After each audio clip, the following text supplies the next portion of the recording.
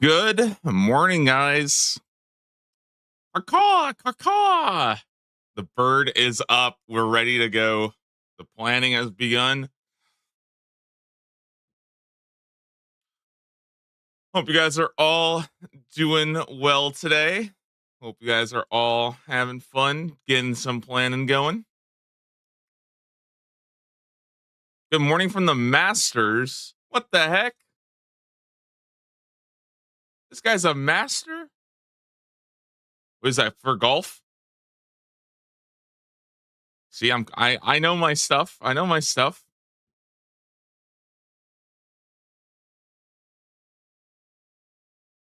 Anyone know if tomorrow's the last day of reveals? Yeah, it looks like it. I think we got today and tomorrow. Last 2 days, guys. You get a relic today, a relic tomorrow. And that's it. And that's it. And then it's done. It's over. It's almost like we're ready to start playing some leagues, you know? Yeah. Real question is when will they release easy and medium Varlamore tats? That's what I'm trying to say. I'm trying to make a route, you know? I think we might do a little bit of routing today. I was thinking about it. I don't know how much time I want to spend too much on just planning out packs because my builds are already so good, you know? Sorry guys, I overslept a little bit. I stayed up kind of late last night, bro. I've been doing guys, I'm telling you, the planning has been going hard this year. I've got some crazy ideas cooking up. Okay. Absolutely crazy ideas cooking up.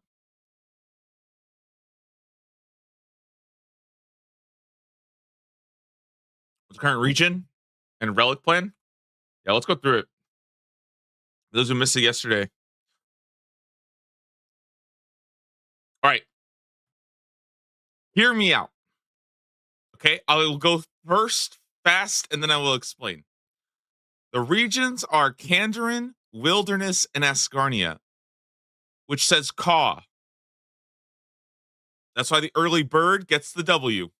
Kandarin, Asgarnia, Wilderness, Caw.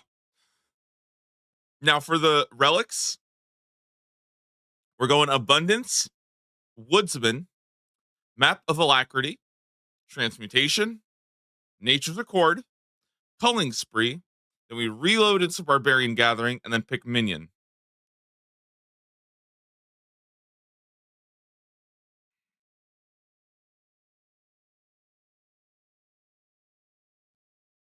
Let me explain. Let me explain a bit here. I'm sure there's a bit of questions. Abundance, God tier. Has to be Abundance.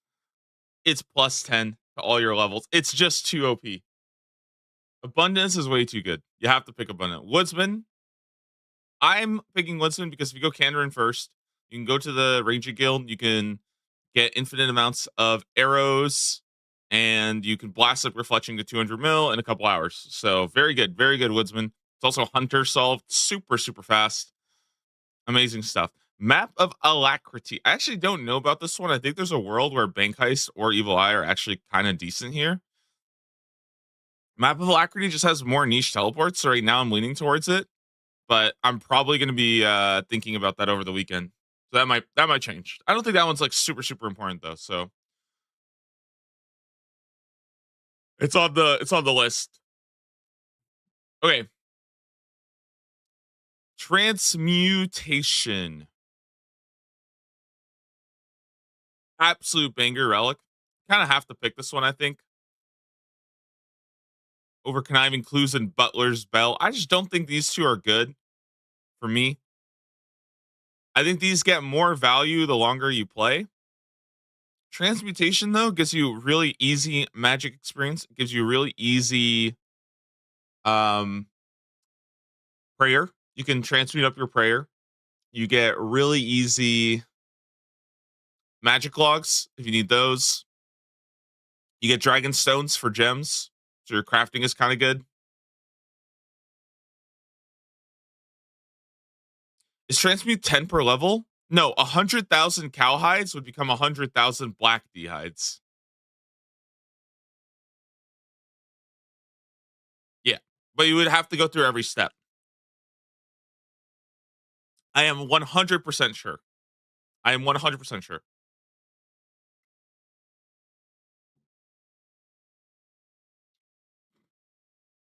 Okay, so that's transmute. I think transmute's just really good, guys. I feel like I can't cut any of 1, 2, and 4. I feel like they're locked in for me. Nature's Accord. Why Nature's Accord? I think that's probably the weirdest one. And honestly, it just comes down to the fact that there's just not really any I don't have any reason to do thieving. I just don't really need it.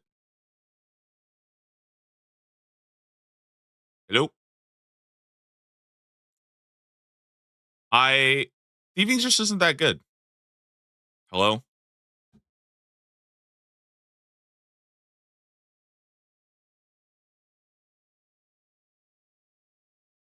Bro, what is going on with my mouse?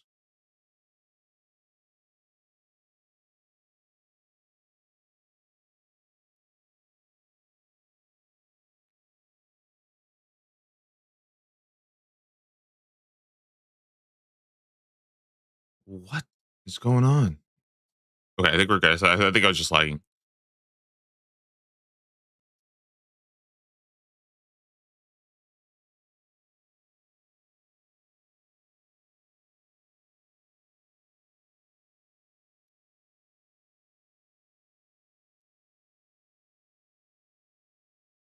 Dude, hello?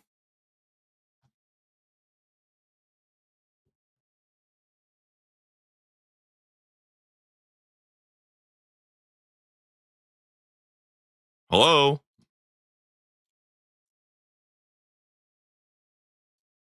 My mouse just isn't working. What the heck?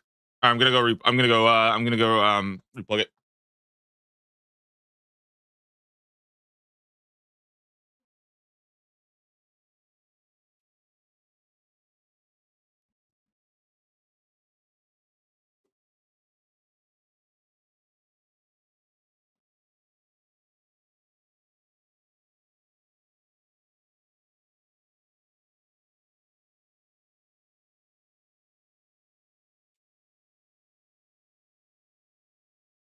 Okay.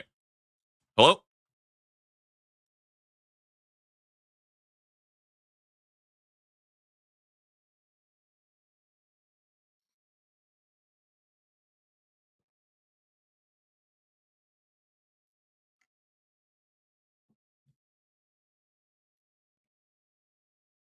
Okay, let's go to like my regions, for example.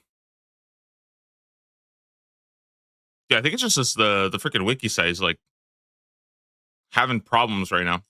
Hey, look. So if you look at thieving, yeah, there's all this, but I don't really need more than 84 thieving or 80 thieving. So this is not that hard to get. This is only 74 thieving with abundance. 74 thieving with abundance is kind of nothing, right? So if I'm not going for 99 or post 99, I only need 74 thieving.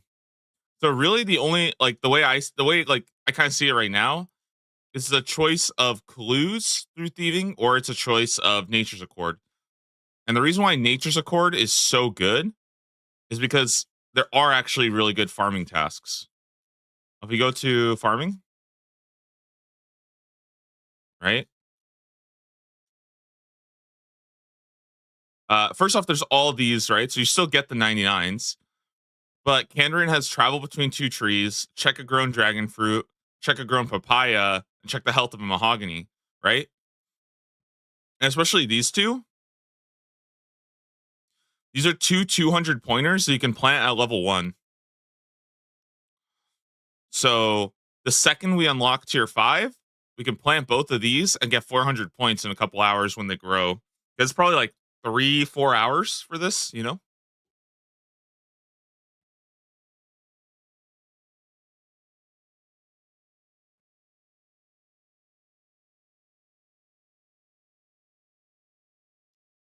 If you have the seeds, that's what transmute's for.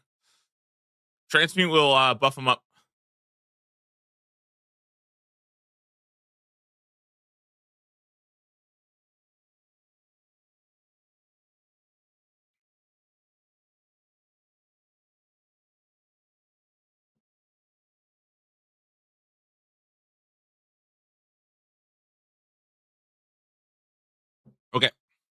Next.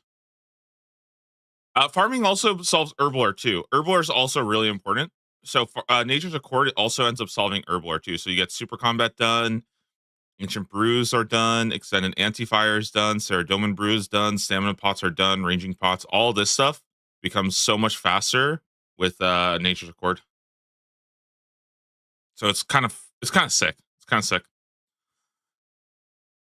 There's a lot of Herblore stuff. There's just so much Herblore stuff to do. Having an Herblore solve is kind of crazy. So that's Nature's Accord. Now, Culling Spree, I think this is a no-brainer. You kind of have to pick this, I think, if you're trying to go fast.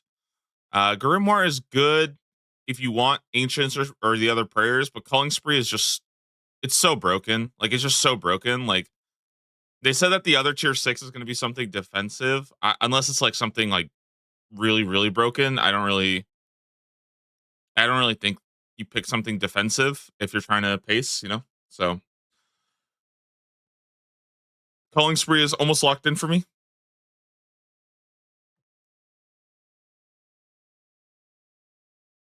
And yeah. Tier 7 reload into Barbarian Gathering. This is probably the hardest thing ever. Um Tier 7's hard. Tier 7's really, really hard. But I think Barbarian Gathering is the best. I don't really see anything else that comes close. And the reason why is that the only two options I currently was thinking of was, well, there's three. It was reloading into Endless Harvest, reloading into Barbarian Gathering, and reloading into Soul Harvest. And reloading into Soul Harvest doesn't seem that worth it. It doesn't do that much. It just gives you rune crafting, which I don't really care for that much. But yeah, yo, Ginger Beardy with the huge raid. Welcome in. How you guys doing today? Good morning. Good morning. Well, I guess it's not morning for you guys, but it's morning for me. So good to see you, buddy. Hope you had a good day today.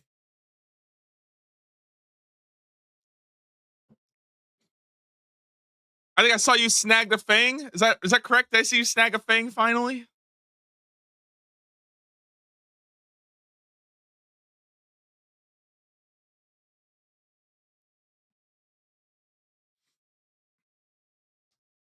Yeah. But right now, guys, I think Barbarian Gathering has the reload. The biggest reason why, honestly, I think Flow State is sick as hell, but Barbarian Gathering lets you AFK a bit more, and I kind of like that. Plus, it's agility experience too, which is good.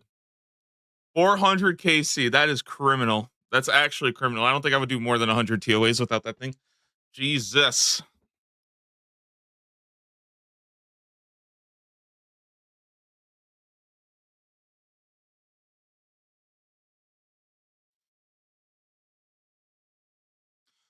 Isn't Flow State kind of like Barbarian for more skills? Kind of, but Barbarian Gathering does what I need it to do more.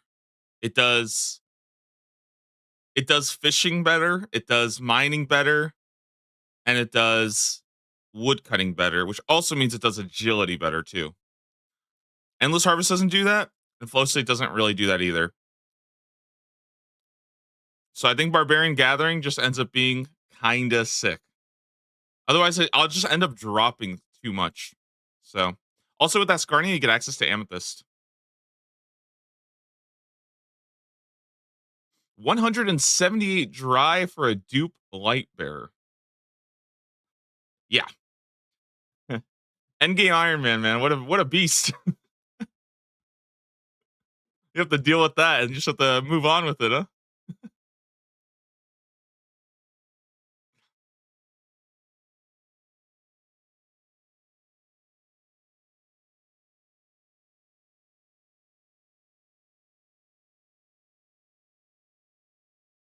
Anyways, that's Barbarian Gathering. I'm not sure about this. It could be Endless Harvest, could be Soul Harvest, could be Flow State potentially, but I think Barbarian Gathering wins. So, yeah. And for the last one, guys, I'm thinking Minion. Okay, I'm thinking Minion is kind of sick. Okay, because it picks up everything noted. But I don't know. I might switch to Flask of Fervor. Just kind of depends. I'm not sure about this one. It's gonna be something I'm gonna have to think about as we get there.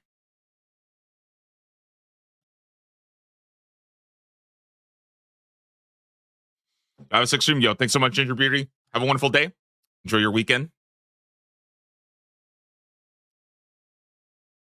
What do we expect today's leak to be? I'm thinking a tier 6. Thinking a tier 6 relic today.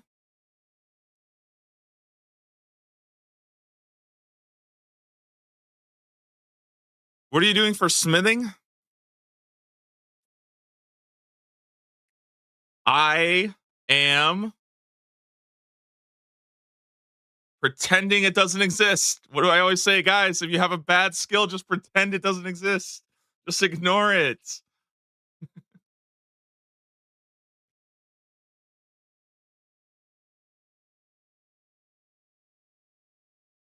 Nah, I mean, if you look at smithing, it's just not like that good, honestly. I think the highest you need is for a diary. So let me see. I think it's a Artie diary, right?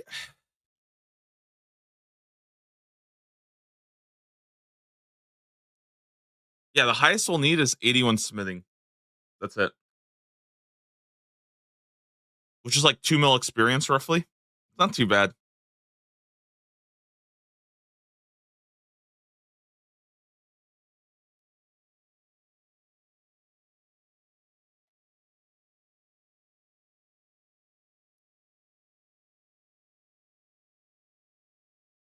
Same with agility. Agility doesn't really matter too much. We only need enough for running an Artie core slap, and that's kind of it. But smithing just isn't that good, honestly. It doesn't really do that much. Slayer is affected by abundance. Yep. You guys know the other day when we tested Thermi to see if you can boost to do your one Thermi kill? The reason why I actually wanted to test that is because there was a world where if you could kill Thermi off task for the diary, you could go at 83 Slayer, kill Thermi, and if you were lucky enough to high roll and get the Echo Orb on 1 KC, you would be able to farm Ectothermy, which doesn't require a task to do. And that means that you would have access to the Devil's Element and the Shadow Flame Quadrant at 83, which is so fucking broken good. And I am kind of happy that you can't do that because the idea of like you can high roll on a 2% chance to get that stupid orb, and then you have literally like a best in slot item. Like, oh, dude, that would have been so tilting. That would have been so tilting. I would have been too tilted. But you can't boost for sorry, you can't boost for Thermi. It doesn't work. Even for the one diary kill, you can't boost for it. Are we going Air Mage? Yeah. Yeah, we're going Air Mage. Air Mage is kind of good.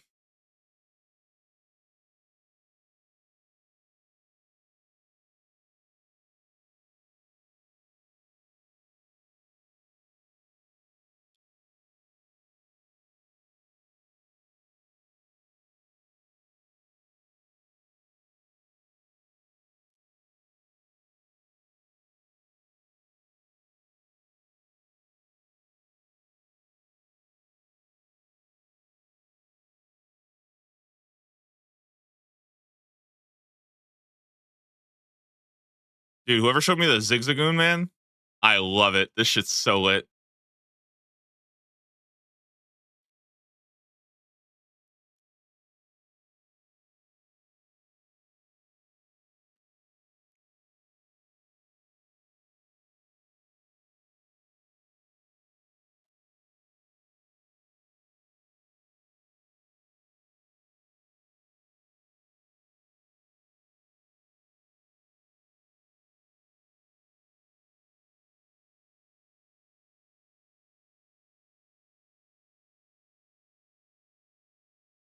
All right, let me make some gear real fast. Ready? Shadow Flame Quadrant, the Devil's Element. Let's go with like Virtus, Papa, Echo Boots,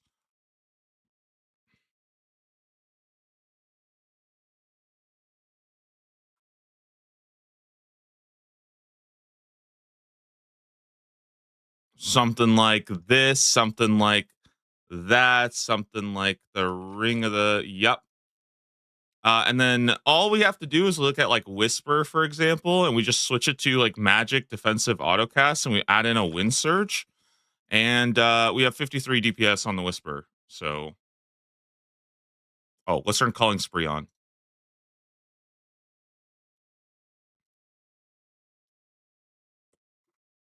So it's pretty good. It's pretty good.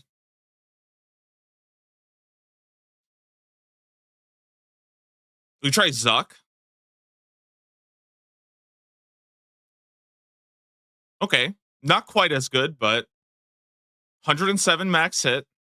That's pretty decent.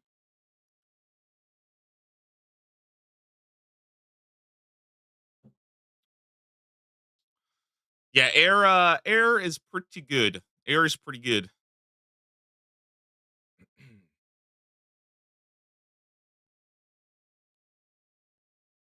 Is full shadow spec bad? Nah, it's fine.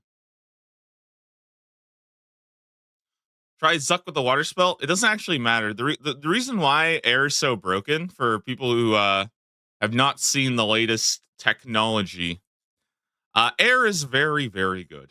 Air is very good. Let's see.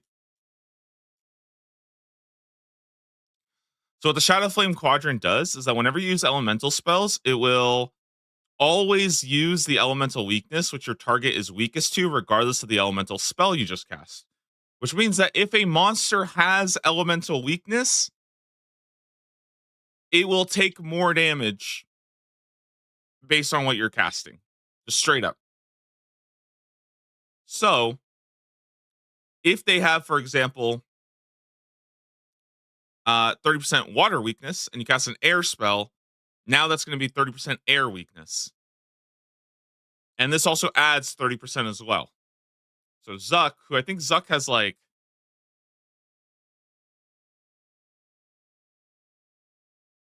Zuck has 40% water weakness. He's going to have 70% air weakness. So he's going to have 70% air weakness. And we're going to blast him with 107s. Was it built against something with high mage defense? I don't know. I was testing it against Nex.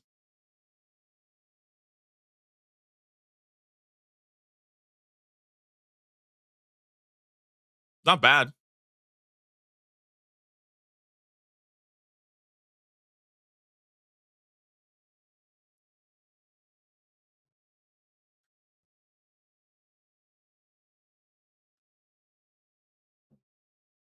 How many pack points is this? This build's like 30.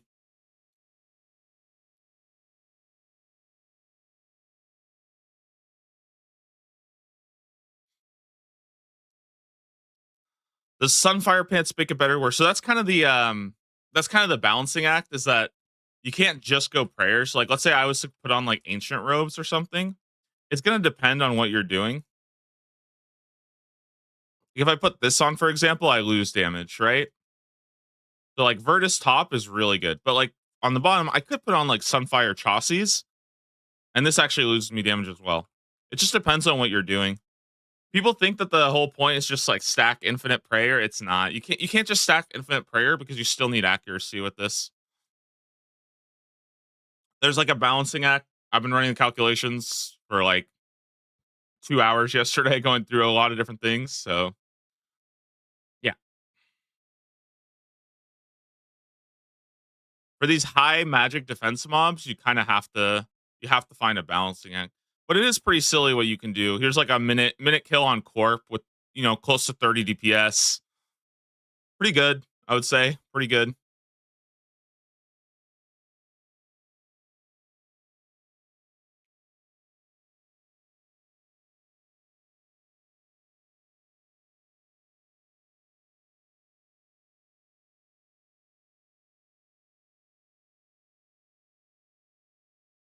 And again, you can kind of mess around with the number. Sometimes it goes more, sometimes it goes less. Like if you're going for something like completely like easy as hell, you're trying to kill like Jad, like this is Jad in the Inferno. This guy takes 50 DPS. You kill him in less than 10 seconds. So pretty good for 6 Jads and whatnot. You know, for this, you could probably go like Sunfire Chaucies and you're fine. Yeah, you get over 50 DPS. It's a balance. It's just a balancing act based on how much you need accuracy. Because you guys have to remember that like this 95 is not very high, right? So the more you cut into this, the worse your accuracy gets. What's the current spec style you think is best? I think Air Mage is pretty much by far the strongest build right now. It looks completely busted. Um, but it does take a little bit more investment to get, and it does have a couple weaknesses. But yeah, it's a pretty solid build. Very, very solid build.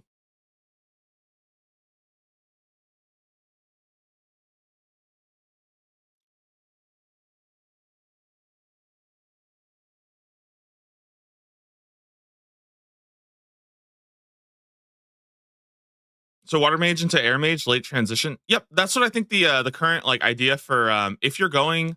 Keep in mind that air mage is only good if you're going Kandarin. If you're not going Kandarin, it's not good. But like right now, for example, and I didn't get a chance to do starter builds yesterday. I'll probably work on that today. Sorry, I'm freaking tired. So like this is what I would do for like an 8 point starter for like fight caves or something, and then you can add like this and this if you want.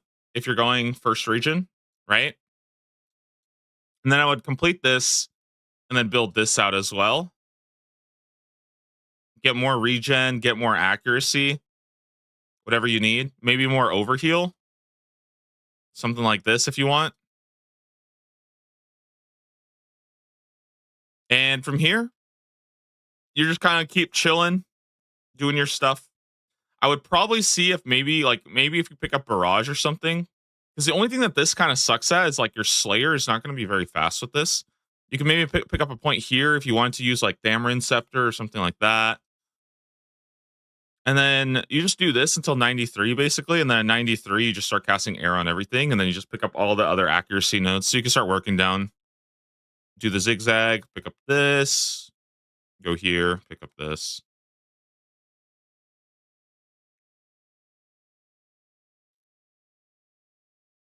Something like that. It might be more worth it, though. I've been considering doing this instead. Because you can get this one a little earlier. I don't know if this 1 point is worth it, though. But it is kind of nice to pick it up. So something like this might be nice.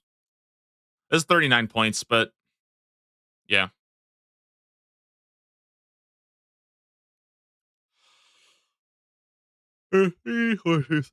Yeah.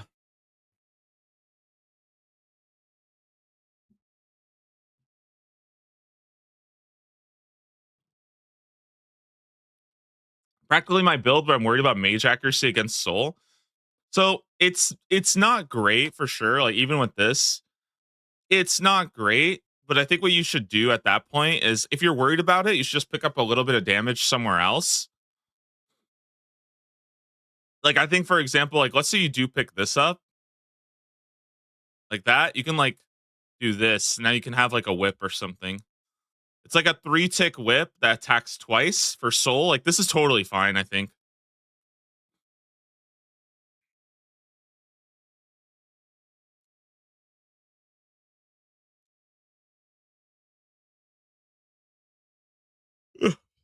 Or you could like, I don't know, pick up bows or something like that. Or no, not bows. You probably want to go like if you're worried about soul, I would recommend just picking up this for the whip. So like this would be like a pretty good mage build. Pretty good mage build. And maybe get this guy down here.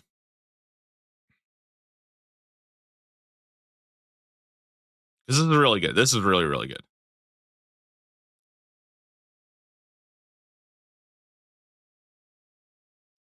Is a Moxliato with mage fine? Um, I think so. Okay. So I don't think you really even need to go that hard into fire. I think if you're doing a Mox Seattle and you have like, oh shit, if you have something like this, I think you just cast fire spells.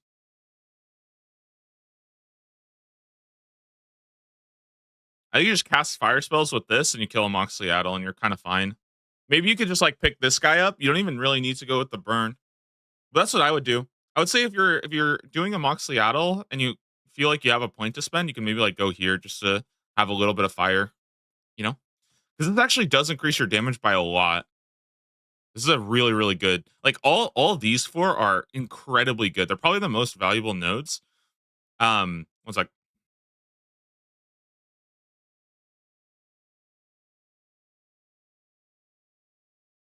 These four are probably the most valuable nodes you can get if you plan on switching styles. So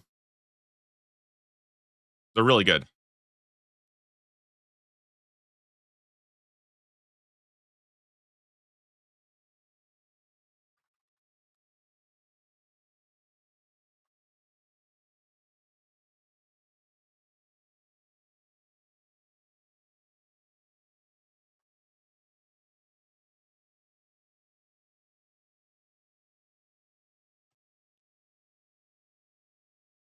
Did you get 90% penetration with that build? I would want to only run it all game. You can, but the problem is your accuracy is going to struggle a little bit.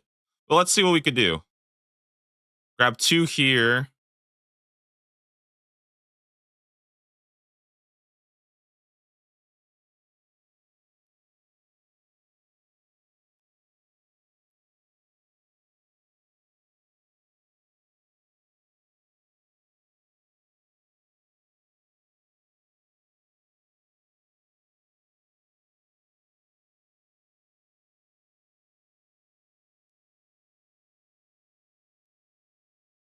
How much prayer penetration do we have right now?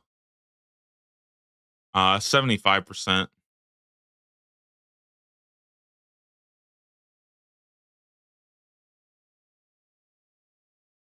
I mean, it's doable. 1, 2, 3, 4, 5. 1, 2, 3, 4, 5, 6. Yeah, probably something like this.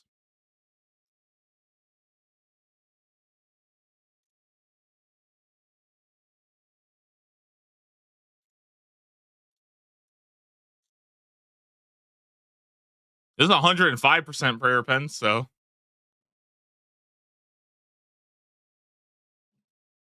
I feel bad for melee. I don't think you guys should feel bad for melee.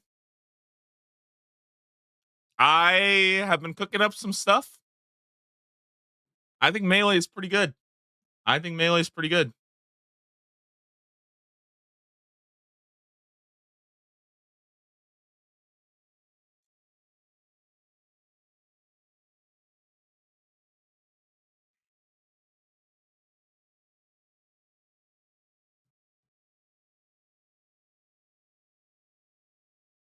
Should I leak you guys a little strategy I had?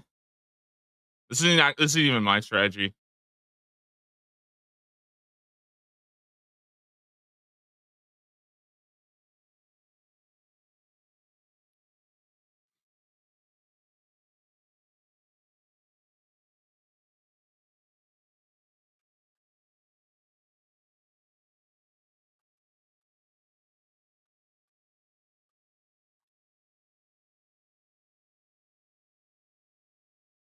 Let me see. I gotta. We had this one strategy that I gotta see if I can leak before.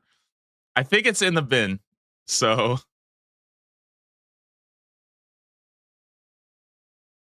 okay, never mind. I can't leak it yet. Can't leak it. Not yet. Not yet. Not yet. It might still be a play. Sorry guys. That's a day one. That's a day one. I'll show you guys on day one if it ends up being good.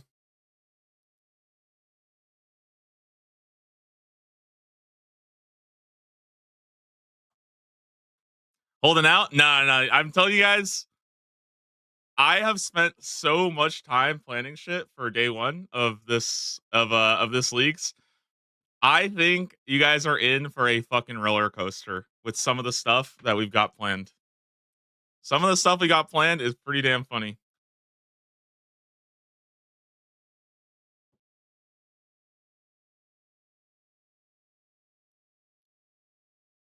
You have a day one route? No day one route yet. I am planning on creating starter builds and stuff.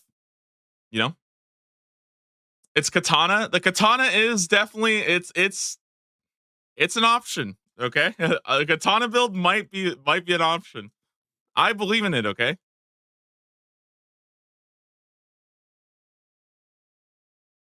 gatekeeping is cringe. So I understand. I totally understand that, but the reason why I have to be a bit like cryptic about it is because it's not my strategy. You know what I mean? And like when I'm talking to other friends who are planning on playing and doing like leaderboards and stuff like that, it's not really fair for me to take their strategies and just say it publicly without their permission. You know what I mean? So that's kind of why I have to be a little like respective. You know, I do apologize for being cryptic about it. It's just like if I start doing that, then it's not really fair for me to chat with them anymore, you know? Like I had the same thing with DMM where I had to be like, "Listen, I'm happy to talk strategy with you guys. Whatever you say is off limits to, you know, make public. I have to respect that." So, if it's my idea, I will probably share it with you guys. If it's somebody else coming up with their own route, I don't think it's really fair for me to like publicize that until they feel comfortable with it, you know?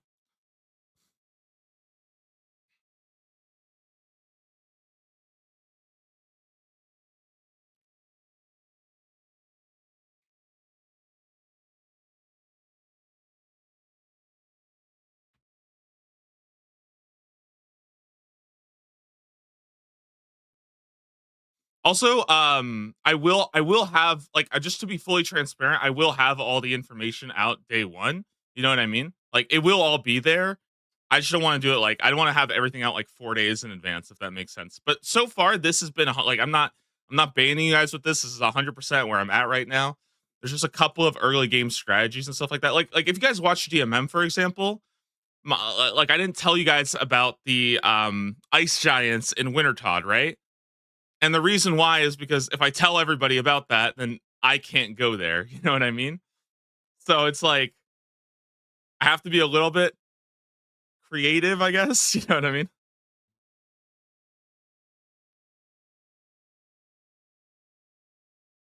If I link a combat tree, give me a sec. I don't want to go through reviews just yet. I wanted to still kind of talk about a little bit. I'm really happy though with this mage idea. Like you don't need the prayer penetration. I think the prayer penetration is kind of bait. What I think you could do though is instead of going full prayer penetration, grabbing like 1, 2, maybe you can get like a couple more like here or something, but I wouldn't go too deep into it. I would maybe get like this and then put the rest into like accuracy. You know what I mean?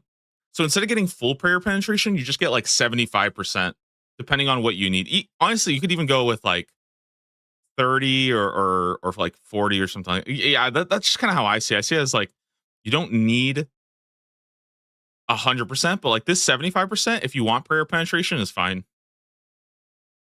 What do you need prayer penetration for? Tombs of a Mascot, Demonic Gorillas, and Hunlith. Those are the big and DKs. Those are the four that you kind of need them. No, I don't want to say you need them, but they're really helpful.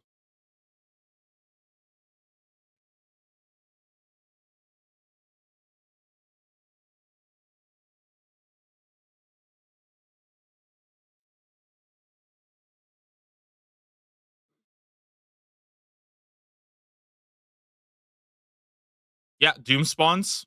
Doom spawns, good point.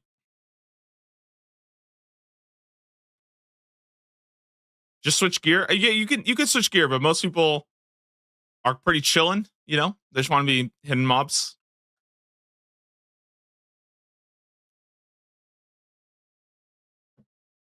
Anyway, that's air build. I really like air build because it builds really nice off water too. Oh, I forgot to grab these. That's fine. You don't even really need it, but this is good to have. You could pick this up and you're fine. Should we go with ranged? Should we talk about ranged?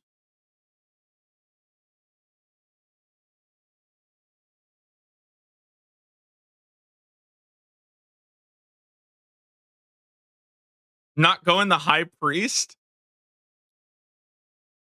I almost I considered it yesterday. I did consider going High Priest, but I can't pick Grimoire, and I'm not picking the desert. If I was, I would definitely be. I would be doing this 100%.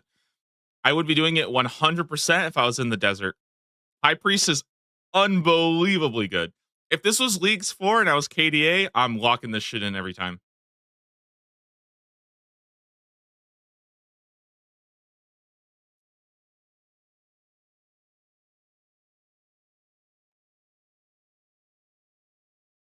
Ancients don't work with Quadrant. Why not?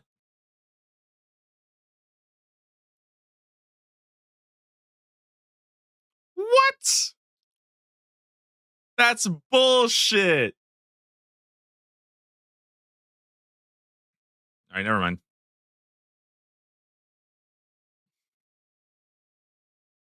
What's the High Priest? The High Priest is an air build where you go and grab smoke spells, and smoke spells restore air and fire.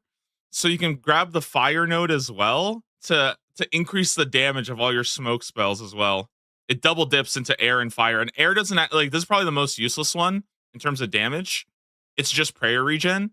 So if you get both, you're kind of like now you have damage on all of them as well, which is kind of lit. So the High Priest, and you just stack prayer and just like rip bozo every mob.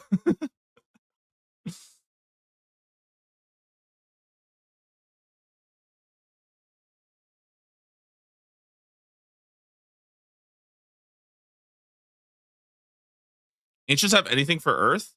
Yeah, you got shadow spells. I don't know how good this is, but you could do it. It's more damage. It just doesn't. The thing is, it doesn't give you as much defense bonus, and I don't know if this stacks or not. But I think it's definitely fine. Shadow spells poison. Ooh, okay, that's kind of cool. Not bad. I am curious if you went shadow. Okay, if you went shadow, how the fuck do you do Leviathan? Like, what happens at Leviathan if you're a shadow build?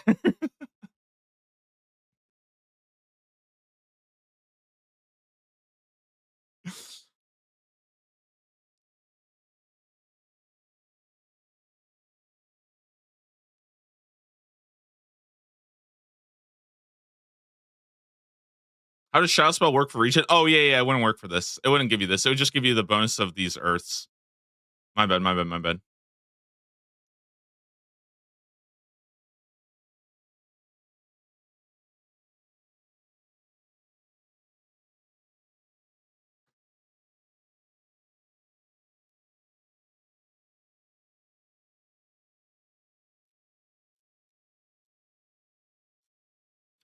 Should we do ranger build? Yeah, I feel like ranger build kind of depends on your region.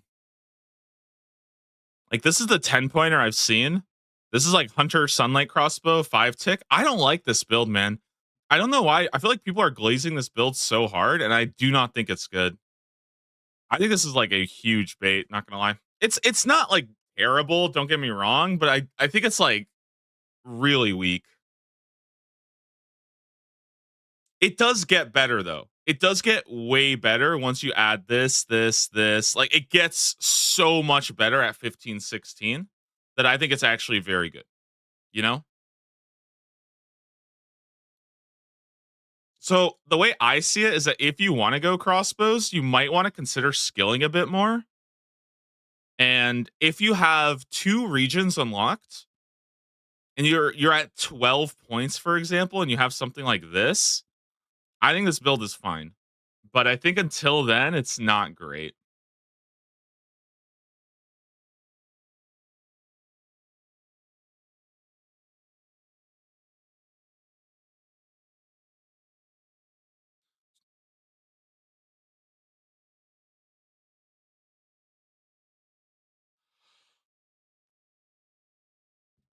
Ugh. Trying to do a throne build. Yeah, some people asking about throne build. I actually think throne build is better early.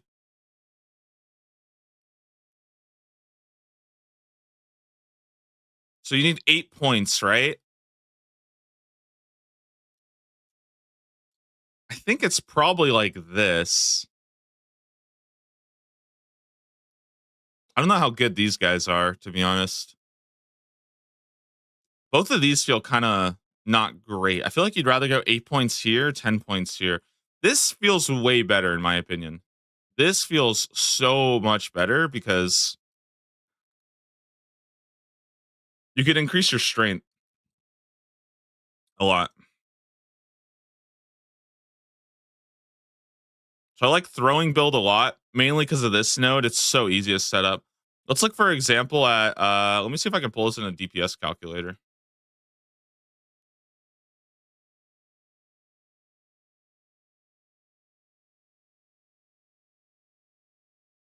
All right.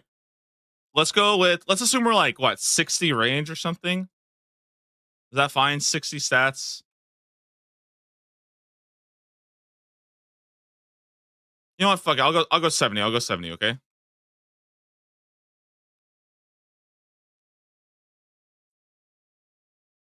What? Hmm. What kind of build are we looking at here? We're looking at Antler Guard, right? We're looking at Amulet of Strength, probably mixed hide boots, probably mixed hide top, probably mixed hide cape, like black d'hide chaps. We're looking at some kind of gloves, like a combat bracelet, probably.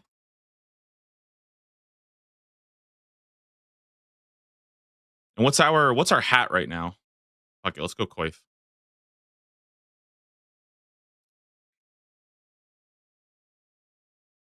All right, we need a weapon.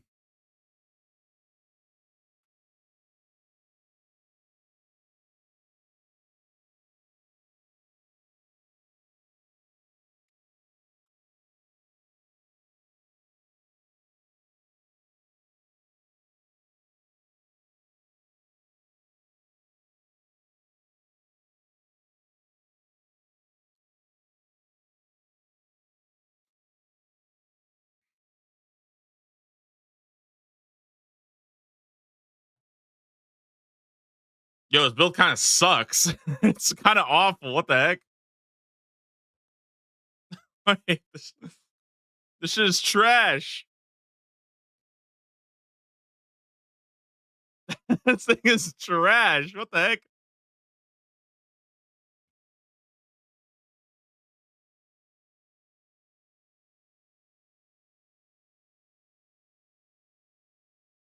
Oh, but it's because okay. To be fair, that's because a Moxley Idol is giga tanky.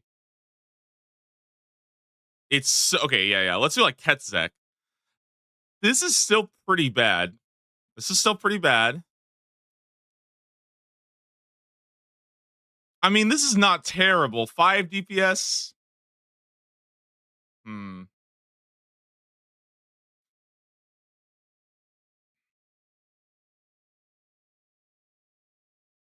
What if we had Dragon Darts, bro? Even with Dragon Darts, okay, I don't know. I think throwing might just be trash. Okay, let's go blowpipe. Fuck it, let's go blowpipe with like Addy darts or something.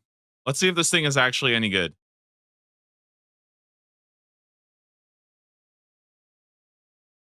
Okay, I'm gonna give it more damage here. Yeah, why is throwing so bad? I feel like throwing is just trash. Why- like the only thing I think that's good is that this is effectively 2 times damage for like Slayer and stuff like that, you know?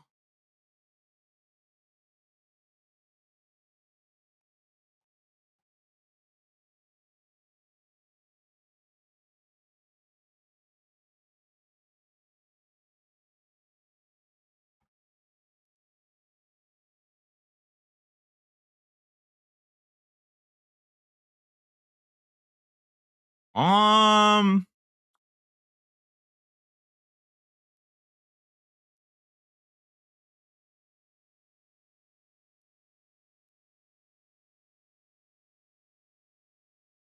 that's not bad. 5 points.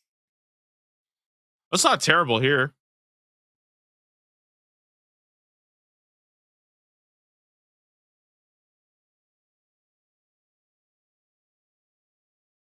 It's not too bad. 30-second Ketsex. I think this is fine.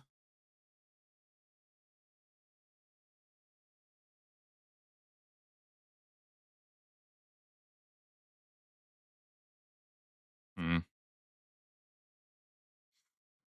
Mhm. I feel like this one's kind of weak. I think you only use this for like early game Slayer. Like if we were to juice it up like this, though, it does get a lot better for sure. If we were to juice it up with like 16 points, but even then, it's still kind of weak. I don't know.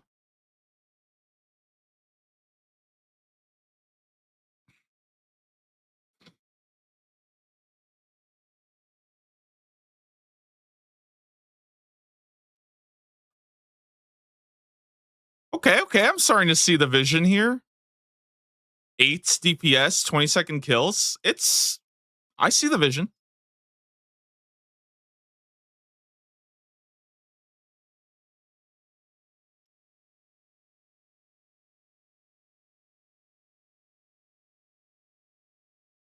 Put Blood Moon. Well, at that point, like we're already way past. It's also just less damage. I'm pretty sure. Try Eclipse though. That's pretty. That's better. Eclipse actually gets you going a little bit more. Yeah, it starts getting a little bit more reasonable here.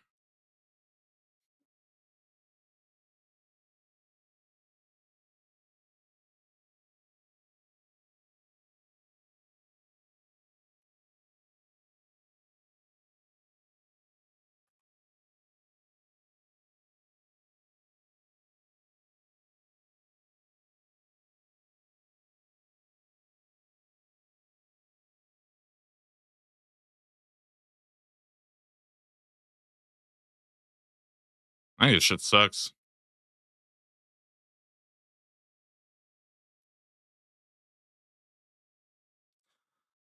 I mean, to be fair though, to be fair, this isn't really the best thing to look at because in the fight caves, you're actually hitting two mobs at once like this. So I actually think the damage here is a little bit. It is better than this for sure. This is a 13-point build. Now, could you do this before fight caves? I think no. 5.9 versus. You could do this 12-pointer with 2 region unlocks. You could do this and then go fight caves. I mean, this is fine. I think this is actually good. This is very Eclipse set is kind of hard to get. You're probably not gonna have Eclipse set. So what we're gonna do, probably mix hide top, black d'hide, chaps. Oh, this is fine. No, this is totally fine. I think this is fine. Considering you're hitting two things at once. So the single target is not great, but like you just don't do single target very much. You just focus more on hitting AoE. Yeah, it's hard to say because this DPS you can't really play for this DPS calculator. So it actually is. It's definitely better for sure. It's better than I thought for sure. I feel like the rings are not good though. I think the rings aren't even that bad. They're not even that bad. What the heck? Okay, I think this is actually fine. This is totally fine. You just have to wait. I think a little bit. It's like a little too slow for me though. I still feel like yeah, it's a little too slow.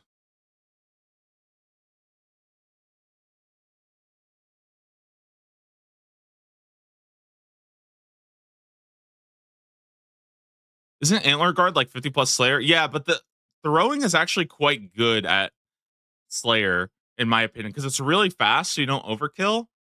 And you get the double if you can hit the double AoE, it's pretty good. Or like not the double AoE, but if you can hit this, like I think you almost like would rather do okay, 3.8 here. Yeah, I think it depends on what you're doing. I think you kind of want both though, for sure. If you can get here with 11 points, it's doable. But again, I think that's going to require you to have your third region unlocked. Or not third region. You're going to have your second region unlocked. I think if you do this though, and then try to do, I don't know, Crossbow is way stronger with the same points. I don't think so. I don't think the crossbow is actually that good. I think the crossbow is kind of bait. So with crossbow, we're saying here, let's go crossbow, yeah? Like this, right? Same 10 points.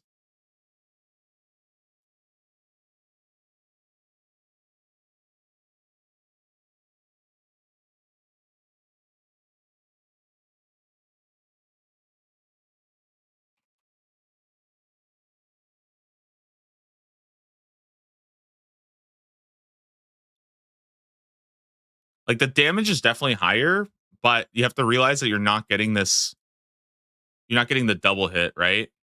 So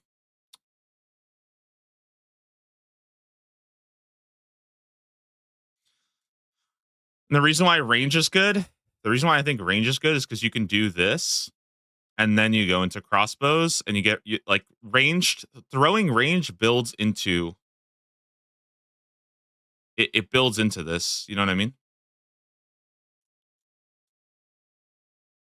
And then you can from here you can build a pretty decent 3-tick crossbow build. But this right here, like I feel like people are getting baited by this, which like yeah, it looks good for sure.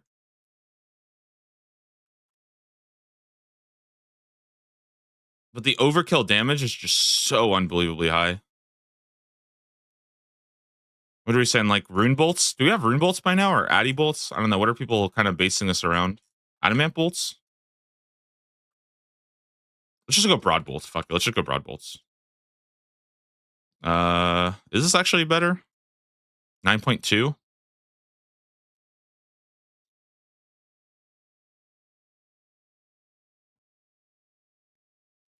If we can get diamond bolts, I feel like this starts pumping a little bit more for sure. Yeah, diamond bolts start to pump.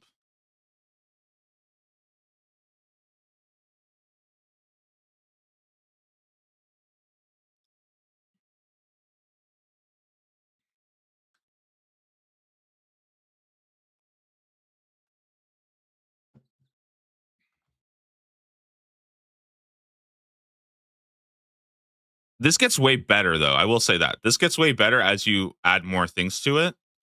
Get this guy, get this guy like with 14 points, I think it starts to look fucking juicy. It starts to look juicy. 12.7 here. If we do go Sunlight Cross, which I think is fine, and grab or let me look Antler Bolts.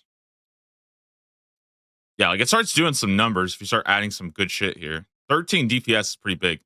But like this build, I think needs like 14. I could go at 12. I think 12 is actually pretty decent. 12 is decent. Yeah. The build's okay. Probably better. Yeah, I think this is probably better if you want to go crossbows for sure. But you have to get your second region unlocked because I think at this point it's not great.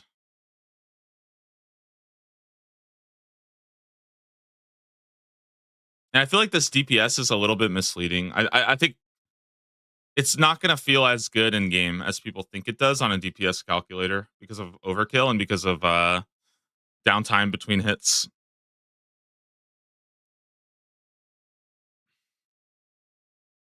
Yep.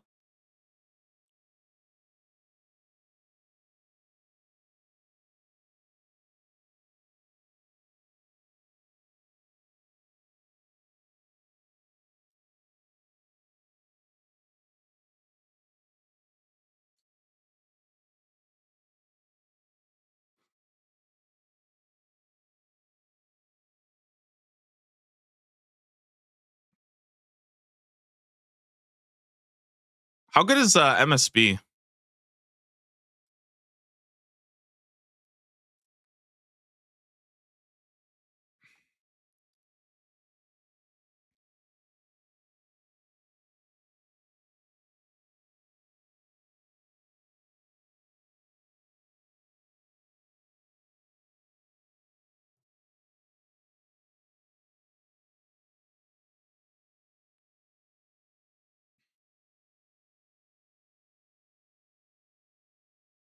What's repeat bow hit damage?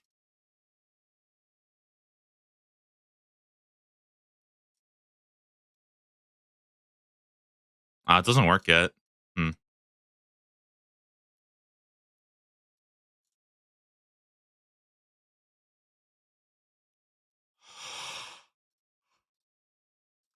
Not bad, not bad.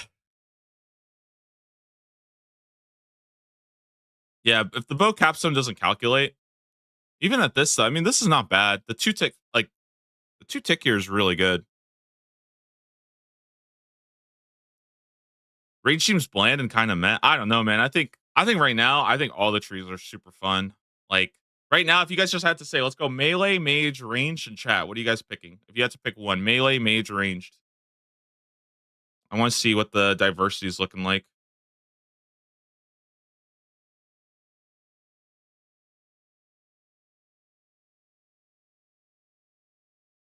I feel like it's pretty even, man. Melee. I think mage is definitely the most popular, but I think that's because the air mage was like really, really popular right now. Air mage is kind of looking like it's gapping everything. Yeah.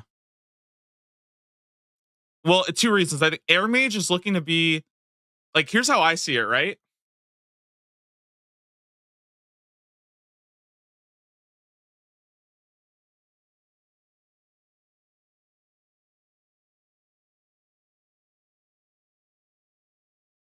It's like it's just this image right here. Like, this is like the water mage, just mage everything, right? And then this is like, no, use crossbows, and this is like just mage everything. It's the IQ curve. Like water mage is both the most chill ass casual thing, and the air mage is the highest DPS too. This guy's even got his monk robes. This is me trying to make melee work right here at the top. Desperately trying to convince you guys. Also, I'll say it right now, guys. The dogger is dead. Okay, the dogger is dead. We're now calling it the Fire Fang. Okay, the Fire Fang is back.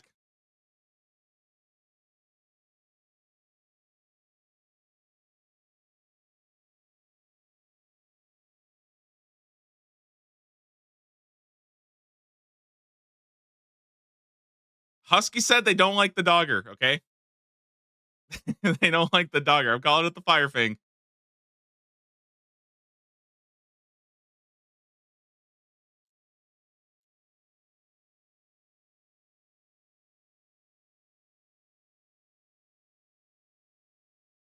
Have you decided if you're gonna try to mage or melee Moxie? I'm kind of leaning towards the way I see it is if you go melee, you do Moxie early. If you go ranged or magic, you do fight caves early, right? Does that make sense? So we've been over range, right? Let's talk about like melee. Melee is so hard, actually. Like there's so much you could do, but I think that this is good. This is a good 8 pointer. Really, really good 8 pointer. But I don't know if people are gonna like one hand light. You know what I found that's actually kind of crazy? Hear me out on this, okay? I have found a way to make Wind Fury good. I have found a way to make Wind Fury good, but it is the worst fucking thing you will ever imagine. Here we go. Ready? You go minimum hit. You go melee range doubled. You go blind bag. Okay? Then you go accuracy, accuracy. All right? And hear me out. Then you go melee damage. And you pick this. This is just straight up the best node for two-hander on the tree. And it's not even fucking close. So you do this, and then you go 1, 2, 3, 4. This is melee.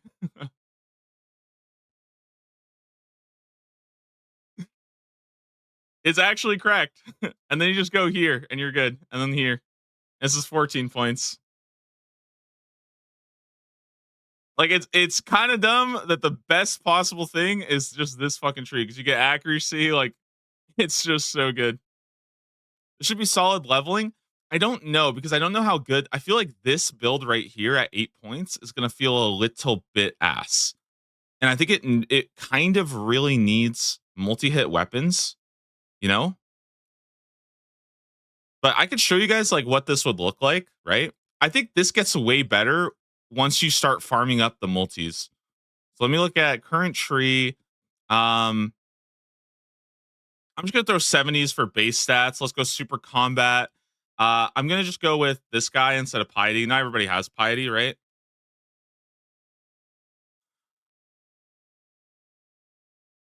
And let's like assume that this build becomes like Blood Moon. No, you know what? Let's start light. Let's start light. So mixed hide.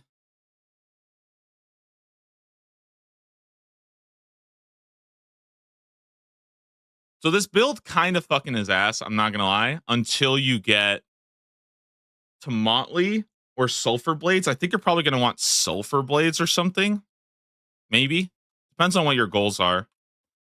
But like, let's say you go grind out your Sulfur Blade, which is good melee training, by the way. Your damage is kind of ass. Not gonna lie. In your blind bag, you're probably gonna have Dragon Longsword, Dragon, maybe like a Maul or something. I don't know. What kind of dog shit ass items do you even have in here?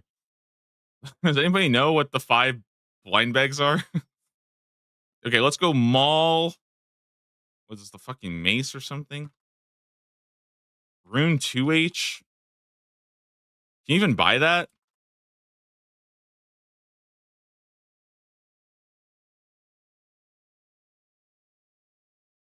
Oh, I heard you get an adamant halberd. Okay, let's just toss that in there. Fuck it. Okay. So the DPS of this is pretty bad. But if we go into like Naguas, I think it's actually okay. Like it's so good here, right? Look at this. It's actually pretty good. Even if we don't have sulfur blades, like what do we have? What do we have before sulfur blades? Dragon longsword? Like what's a 4-tick weapon that we have?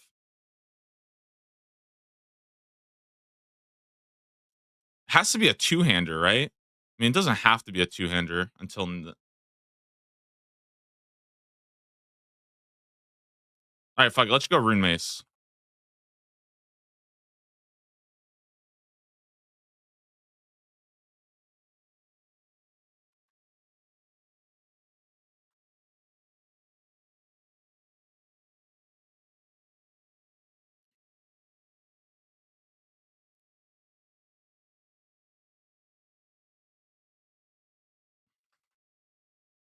Okay, I actually really want a two-handed. I want a two-handed weapon here, but I don't know what to do.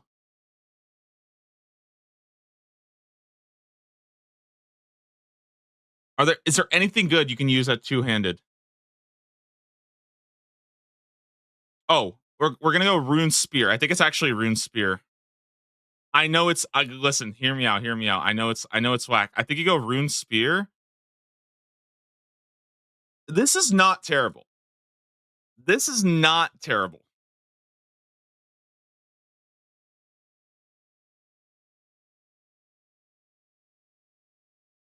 Like, is it good? No, but it's not terrible. Like we were saying that hunter crossbow is like what 9 damage per second, something like that. So this is kind of okay, right? And the reason why is because if you stand 2 tiles, I don't think this is going to be great against most mobs. Because if you go only 1 tile, it does lose a decent amount of damage. But I think at 2 tiles, it's kind of fine, you know? This gets a lot better though once you grab sulfur blades. Because now you're at 10 DPS. And then you go do like frost naguas, right? And you can grab like the Tomatli as well, right? We can grab Tomatli. We can put sulfur blades in the bag. Let's go like sulfur blades here, right? And now your damage is actually looking pretty decent, especially because at this point you should have 10. You unlock your first region and you have 10. So like let's look at a Moxliaddle with this in mind. You get 10 points here. And you're going to be able to go send a Moxliato like this, which is, I think this is fine. This is 1 minute kills. It's not great, but it's doable. You know, it's doable for sure.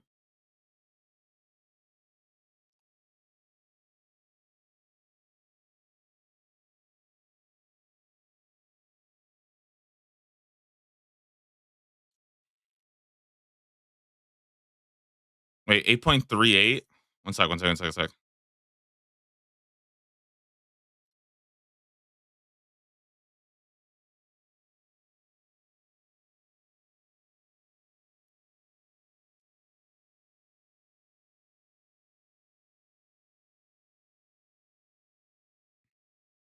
Oh shit, this is actually kind of fine. At this point, at 10 points, if you have Tomotley and Sulfur Blades, I think this is good. Wait.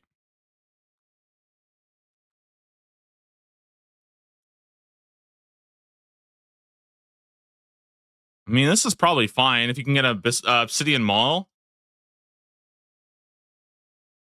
And then you get this guy, and this is where your damage starts to really pop off. Because you can go Sulfur Blades, you can go Mace, you go Dragon Longsword, and you can go Sulfur. No.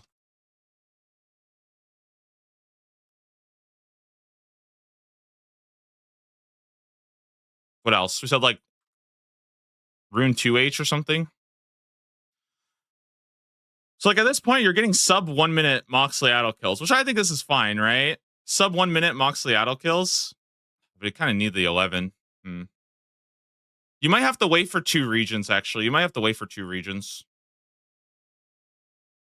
If you have 12 points, then you can go this 9.3, or how about 9.1, 9.2. Yeah, I think if you have 12 points, this starts to feel kind of good.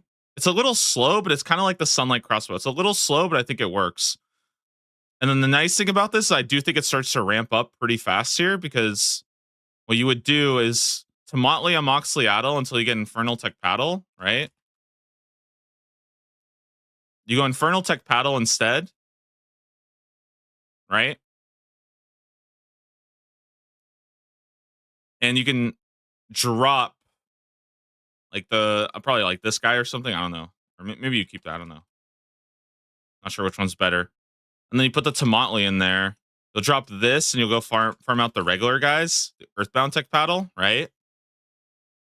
So now you're looking at like 10 DPS. And I think what you start doing is you start doing Blood Moon like this and whatnot.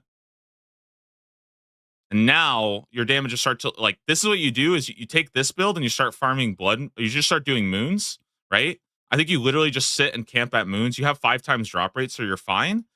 And what you do is you take this build, which again is still pretty good kill times. You can kill all 3 of them pretty easily until you have Blood Moon, Blood Moon, Blood Moon, dual Muckweedle.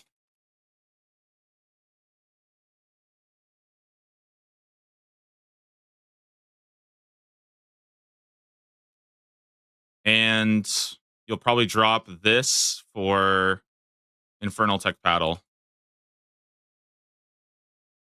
And now your damage is starting to look decent. It's starting to look pretty decent here, you know? So it's a little bit slower. But yeah, it's starting to look pretty good. Will you always be 2 tile? I mean, you kind of have to. It's not the end of the world if you don't. Like, you do lose damage for sure. But I think if you do this, you're fine. And then you can start doing like fire capes or something like that. No, wrong one.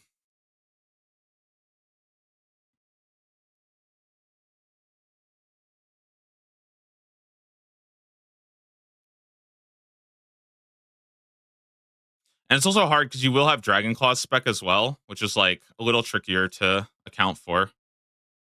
And once you start going like here, it gets even better. Once you go here, it gets even better. So, you know, if you can do triple jazz, or sorry, if you can not triple jazz, if you can do inferno or not inferno, fight caves. If you can do in fight caves here, wait, 12. Oh wait, I might be wrong. This would be 13. You have 13 here. Yeah, so this is kind of like what you would be doing fight caves with this build, but you have to wait until your second region for 12 points. this is what you do fight caves with, and I think this is fine. By the way, I think this is fine, especially because you have this like random chance of just like one shotting mobs, which is kind of fun.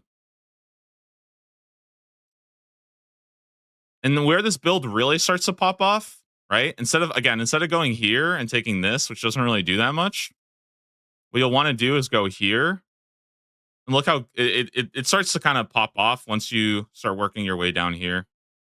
But I don't know. I think this is probably what you end up doing fight caves with. 20-second kills is fine. Jad, I think, is still less than 1 minute. Um,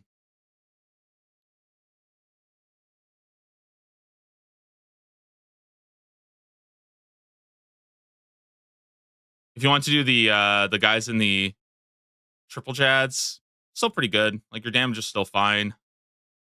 You know,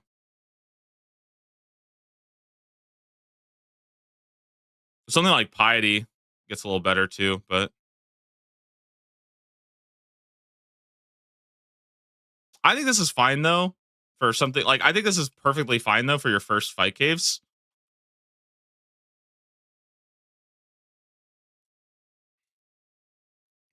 Perfectly fine. 20-second kills.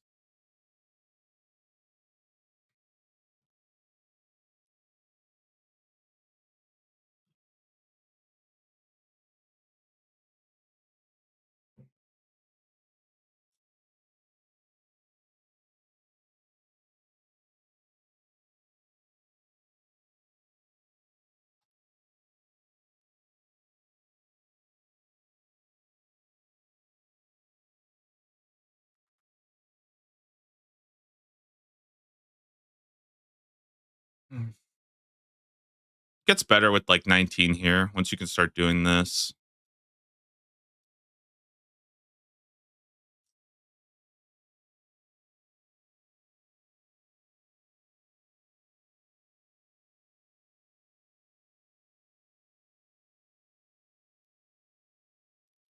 Maybe at this point you start just loading up on really heavy stuff. Let me see if I can make this actually any better. Better. My bad.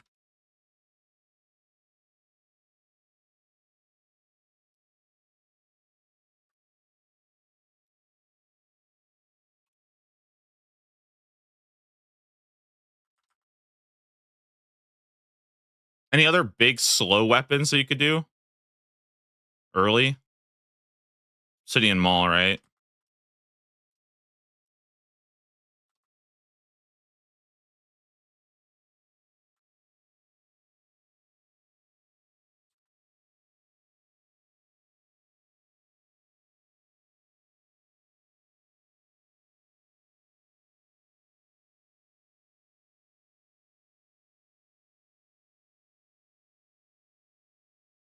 Yeah.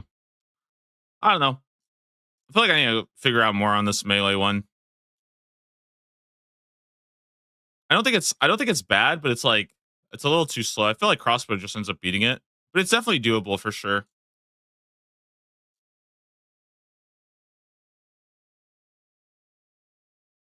Nice thing is you also get a spec with the Infernal Tech paddle, which is actually like I think it's a little bit hard to tell how good that is, but I think if you were to like pick this up or something, you would actually get a lot of damage from your specs too.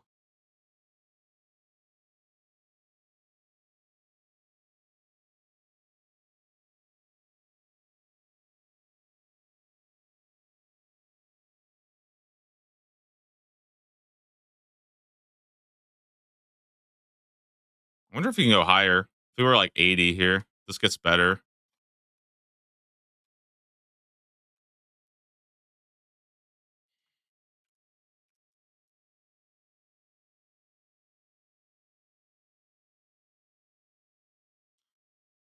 Does scale really well off your it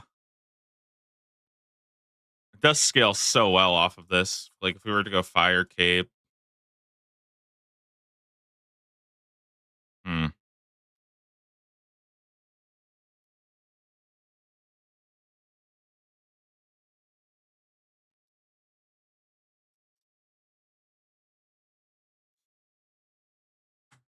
I need one more item too, like a dragon.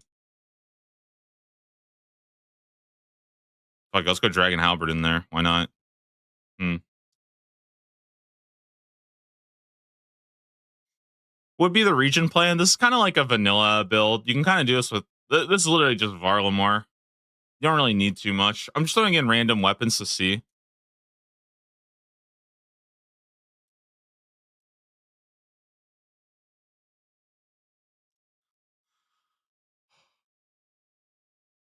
I don't know. I have to cook with this one a bit.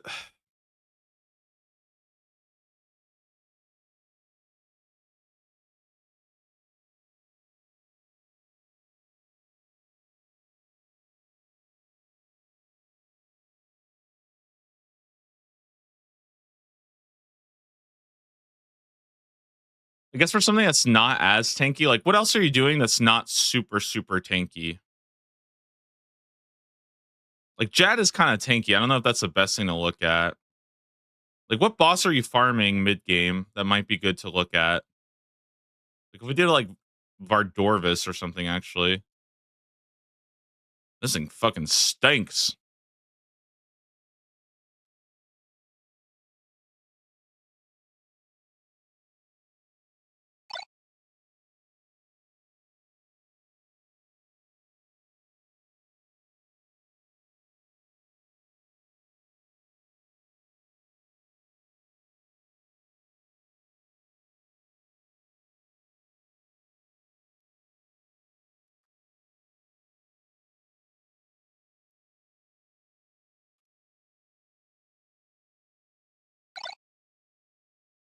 6.2? No, I don't think so. Wait,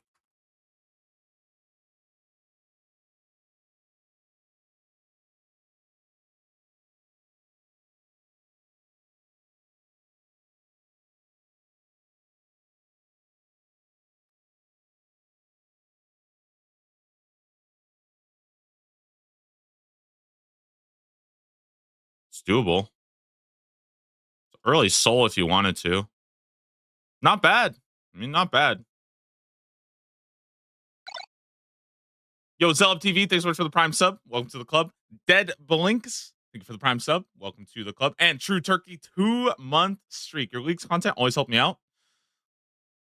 With love the good work you do. Yo, thank you guys. Appreciate that one. Sorry for any subs I missed. I feel like I am just locked the fuck in. I saw Clayton737. I think that was yesterday, but I'm not sure.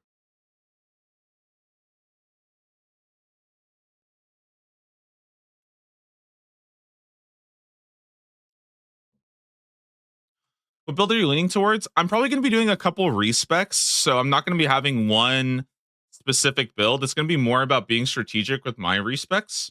Because again, I'm playing like for my first account, I'm doing Dragon Rush. So most likely I'm going to be doing like 1 week, right? So I'm trying to be very strategic with my respecs on my first route, take advantage of it. So like let's say there are bosses that are better from melee, like doing Soul or doing Vardorvis. I'll be a melee build for that. Then also I'll be swapping around a bit. So if you guys are interested in that, if you guys want to see that, I think the first week is going to be really, really fun from like a strategic planning aspect. By the way, do we have 666 viewers right now on YouTube? That is spooky. What the heck?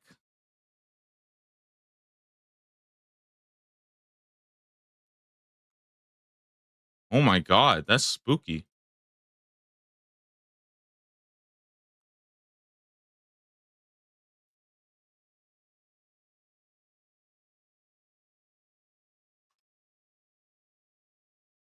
The heck is wrong with you guys? It's one viewer. It's just Yama.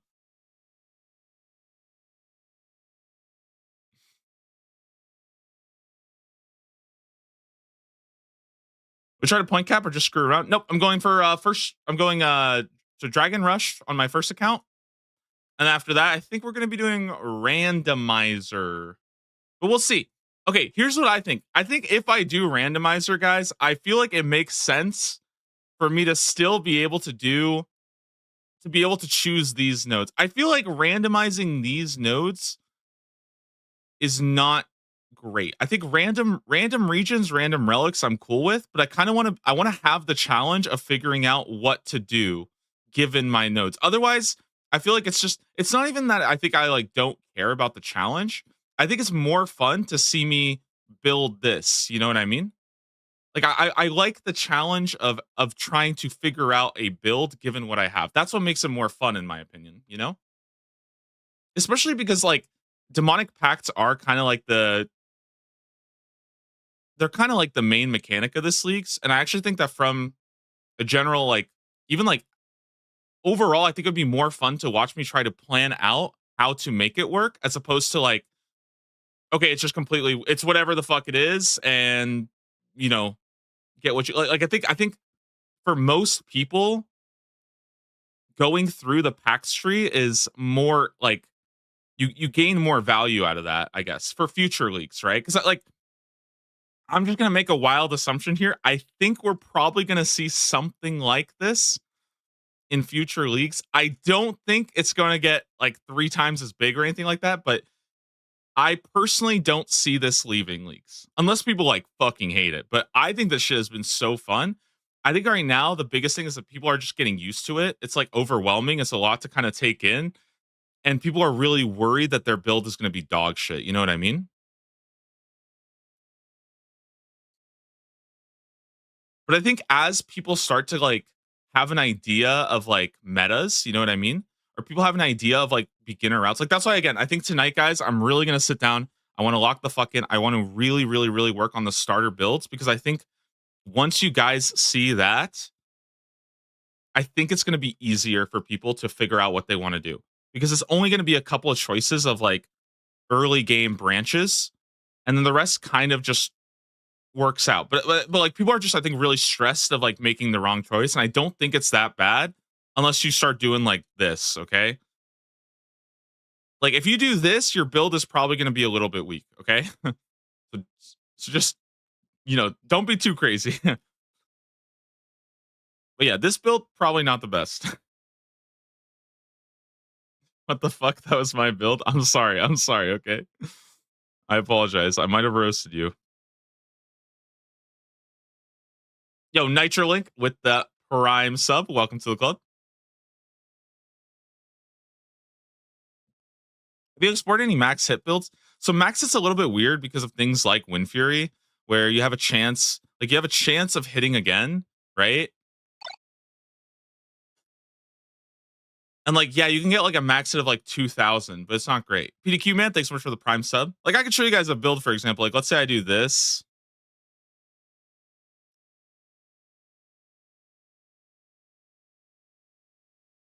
I'll show you guys a build that we could do. Okay.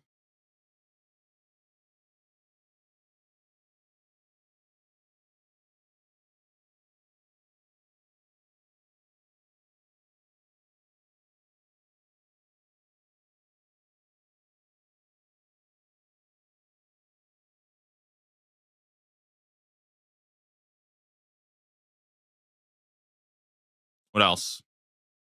Throw some other shit in there, right?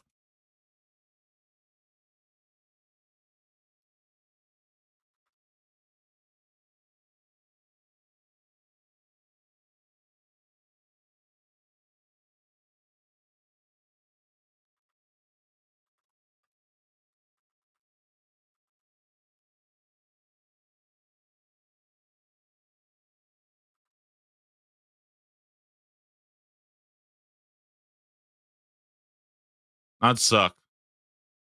Like Jad or something. Actually, fuck it. Let me go here too.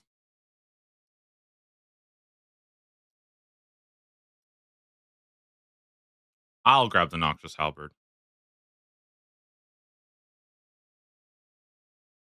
Oh, I guess the max hit's not as crazy as it was for sure.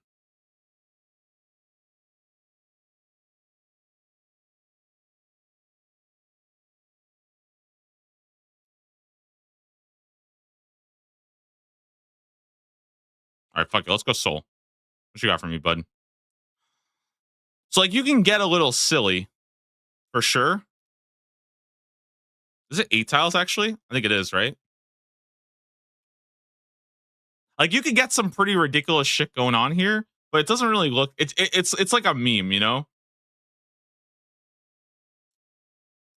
It's like it's not really gonna happen this much.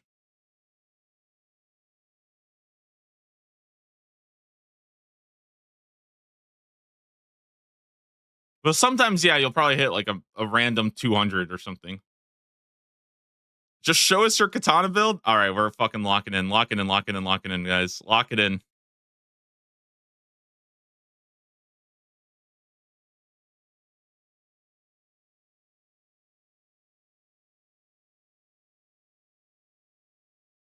Okay, here we go. Ready, guys? Let's go 70s, 70s, 70s, 70s, 70s, 70s, 70s, 70s. Super combat on. Prayer.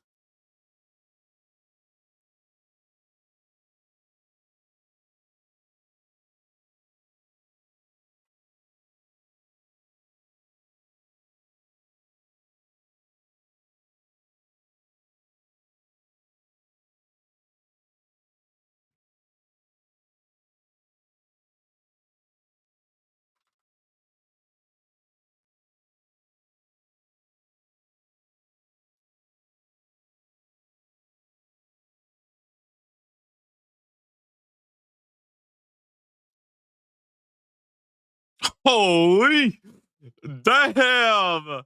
What? Oh no, it's only two. Damn! Not bad. Not bad DPS.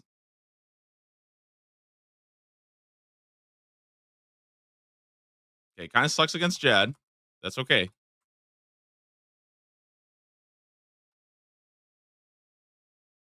Okay, but against like majors, bro, we're fucking in. We are in there. The fucking katana. It's legit. And we can go crazier too. Right now, our accuracy is kind of bad, but if I did like two more, like here, for example, right? And then we just load the fuck up on prayer as well. So we want like full prayer, I'm pretty sure.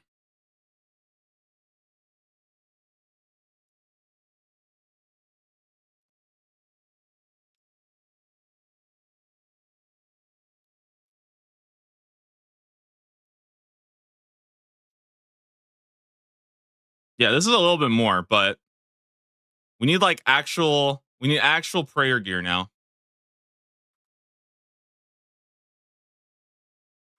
I'm thinking we just send it with fucking proselyte.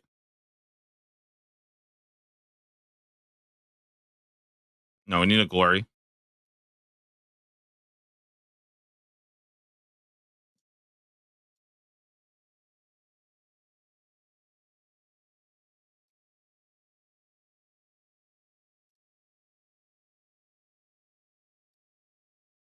Damn, look at that. It's coming together. Super combat, piety, the katana. Bro, we got some pretty good damage in here, no? It's not as good till we get like if we drop all this stuff. But it's still like it's honestly pretty decent, not gonna lie.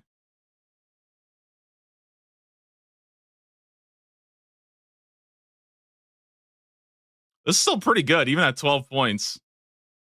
It's pretty fucking good. Like it's actually pretty good. Like, come on, we're doing 20 DPS with a katana at level 70. Like, that's pretty good. Or not 20, sorry. We're doing 20 kills, 20-second kills, you know? Look at like a Moxliaddle, for example. We kind of fuck a Moxliaddle up.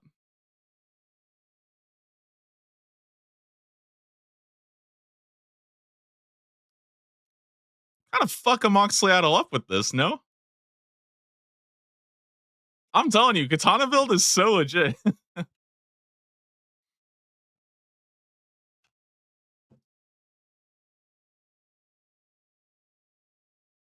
And it actually scales really good too. Like if we go up to 90, look how much more damage you start doing once you start getting higher levels.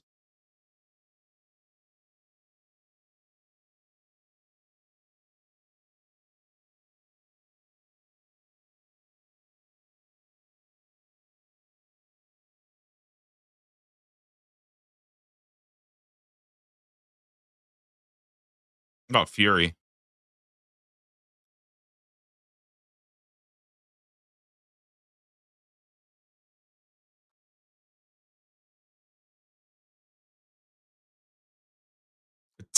Damn, now we're popping.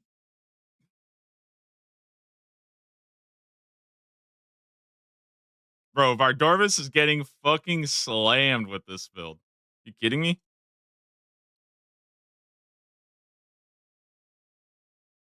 Dude, Vardorvis is getting this 20-pointer right here. Bro, Vardorvis is getting fucked. He is getting fucked with this build. No chance.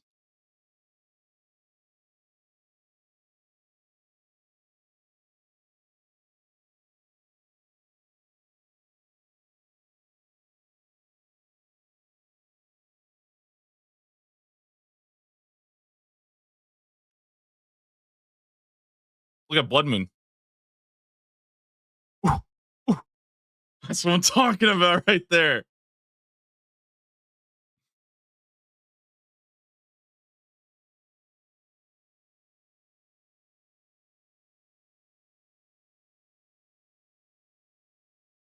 And we can also throw in Vardorvis, throw on a Culling Spree. Look at this. With Culling Spree, we're getting kind of juiced. We're getting kind of juiced. Inferno Jad.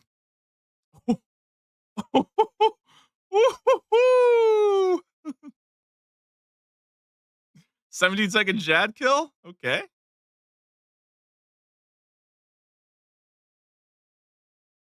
What else do we have?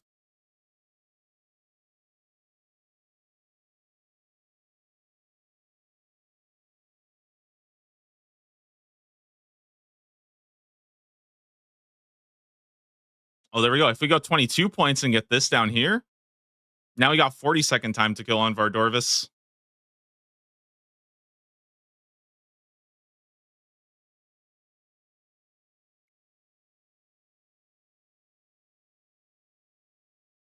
Bro, they couldn't handle the katana build.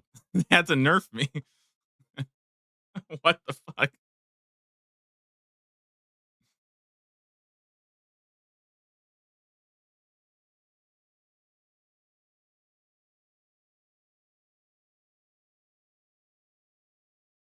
Do I have too many tabs open or what's going on?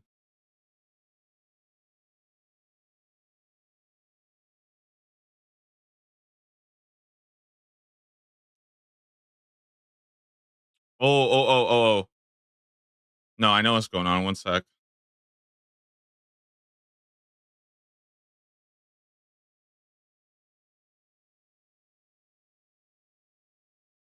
No. I think I know what happened.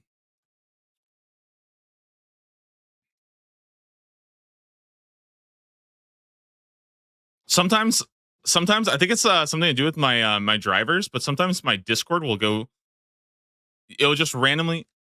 It'll use like 85% of my CPU for some reason. So I want to see if I can just reload that real fast.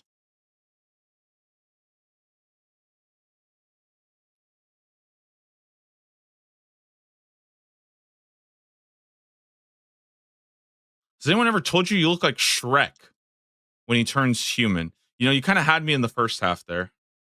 I thought I was about to ban you. All right. I think we're good now. My PC is not freaking out.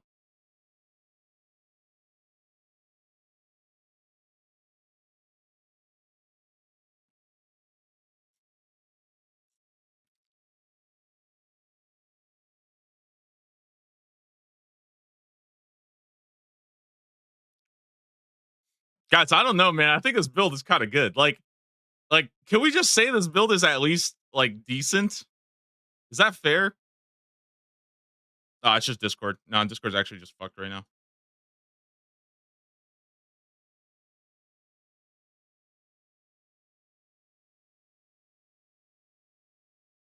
Discord is just fucking me. I need to go update my drivers later today. There's some.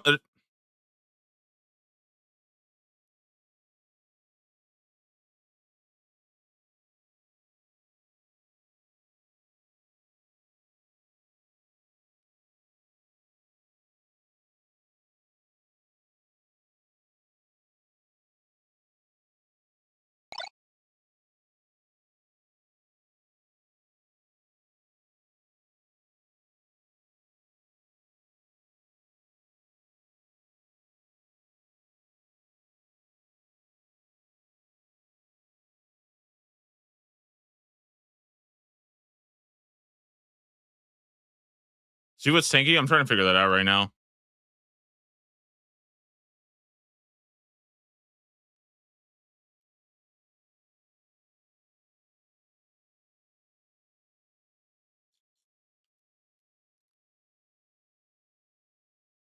I swear to God, it might actually be the deep.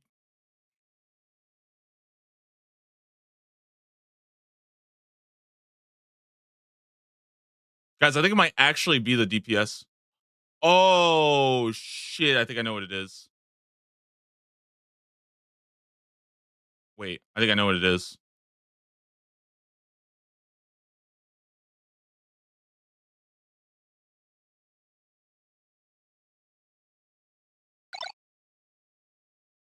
Yo, Studley, thanks so much for the resub.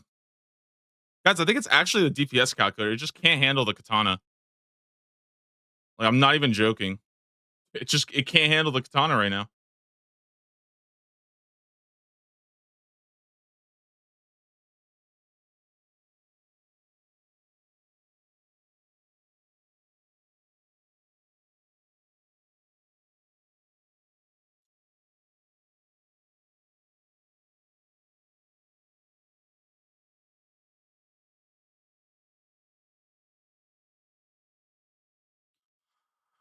All right. Well, that sucks. One sec. I have it. I have the planner or not the planner up. I still have the builder up. Watching porn on the side? Nah, dude, my katana build is better than that. All right. Sorry, you guys don't have to look at me anymore. That's not what I meant to click. Professional streamer, by the way. Oopsie. Are we just memeing or is there a reason for katana? No, katana's good.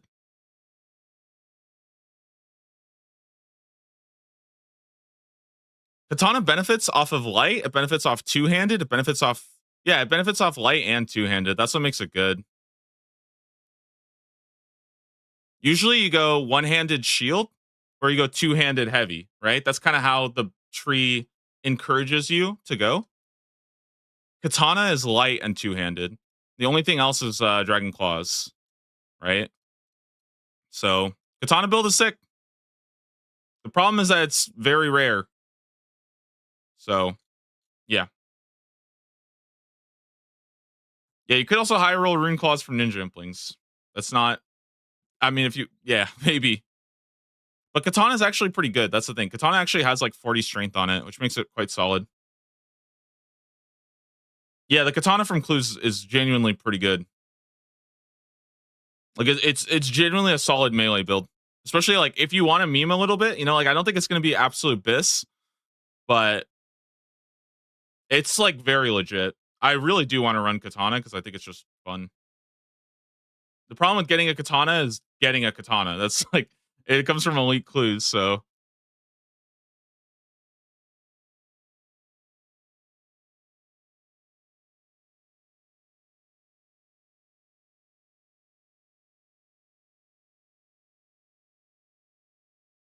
you guys said turn off hardware acceleration. In it is off. Okay, well I'll see if Discord is crashing my computer or not. I think it's just a DPS calculator having a problem. Or maybe my PC just I need to update drivers or something. Anyways,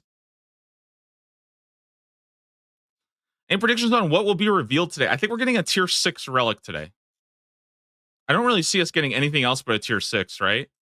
Like probably tier 6 today, tier 8 tomorrow, right?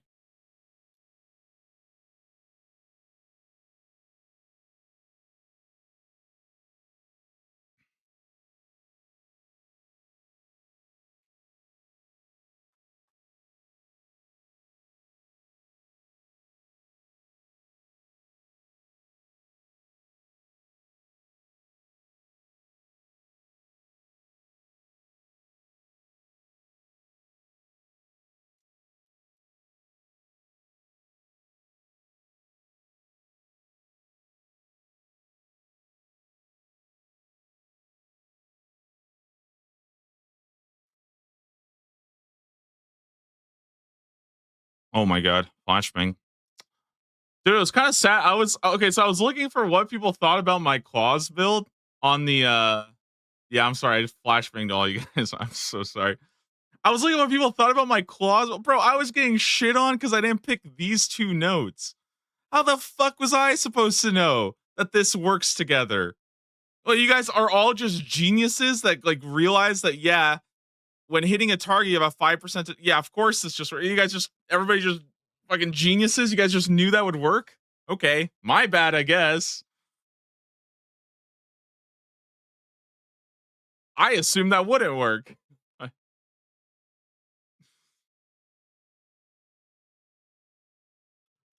And the funniest thing, by the way, is that people were shitting on my build, and the only thing was I didn't pick these two. Like that's literally it. I just didn't pick these two notes. Other than that, I feel like my build was fine.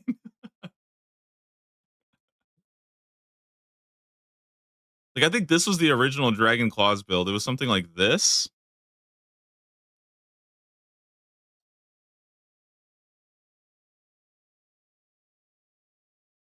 right? And so the only change is you just do this, right? You just pick up the range echoes. And it's like, well, fuck me. I guess I didn't know that that would work.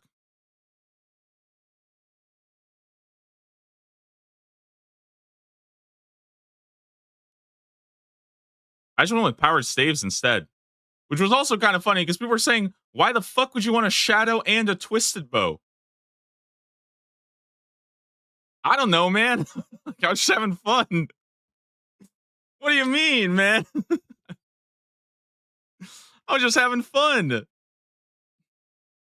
I was supposed to do Chambers of Zarek. I want both.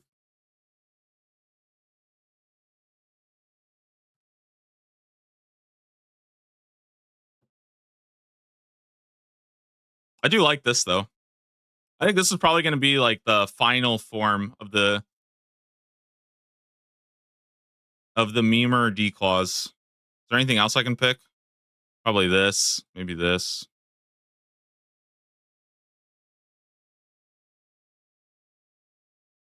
Probably something like this. I go accuracy.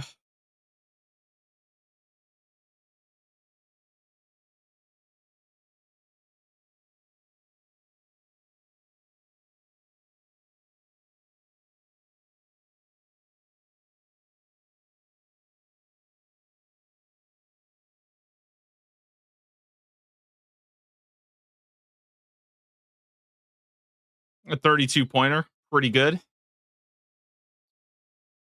I like it.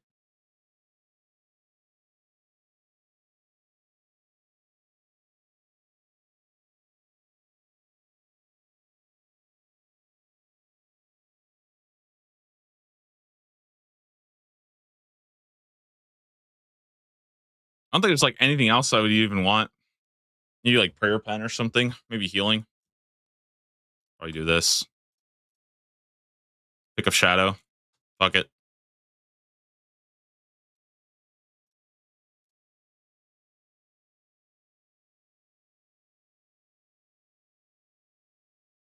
You go melee damage, I guess, up here.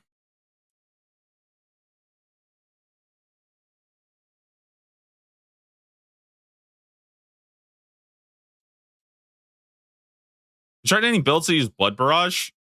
Uh, Not really. I don't think Blood Barrage is actually that good. I don't think it's that good. I don't know. I'm not like super sold on it because it doesn't use that much fire runes. So I feel like it's kind of bad, you know? I don't know. I just think it's kind of bad.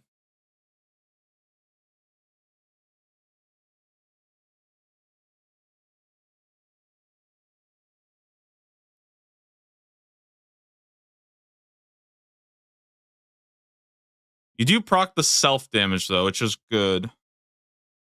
Yeah, maybe for like barraging. I do think for Slayer it's pretty good, and I think for Magic having some way of doing multi Slayer, like this does seem pretty good.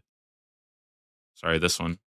This seems pretty good, honestly. Especially, dude, if you go desert first with this, I feel like this is actually kind of fucking litty. No, pretty good. Just go accuracy then.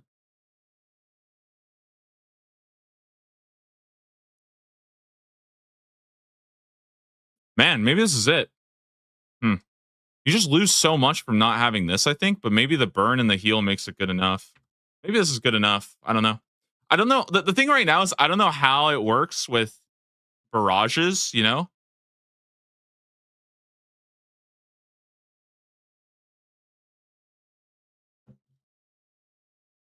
Like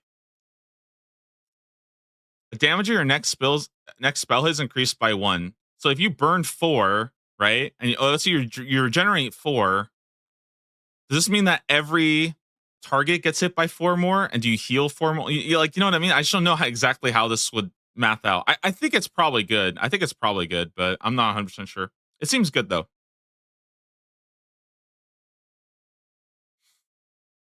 Is it like Venibo where you can double hit a target? I don't think it can bounce back to itself. I think it's like the fire will hit and then it'll bounce to 2 nearby targets, but I don't think it can like bounce or anything like that.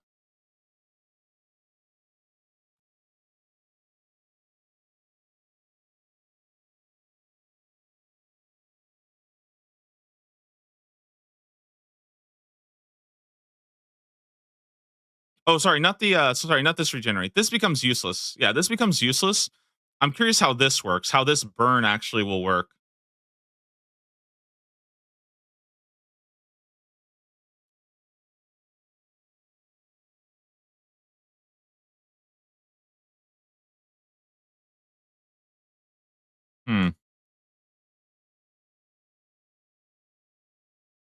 'Cause, like, you're not gonna be using this full time. You're mostly gonna be using this, in my opinion, you're gonna be using this for, training Slayer, like, in multi.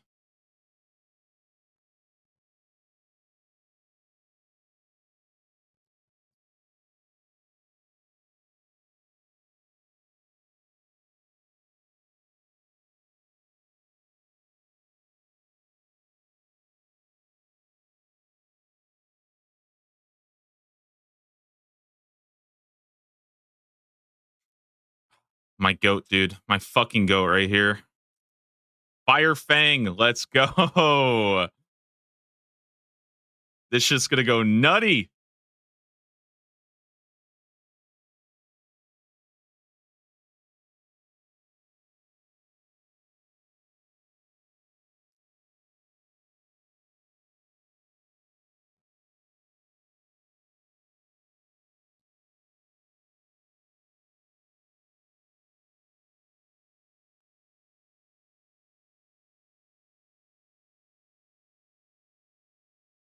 32 pointer, looking pretty good.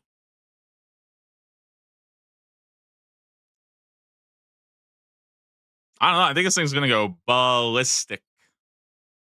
This thing looks fucking sick. We should get some more healing.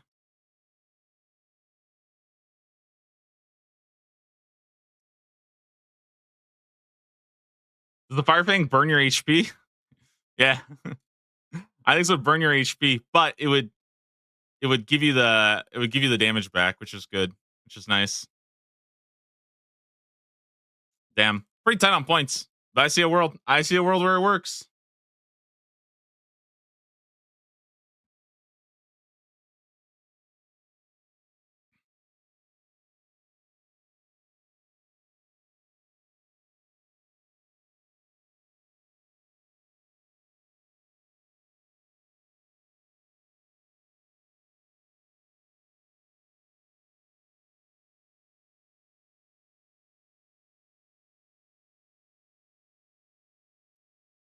Ooh.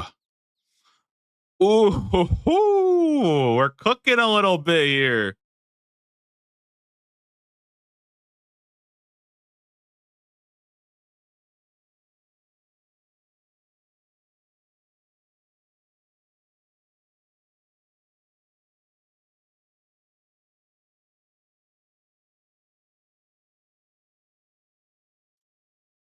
So you'd actually skip the fire, run around. I don't know if the fire spell regenerates fire runes. I feel like I would want clarification on that. But yeah, this looks pretty cool. Yeah, this is the dogger build.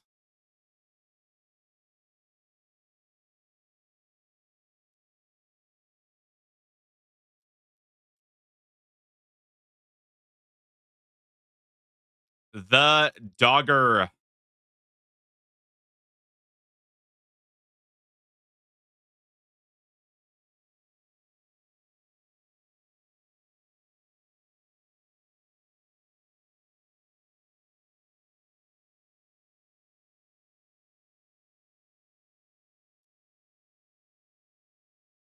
Oh, am I missing something? Is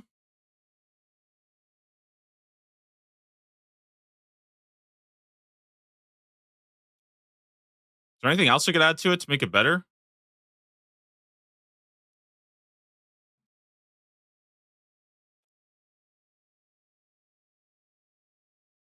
Should I try the DPS calculator, or is it gonna brick me again?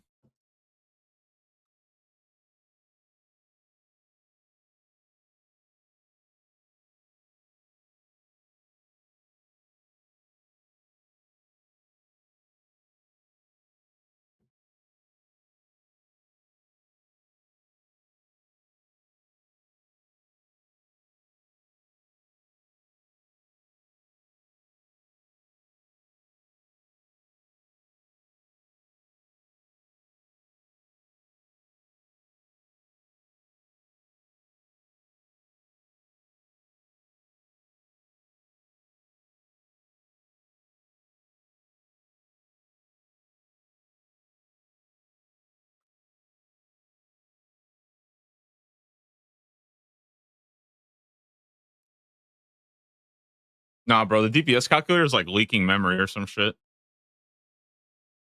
It's actually like setting my bro. I can't even plug it in without setting my PC on fire. What the fuck? All right, I think it's a sign that the Dogger is it transcends a DPS calculator. You just have to believe in it. You just have to believe that it works.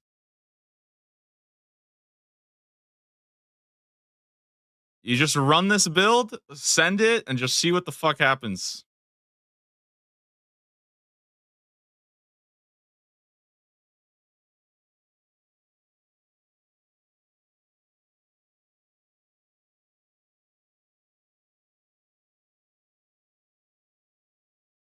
We should have to go partner. True. What zones for this one? I think this is Candor and Ascarnia 100%. I don't know what the third region would be. Maybe Tiranwin. I think Candor and Ascarnia Tiranwin would probably be the best. But I'm not sure on that.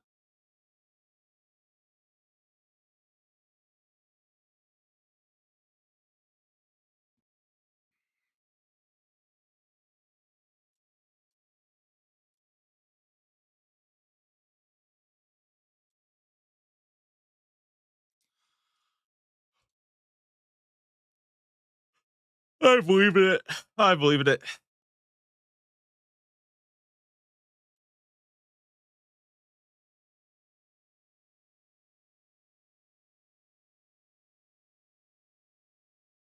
How do you feel about KTZ? Probably pretty good.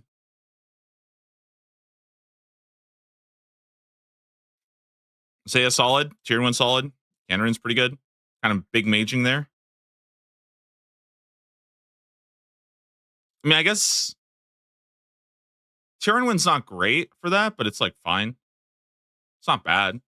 You get like a little bit of powered saves bonus. You go Shadow later on if you wanted to.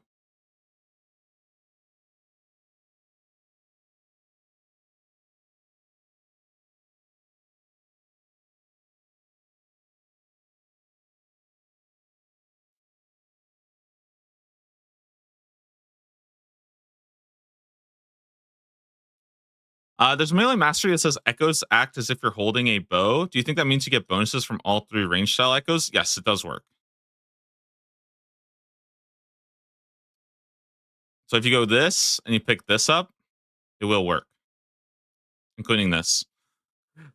This is basically what you want to be building. You probably wouldn't be building this though, but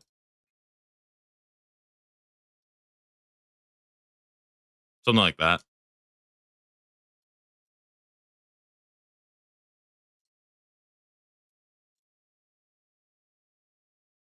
What are your thoughts on moons? I think the way I see it is that if you're going range or if you're going for magic, you're kind of leaning more towards early fight caves. If you're going melee, you're probably leaning more towards a Moxliaddle early, you know? Because Moxliaddle and Moons are not great to do with range and magic.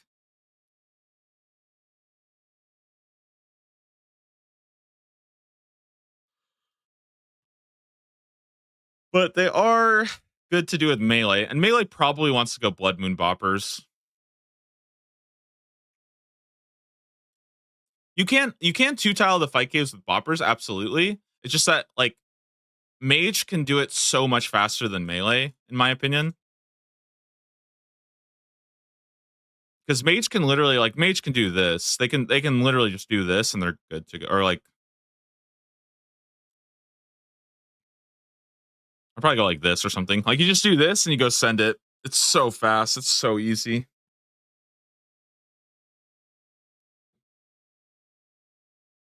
Whereas like with melee, if you do this, right? As an 8 pointer,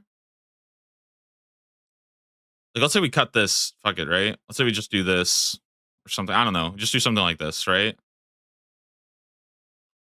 Like what two-hander are you using, you know? Well, like what two-hander are we using to get this started? And it's not a lot of great options. It's like Rune Spear, you know? Ice Boppers. Well, that's the thing. You would have to go get a Rune Spear, then go farm the Ice Boppers. Then you would probably go farm Echo Moxliaddle for the Echo item. That's how I see that playing out.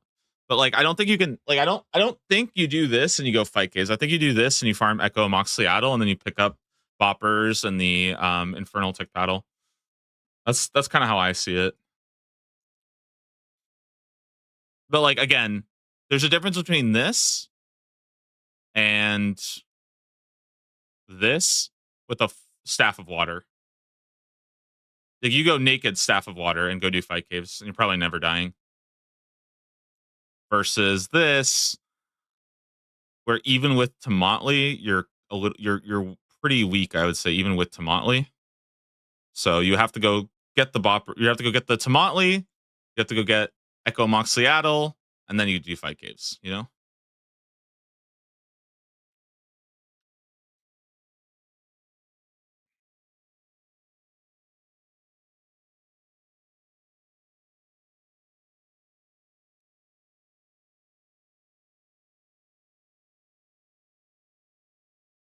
like melee just comes online a little bit longer.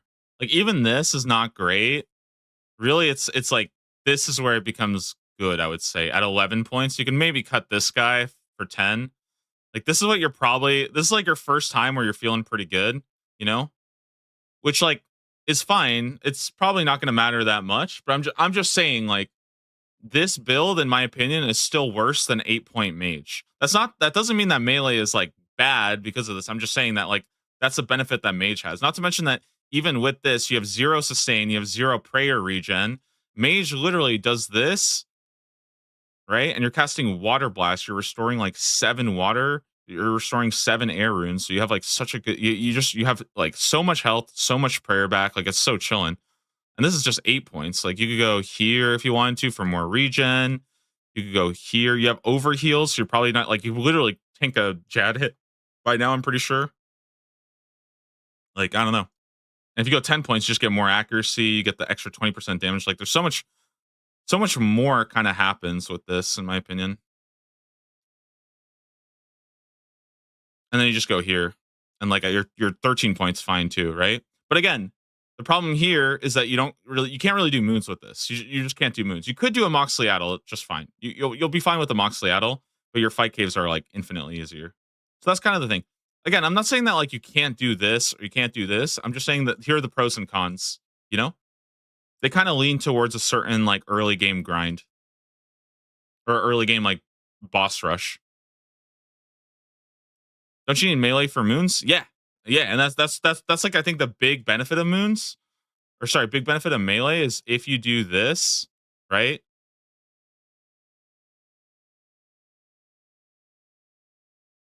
I think you would do let's see. This is 10 points. So when you unlock your first region, you should have 10 points. You could go farm Echo Amoxiclatel with this.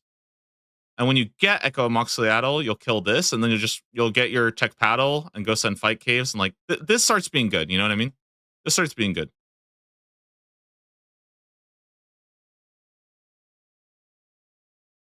And then you can go moons. You can go get Blood Moon Boppers. Like there's a lot of good stuff that you can get here.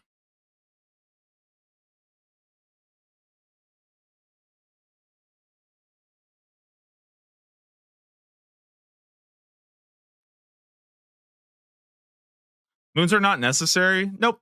They're really only necessary for melee, but I mean there's still going to be points tied up there, right?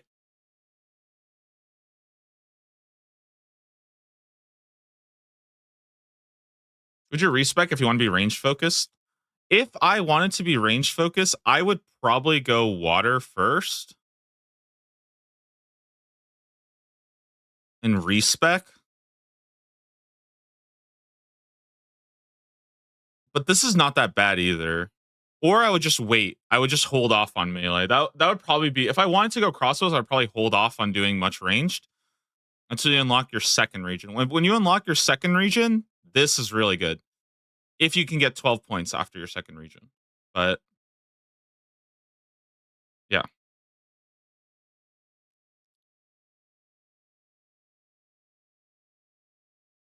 I make a helpful suggestion. Go for it.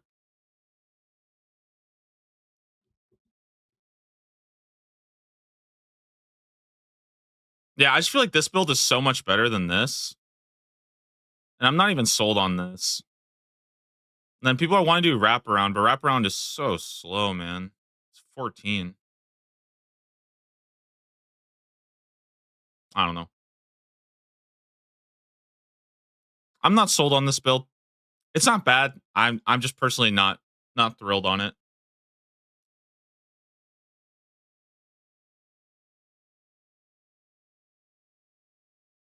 It's really that crossbows can hit above 200, so it's kind of cheating because it's going to be a lot based off echoes, right? So like, look at this. You have a 25% chance to fire a ranged echo. You can bring this up to 40%. You can bring this up to 50%. So you have a 50% chance of shooting another ability, right?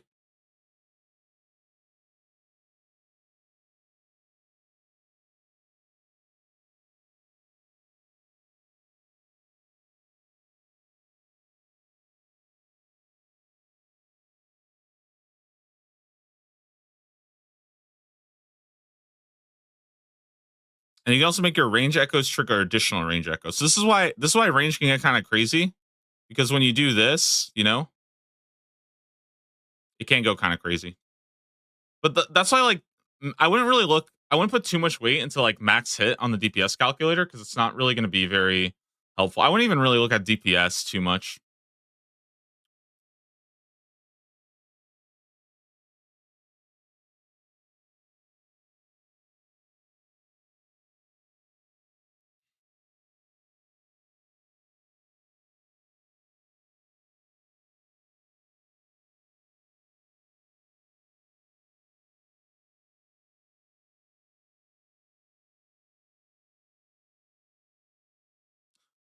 Do you have the chance of getting an orb from the boss? I think it's going to depend, but I did see that I was looking at this yesterday actually. Here are them from last year, so you guys can get an idea. I don't think it's going to change. My guess is going to be exactly the same.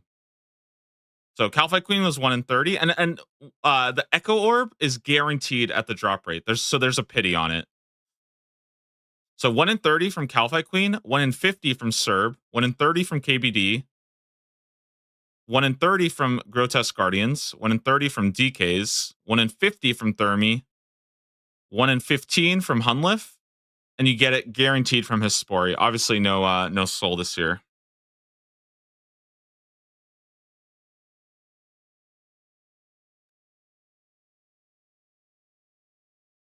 New rates were in the vid. Those new rates were of the equipment drop rates, so I don't think it's as like this matters, sure, right? But it's also good to know what the Echo Orb drop rate is because there's a difference between farming 1 Calphite Queen and farming 30 Calphite Queens, If this was a guaranteed from 1 Calphite Queen, I do think Blowpipe would probably be the best item in the entire game because you would be able to flinch one Calphite Queen, regardless of how long it takes, get the orb, and then just farm the Echo Calphite Queen, which is actually a good boss, and then get the Dragor Blowpipe at like level 2 range. It would be so disgusting. This thing would be so unbelievably good. I would probably build my entire route around this if this was guaranteed at 1. I kid you not. If this was guaranteed at 1, I would build my entire route around it. It's so fucking insane. But because it's 1 in 30, I can't do 30 Echo Calphite Queens, or I can't do 30 regular Calphite Queens flinching. That's so fucking slow.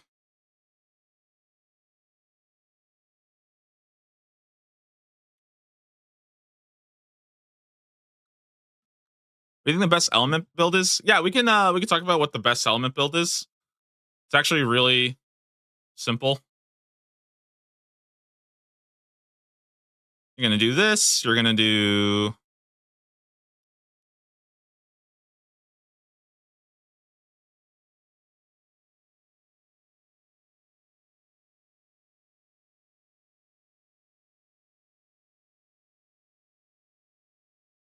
something like this.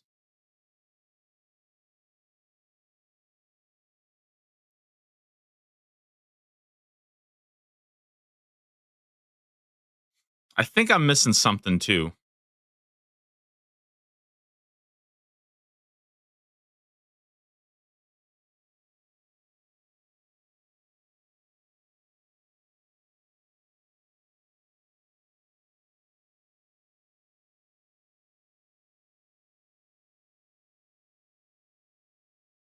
Yeah, so this is pretty much what the best mage build looks like. You just go full in on air. However, this 100% requires Kandarin.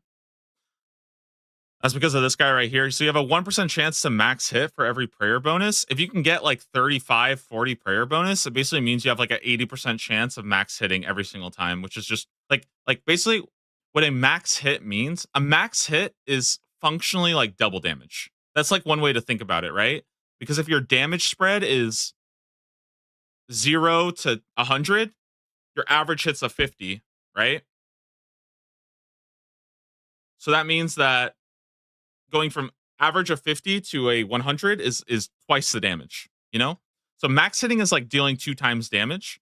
So this means you basically can get like 80% chance of dealing double damage. It's pretty ridiculous.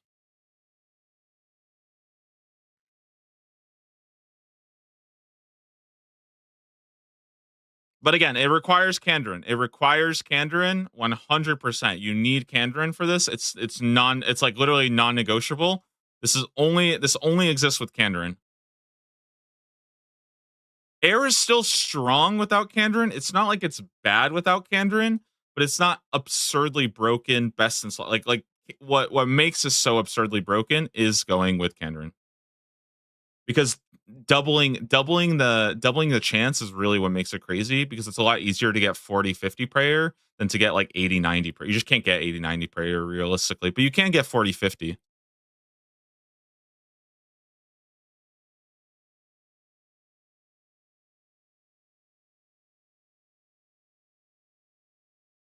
Why not prayer penetration? You could get it. I'm only 32 points. I try not to like build around perfect 40s.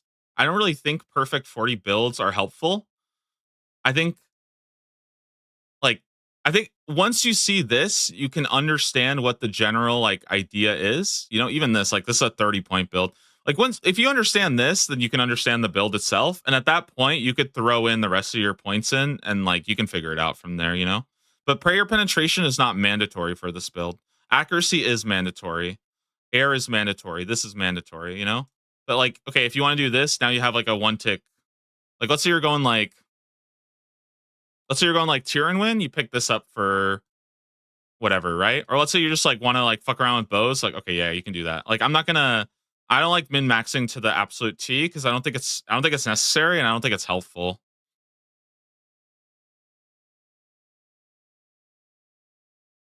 25, 30 is sort of like what I kind of like to cap out at.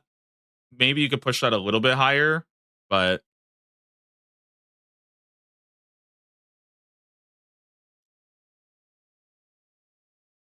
do you think the tech is too early melee to farm Echo Weapon to go to moons? Um, I don't know. I think right now it's too hard for me to say what the correct use of respecs are because it's going to be really dependent on like what you want to do. I personally think that a early respec at around 14 to 16 points is pretty good.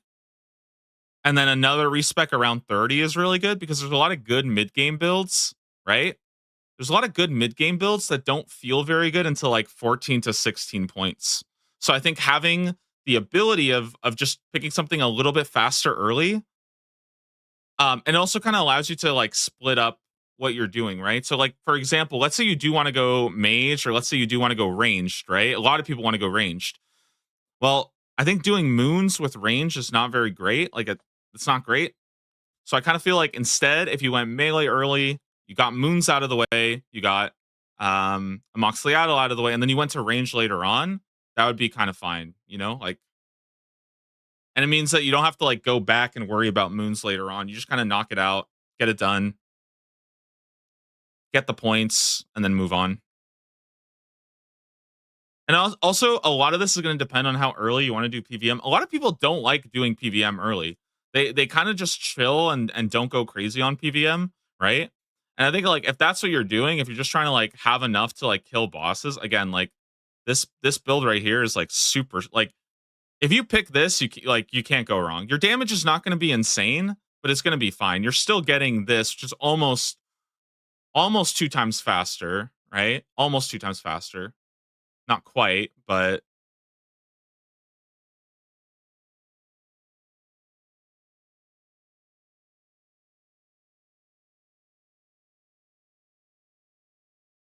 it's like what, 60% faster? Yeah, it's like about 60% faster. I guess 66% faster, right?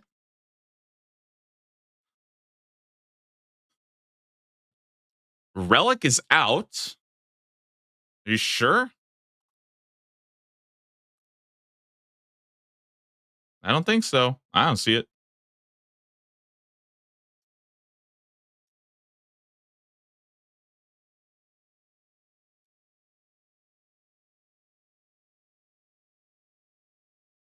Melee for non-sweat players. It's I think if you're like genuinely the way I see it is like if you're just playing casually, I would just pick whatever style you want. You know what I mean? It's not going to feel too bad, and you can kind of wait. Like if you don't feel very strong, you can just wait till you unlock your second region. I think once you unlock your second region, you have about 12 points to spend, and then things get a little bit easier from there. You know, the reason why I like this one is because it literally comes like this comes online at 8 points. It's just absurd. Like, and then you can go here 11, you go here 13. Like it's so good, and then you could still move into air or whatever you want later on. If you want to go air, you want to go earth, fire. Like this is just so good early, and like you literally can't fuck up with this. You just can't fuck up.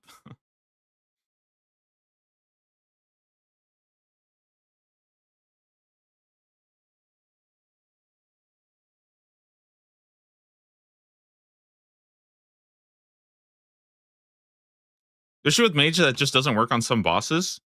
Kind of, yeah. I mean, that's true, but like, how can I say this?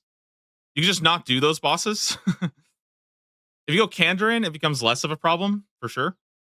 But like again, if you do this, for example, right? This is like 13 points. Okay. And now you're good. You're chilling, right? Okay, let's go pick up crossbows now. This is like 26. Okay. We're chilling. Now we're chilling. Now we're at 26 points. We got range for everything. We got magic for everything. And we're like we're done. We're done. The game's over now. You know? There's nothing left to do in the game anymore. You can pick up this because you got overheal. You can pick up like some of this, like, but at this point, you've already beat the game. Like, you have a build capable of doing absolutely everything, with like very very minor exceptions of things like soul and or like soul. Is going to be a little trickier, but like if you're worried about that, you can even do something like this, and you know, yeah, you could do something like this, and like you get 32, but you know Or again, like if you have something that you're really worried about, like you could choose to respec to get all those things done. Like I've considered that it's like, let's say I was going for a range build, but there's a bunch of stuff that's like weak to magic. I respec to magic, knock them all out, and then go back and do whatever I want.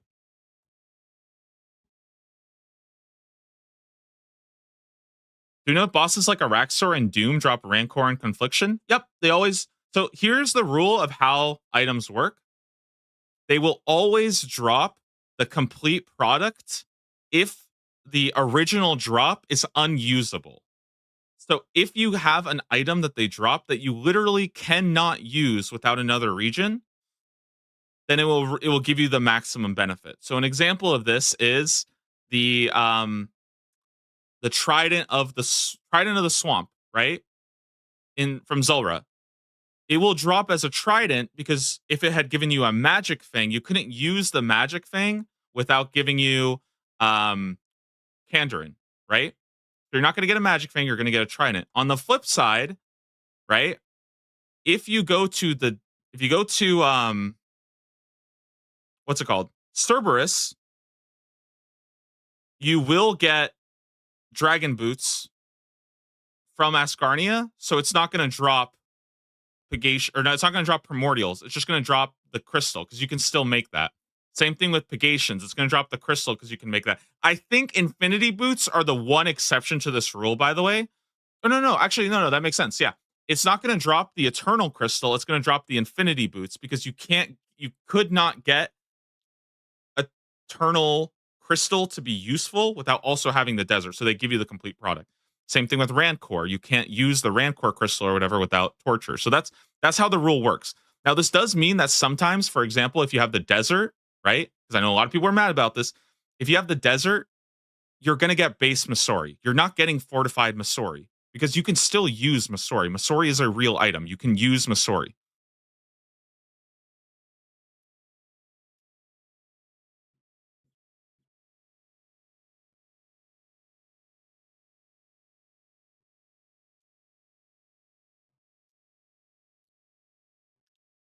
Same with treads from Doom. Yeah. It's going to give you base treads because you can use base treads. But you can't use the confliction or like the confliction cloth or whatever it's called.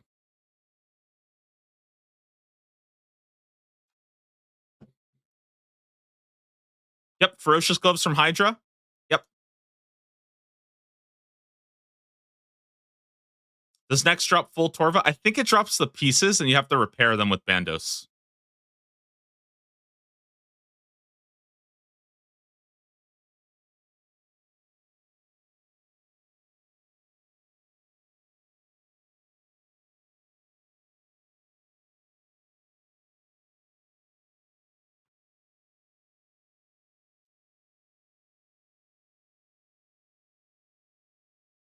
It sounds so daunting to try since I haven't played almost since release of old school RuneScape.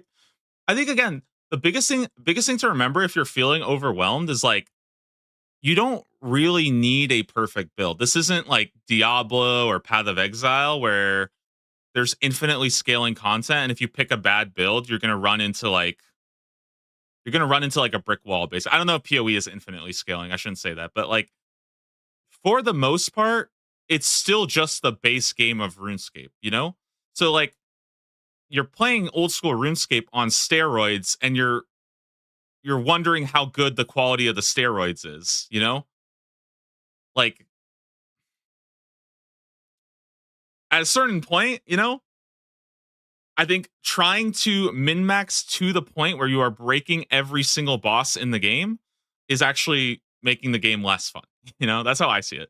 And I don't think you're going to run into a situation where you're doing like bad damage because every one of these, like everything in leagues is designed to be done in the main game. Everything in leagues is designed to be done in the main game. I guess except echo bosses, but echo bosses are like they're honestly they're like half of them are easier. So yeah, and like this is gonna be like a little bit of a hot take, but I feel like if you have never done Inferno and you've never done Colosseum, you've never done any of Desert Treasure 2 bosses, you've never done any of the Awakened bosses, I think it's okay if those are a bit of a challenge. Because for me, I had to kind of learn how to do Zuck in leagues. And it was a lot easier to do it when you had 50% damage reduction. But I still had to like learn how to do it. I think some of that learning has to exist. Otherwise, it's actually like I think if there was no learning to be had at all, it would actually be worse because it would kind of defeat the learning experience of leagues. If it was so fucking easy, if it was so brain dead that like you could do it with any gear and just blow through things, right? Then you wouldn't actually be learning anything to take back to the main game. And I think that that would make leagues worse because I feel like I got better at PVM because of leagues, as kind of silly as that might sound on paper, you know? And I'm excited, guys. I'm doing Awakened Whisper. I think this year is going to be pretty fun. I had to learn that in Grid Masters, and that was pretty good. Good morning, Sarni. How are you doing today? Going through some routes here, planning it up. It's been pretty fun. I think my plans have changed probably like 50 times yesterday, but we're making it work. We're making it work.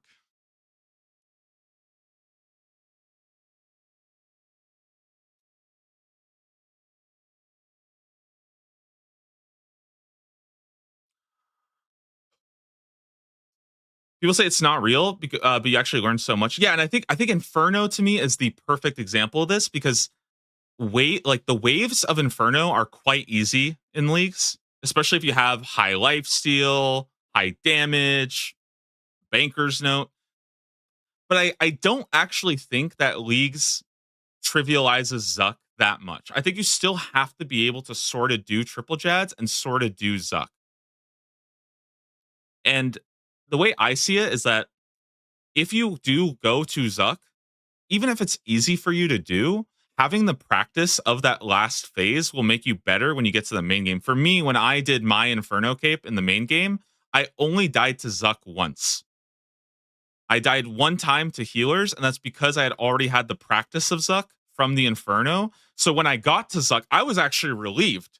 I wasn't stressed when I got to Zuck because I was like, holy shit, this is the part that this is the part that I've done before. Like, I know how to move with Zuck. I know how to do this shit. I'm not like panicking because Jad just spawned, you know?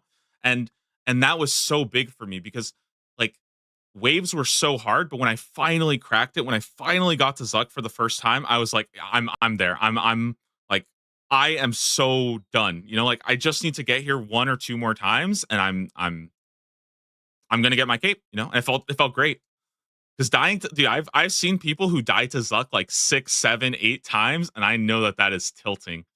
That is tilting for sure. You guys are actually just brain rot. I'm getting another coffee.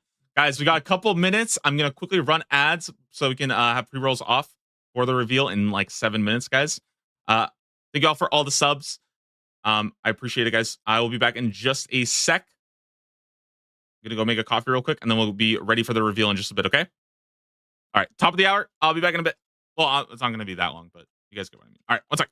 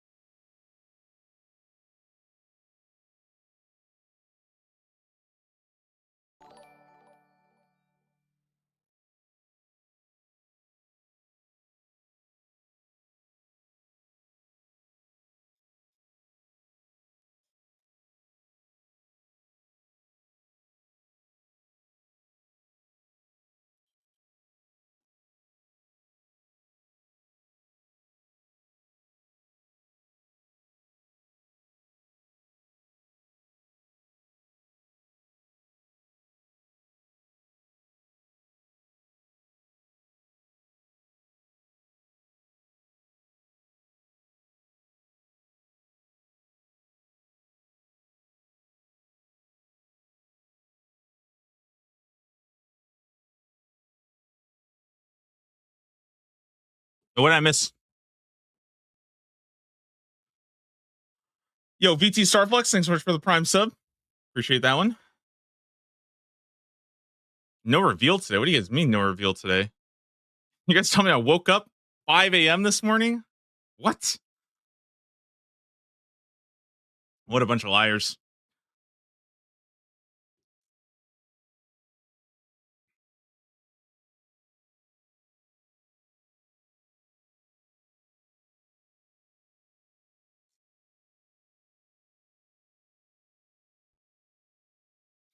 No, you guys are tripping.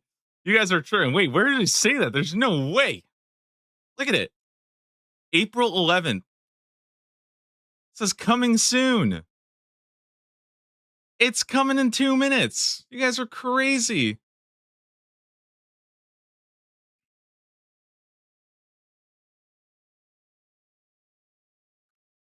you have any advice for a melee enjoyer going Zaya, Ascarnia, melee? Bro, I don't know. Pick Zaya first.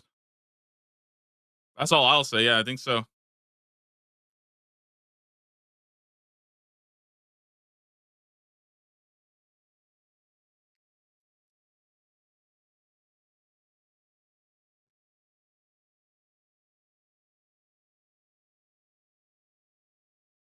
right. 1 minute to go.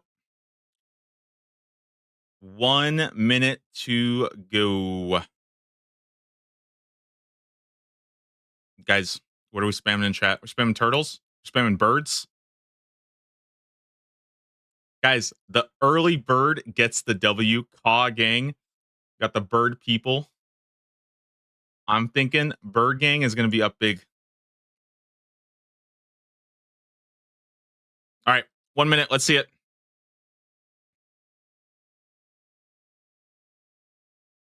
Dude, I honestly, guys, I'm actually really happy that they didn't ask me about my regions on the old school RuneScape live stream. I was actually planning on doing like a caw, caw, but I want to do it on the live streams. I was so worried. But I thought I couldn't resist. I could not resist if they had asked me.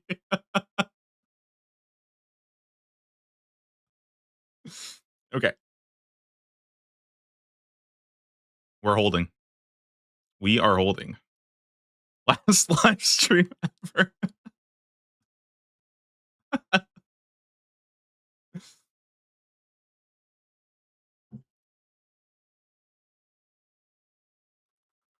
Okay. Hold on.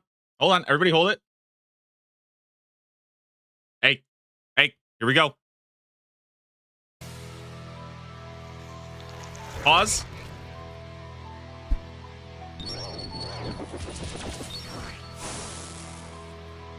Damn. I don't want to play with you anymore. Oh, what is that? Corrupted Shaku.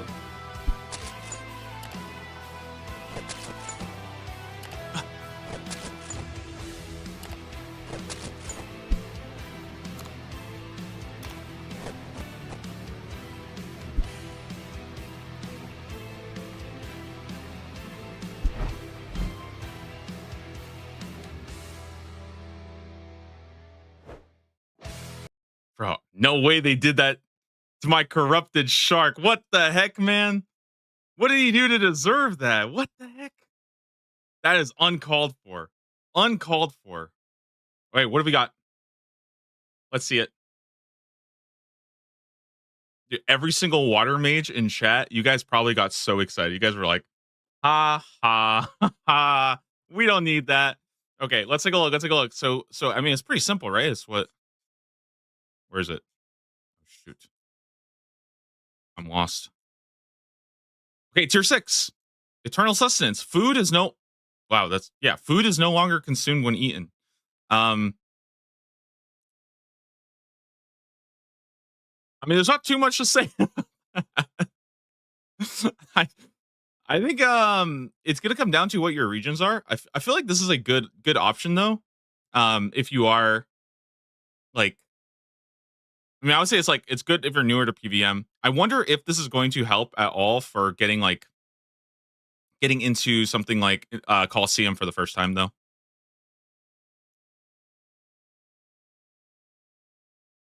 Tier 6 is so late.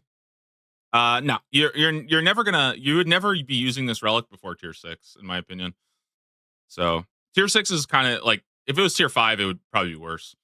Tier 6 is pretty good for it. I think for me it comes down to Culling Spree and Grimoire, depending on regions.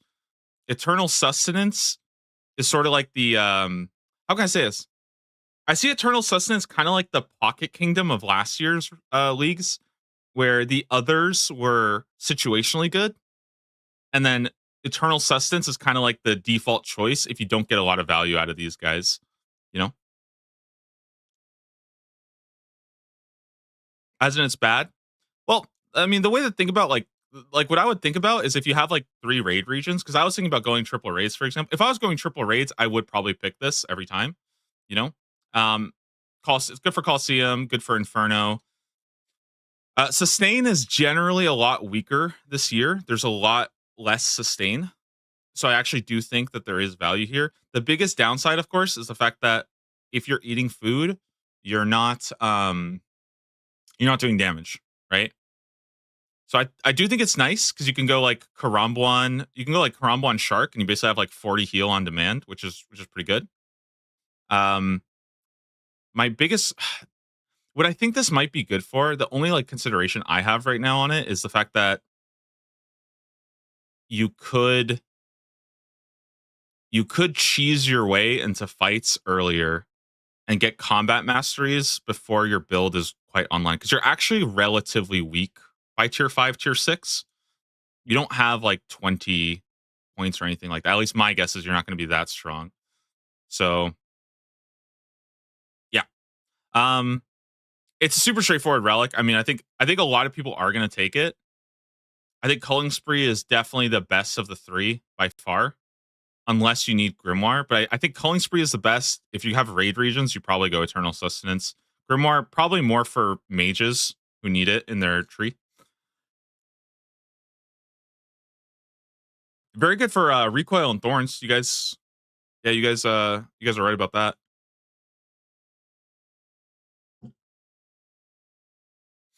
Culling is just flat 15% more damage. Kind of. It depends on what regions you have.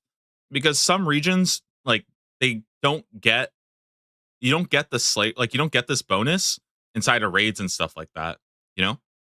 So for example, if you're doing triple raids, this calling spree doesn't actually do anything for you inside of a raid, right?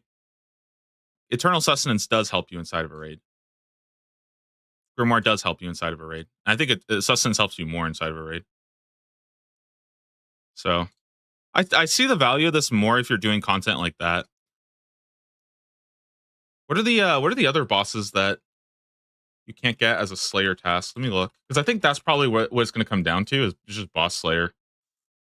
Let me see.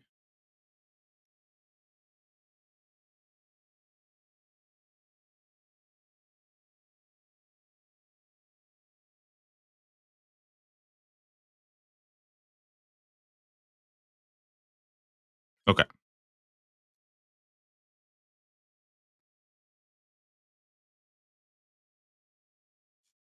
think it was in Boss Slayer. No, wait, what? Oh, here we go. Sorry. So Slayer Masters cannot assign the following: Corp Beast, Hespori, Skatizo, Obor, Bryo, Mimic, the Nightmare. Oh, for Nightmare, it's actually kind of good. For Nightmare, it's pretty good. Okay, so I think Mori is massive. Actually, I think Mauritania, you take this almost for sure. I think this is really big for Mauritania. Doom, Yama. I guess these guys don't matter. These guys don't matter. Next, I don't think so. I think Ascarnia wants Calling Spree for sure. So I see it as Mauritania. Maybe Zaya too. Maybe Zaya. Man is actually defending it. I mean, what's like? Let me ask you this: like, what's the benefit of Culling Spree in Zaya or Mauritania?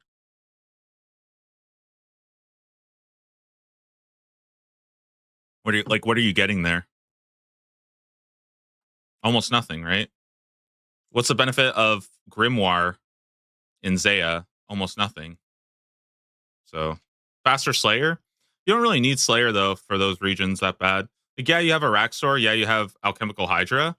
But at the end of the day, you're going to spend most of your time doing Chambers of Zarek. You're going to spend most of your time doing what's it called? Chambers of Zarek, and you're going to spend it doing TOB. You know, like realistically, who cares about Hydra? You know what I mean? Like you don't have to get 95 for Hydra. So and with Mauritania, you'll have a black mask anyways, right? So I think for those two regions, this is definitely better. I still like I'll say like I'll straight up say this, guys. I do think Culling Spree is by far the best relic here, right? But for those two regions, I feel like Eternal Sustenance does help you a lot, especially if you're not that interested in doing anything but raids, which like a lot of people just want to go send raids with the homies, you know? And Culling Spree does nothing for that. So Eternal Sustenance is pretty good there.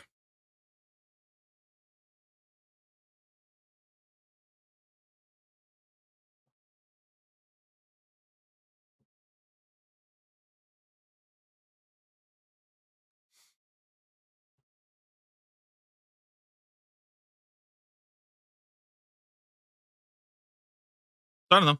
I like this. I think it just comes down like I think this is just becomes like sort of the backup option. If you're not convinced on Grimoire and Calling Spree, you can just take this as a backup. But yeah, that's kind of like what I feel.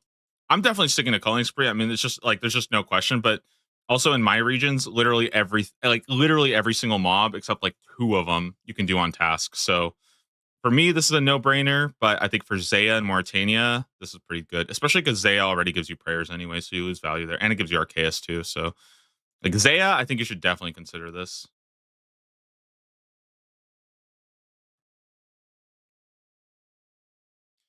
Clarify, I have to have Kandarin or Culling Spree for the imbued Slayer helm. You can also have the Fremenic one too. You can have Fremenic. Yeah.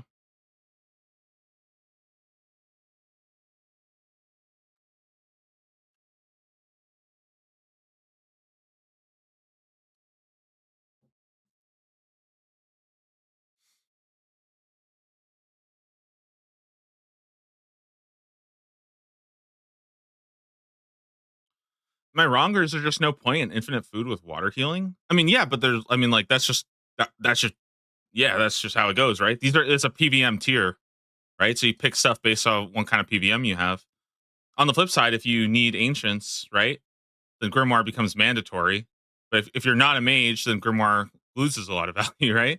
You know what I mean? It's a PVM tier. Like it all kind of depends. I think Calling Spree is going to be best for most people, but I think Eternal Sustenance is good situationally. Grimoire also situationally good.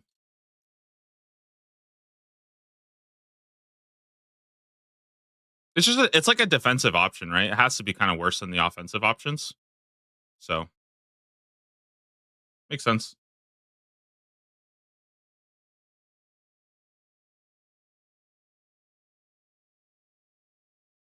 I do think a lot of people will end up picking it just because like it is infinite food, you know. Dude, ECB spec. My favorite thing is you think my takes are so bad, yet you're here listening to them. How crazy is that? You're putting yourself, you're subjecting yourself to my dog shit takes. It's amazing. And the best part is, I'm right. That's the best part. Anyways, thanks for the free views, man. Appreciate it. Um okay. No, I mean I don't know. Does anybody actually disagree with me though that Eternal Sustenance is just straight up better than Culling Spree and Raids? Is that does anybody disagree that Eternal Sustenance is better than Culling Spree and Raids?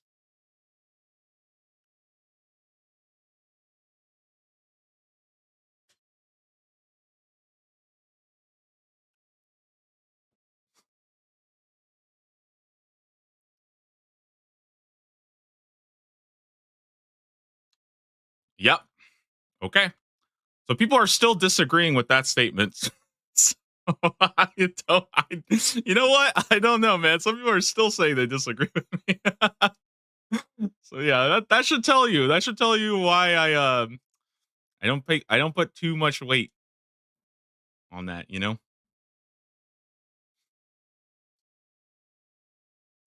I like the elite clues for sure here. Again, I think this one is just better for most people.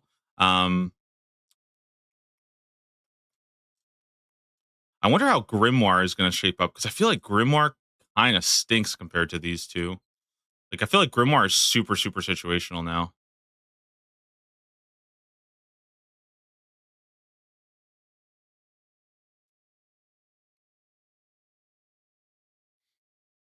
By the way, I do think a lot of people are going to get checked this league big time. I'm not saying that this is a benefit for Eternal Sustenance or like you should pick it because of this.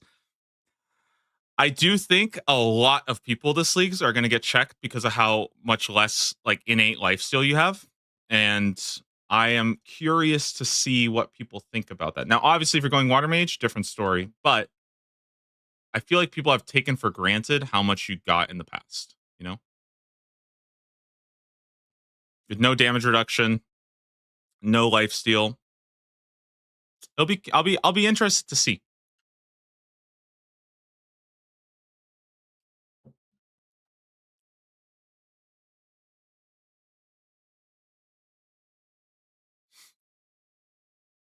The only aspect I love about Culling Spree is the pick a task. It's really good. Yeah, the pick a task is insanely good. It is really, really powerful.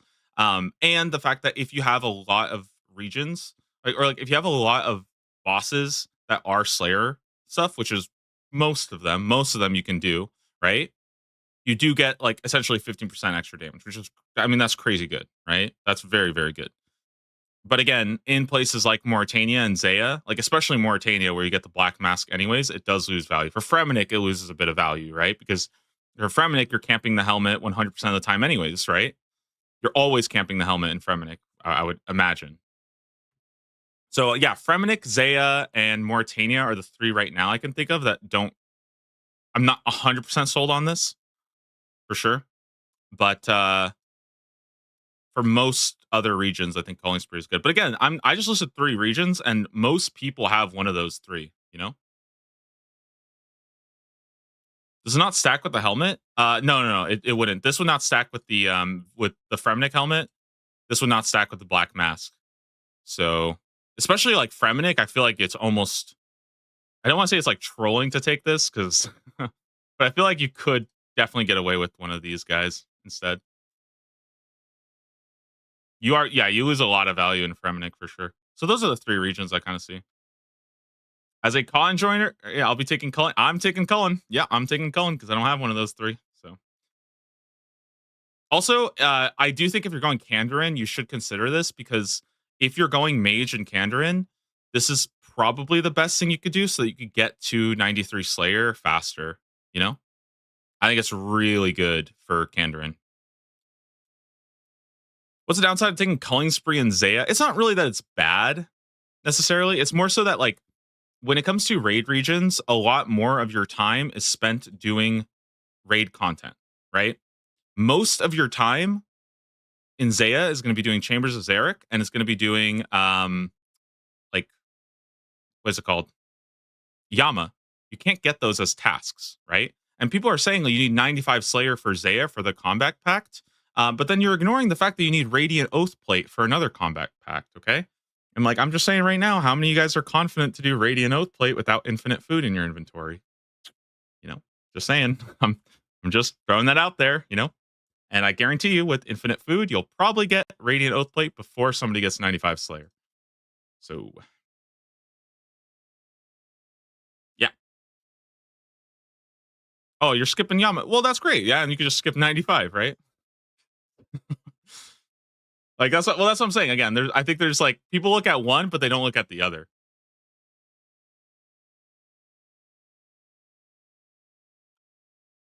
Couldn't you just switch to water?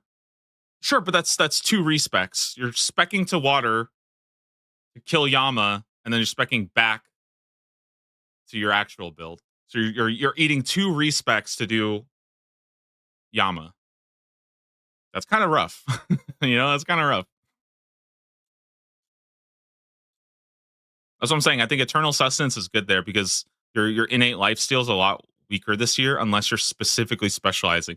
If you're going, I'll say this, okay, guys. if you are going water mage, please don't pick this, okay? It's terrible for you. I can guarantee you the shit is awful if you're a water mage, okay? Please don't pick.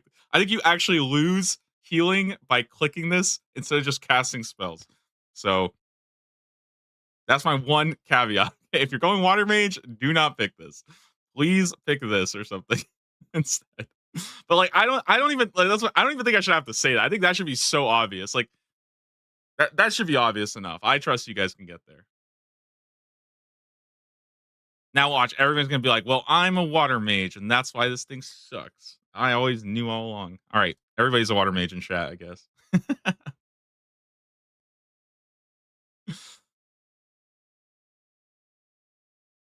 What about KBD crossbow with water mage spec? Um, that's probably yeah, that's probably good enough. That's a water mage spec. You know, you got water mage in there, so I would not pick that. But Thorn's build loves this.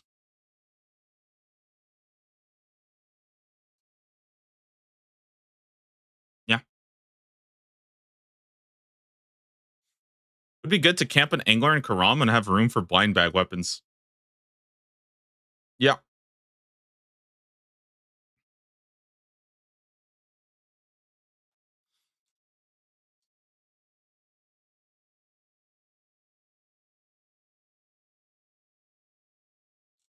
the doubled up question mark. I think we only get this today, right? I'm assuming tier 8 is tomorrow. Yeah.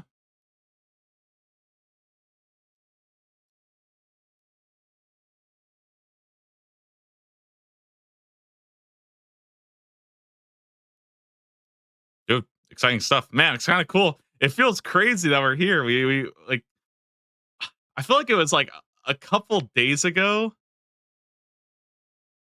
and we had like this woodsman. It was like one of each. I remember I was saying that like we had the first path, and I was like, dude, it's gonna ramp up like crazy. It's gonna go so fast, and now we have everything. Now we got everything. I hope we get a task list. Is today Saturday? Yeah, I hope we get a task list today. That would be good. Task list today would go ballistic. We could actually start planning some stuff. Because I don't know, I've been kind of putting it off. I do want to start the route for sure. I was thinking about doing that today or tomorrow, but it also feels kind of weird to do it before we get the task list. So I don't know.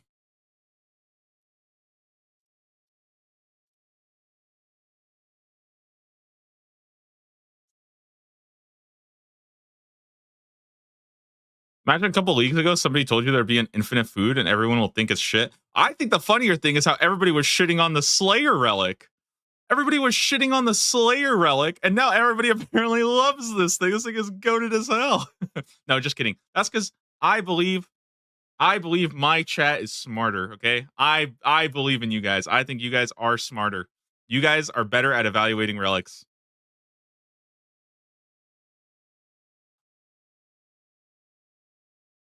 Except some of you. Some of you guys are fucking dumb. But most of you guys, very good. Very good. You guys are great. Okay.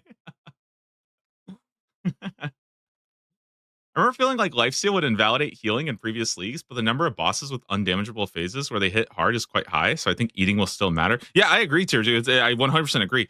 Plus, like, there's just less healing. There's actually not that much healing this leagues. It's just that I think people are getting like their perception is getting warped because Water Mage is like absurdly broken at healing. So people think that everybody's just gonna have infinite healing, but like you actually don't. Like Range Tree doesn't have like anything. Mage or Melee Tree kind of has stuff, but it's not good. So yeah, I don't know. Can you overheal food? Yeah, you'll be able to overheal with your angler. Most likely, what you'll probably do is have an angler and a Karambwan with you at all times, and then your food is done. You're chilling.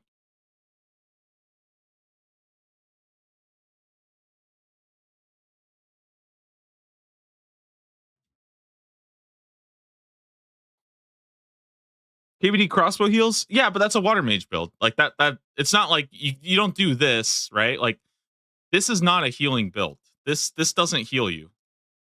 This doesn't heal you. This has zero healing in it. Now, if you go water, then Yeah, it heals you, but that's 1, 2, 3, 4, 5, 6, 7, 8, 9 points that you invested for your crossbow to heal you, right? Like it's a water build. You're building into water, but like this has zero healing. This has zero healing. Like this whole thing has zero healing basically, unless you go for the bow. Like none of this. There's just no healing at all here. There's nothing. You don't even have like a blood fear. It's just zero healing.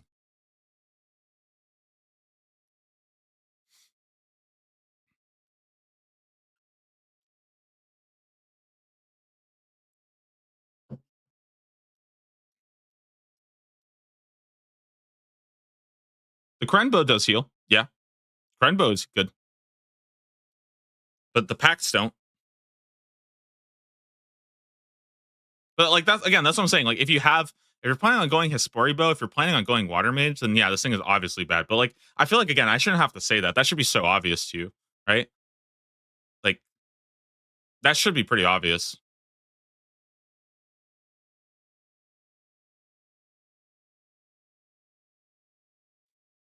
I just think that like because there are harder challenges this year, having infinite food is going to give you a step up for those things. And that's just like yeah, that's like a good consideration to have. I think there's more pacts locked behind difficult PVM content than locked behind like having a high Slayer level. And again, it's you can get Slayer without this. You can't really get infinite food without it, right?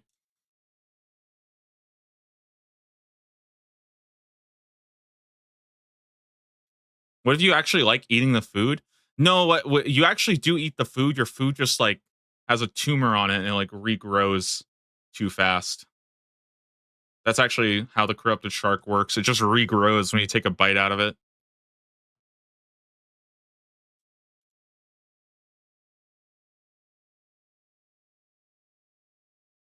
Also, think about how big is a shark, man. How many bites do you think I could probably bite a shark like 600 times minimum before that thing's gone? Why not forehead? Thanks for the tier 1 sub. Welcome to the club. This means hotfoot is useless. No, wait. Who is picking hotfoot for cooked fish? No way, bro. You just go to the freaking Karumja shop and buy fish. Are you going minion or flask? I think I'm gonna go minion. Oh my god, wait, does this mean that you could just wait, hold on. Can you go eternal sustenance, minion, thorns build, and then you just spam eat food? Wait a minute, we're cooking. We're cooking.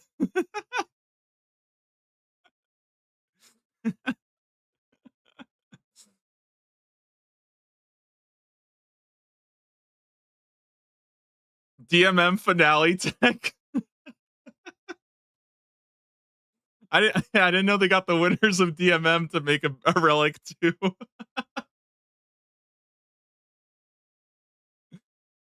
Okay. Dude, I don't know, man. I think eternal sustenance me. I see a world. I see a world.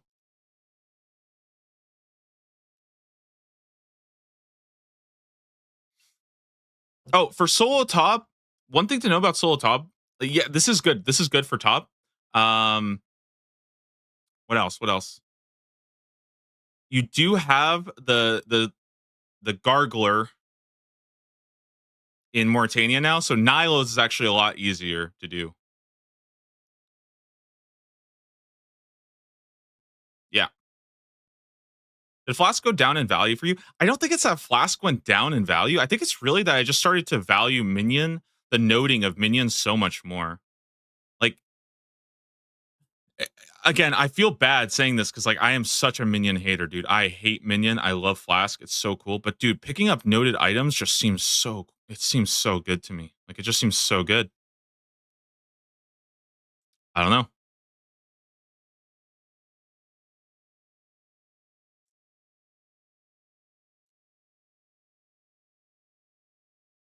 Like I feel like it's one of those things that it's hard to evaluate until you realize how much shit just gets scooped up over the course of the leagues, right? And like especially if I'm going to be doing something like I am planning on building around Dogger, right? Dogger is like a very high APM build because you are constantly specking like over and over and over again, and you're managing your health as well. And I kind of feel like doing all that plus having to like go and pick up loot and all that shit is just going to be so annoying. I would rather just do that. Also, with full air build, I could probably auto retaliate and just go leave for like 20 minutes with the air build. Air build will just nuke everything on the planet and minion will just pick it all up and it's just free damage on top of that, you know? So I don't know. I think minion has just grown on me a lot. I still think Flask of Fervor is probably my favorite relic that they've like ever introduced. Like I don't know. I think Flask of Fervor, Transmute, and Flow State are like three of my favorite relics ever. They're so and Abundance. I think all four of these are like absolutely amazing, amazing, amazing relics. They're so cool. I don't know. What do you guys think? What's like your favorite relic on the list? Because I think Abundance, Transmute, Flow State, and Flask are all like really cool.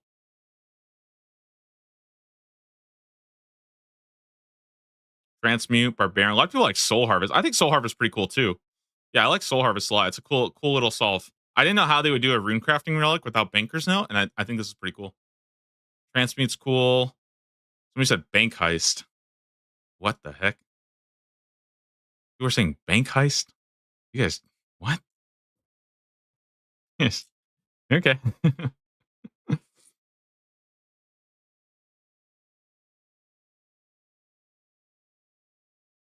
Oh, that's a good point, by the way. For PVMers, reloading into Big Fish is actually totally doable. That's actually a really, really good point. You can actually Culling Spree reload into Sustenance. I once again, that's a great. Yeah, that's very, very smart. I always forget about that. There are so many people who literally just play leagues. They do not give a fuck about points. They do not care about tasks. They literally just want to slam as fast as possible to tier 8 and then send raids, get a mega rare, and quit. And I actually think Culling Spree, Reload, Sustenance is perfect for that. That's a really, really good point. Yeah, really, really good point. Especially if they already have their prayers anyways. Because a lot of people just want to hit like absolute best in slot, like max and stuff like that. And as soon as they're fully bis, they're just done. So yeah, very good point. Very good point. What's the downside to picking all 3 raid regions? So the downside is that you have a lot of raid content to do, which is also a positive if you enjoy doing raid content. But in general, raid regions are slower, like points per hour. They take more time to do. It's harder content. So, like, if you have, let's say there's like 1,000 points tied behind doing Chambers of Xeric compared to 1,000 points behind doing Thermonuclear Smoke Devil. Thermonuclear Smoke Devil is better, right? However, Chambers of Xeric is more fun. So, like, it's the downside is also the upside, if that makes sense.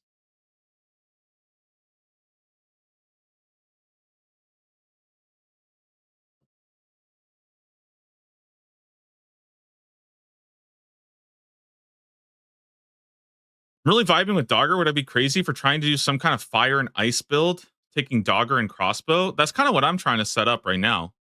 Problem is, I tried to do that on the DPS calculator, and my PC got set on fire. So, you know, maybe they know something that we don't. Maybe they know it's good, and maybe they have to hide the power level of a little bit. You know, guys, are we getting a second? Are we actually getting a second one today? Is this happening? Do you guys know? Like, should I put the timer up? I kind of feel like it's just the one, right? Because we've only been getting one. So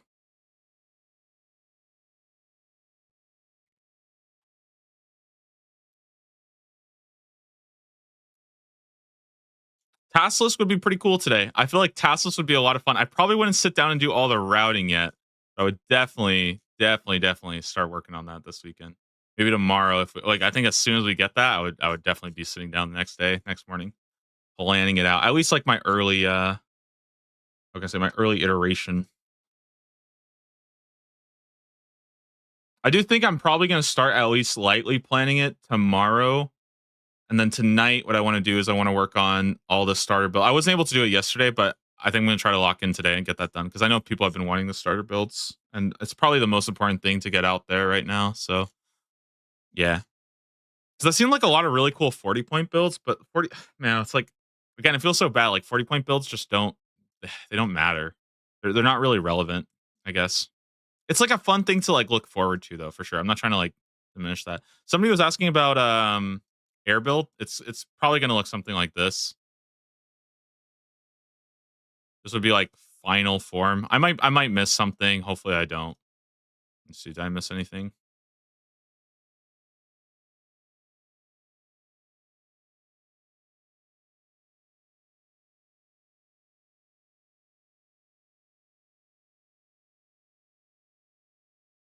Something like this.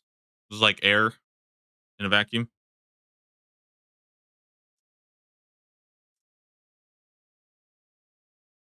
I might be missing something, but this is just the general flow of an air build. Pick up air, pick up combat spells, accuracy, zigzag. And from here you probably grab whatever you need, you know. Earth build is better. Right now it looks like air build and Kandarin is the strongest DPS. It's pretty ridiculous, you know. Oh yeah. Yeah, you can add stuff, but again, I try like I don't want to like this is already 29 points, you know? I'm trying really, really hard not to like show you guys this because I don't actually think this like this doesn't matter as much, you know?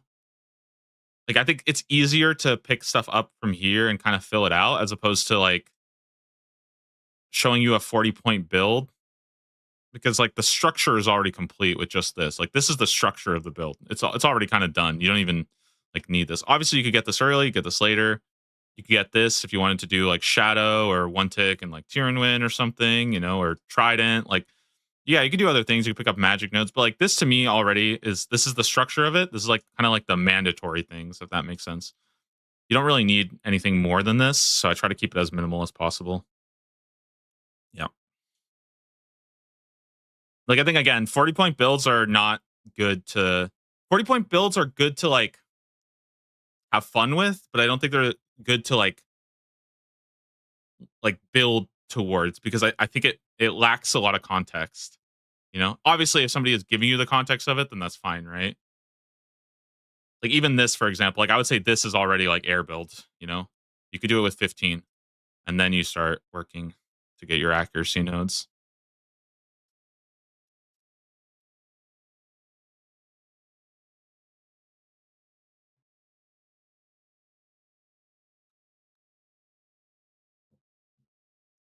Was your first 10-point build? I'm not really sure yet. I'm not really sure. I'm kind of leaning towards either magic or melee. I don't think range is great. I don't think range is great, but I'm leaning magic or melee.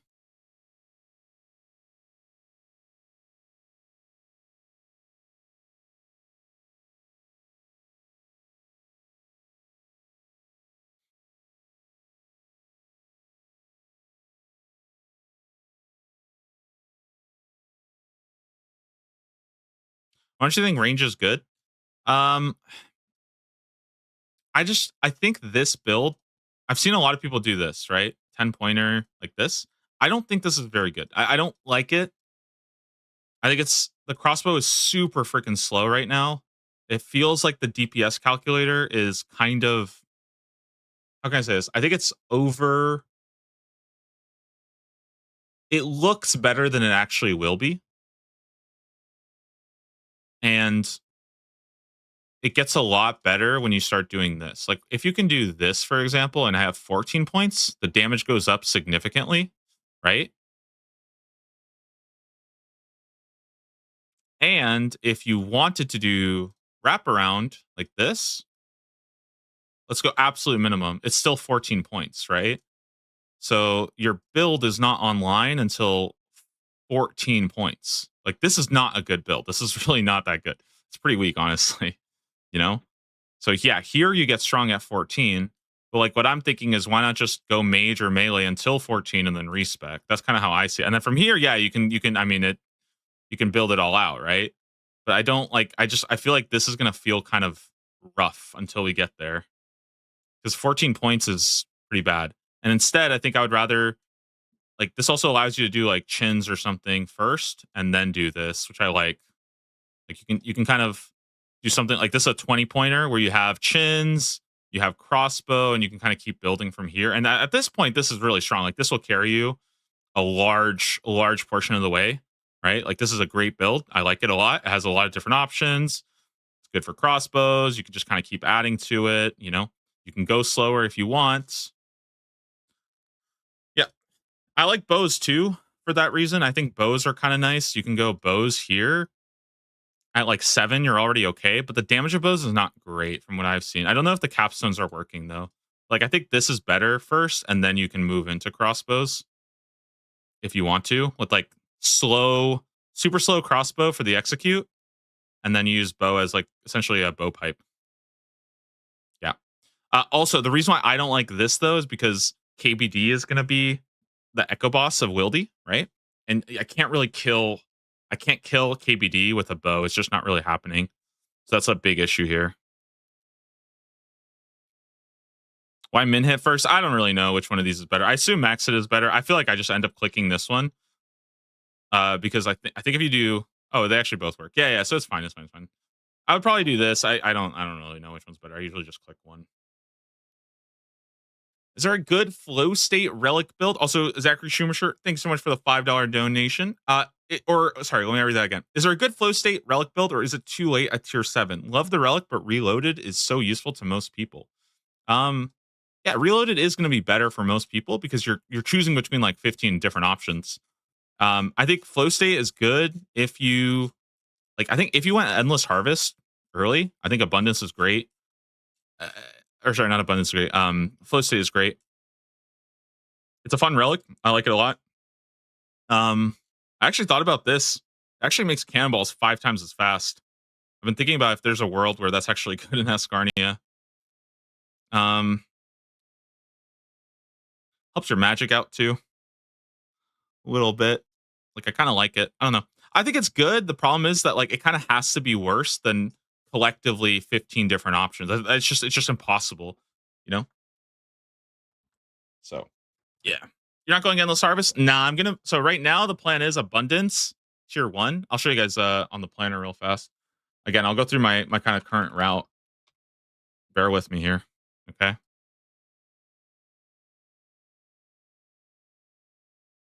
Current plan is abundance because it's the plus 10 level is like really good. Abundance plus 10 level. Also gold. Woodsman, crazy good. It's early fletching. It's hunter. Kind of need hunter for Kandarin and wilderness for sure. Hunter is just so good in these regions. Also good in Varlamar as well. So Woodsman is kind of like these two are locked in. I would be incredibly shocked if I changed these. Map of Alacrity, not 100% sure on this. I think Evil Eye might be good, but I'm not 100% here. I think Map of Alacrity is probably better. It's got a little more useful situational things. Transmutation in tier 4. This is mostly so that I can get bones into higher level bones. This is so that I can get to different dehides and so I can upgrade all of my farming seeds as well. Those are like the big 3 that and also you can make gems into dragon stones to help with crafting. So yeah. Nature's Accord. Map is booty cheeks. Watch the Big Fig video. Well, if they can give me a compelling reason to pick something that's not map, then yeah, they're welcome to come in and talk about it. You know, I don't think it's good. I've seen videos about map. I think people are wrong. I'll stand by that. I think Banker's Heist is probably better for like 90% of people. Bank Heist is better. Evil Eye is definitely the worst. Nature's Accord. I'm going this because Kandarin has good farming stuff as well. I do need to check about the 2 spirit trees. I actually don't know if you can plant 2 spirit trees. I'm curious if that's gonna actually brick it. I'm curious about that.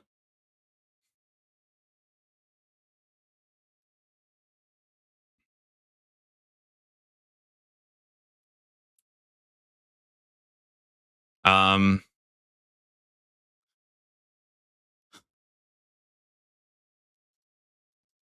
but yeah, I like this. The biggest reason why Nature's Accord is good though is because it actually solves not just farming, but it's Herblore. Herblore is the real like monster here.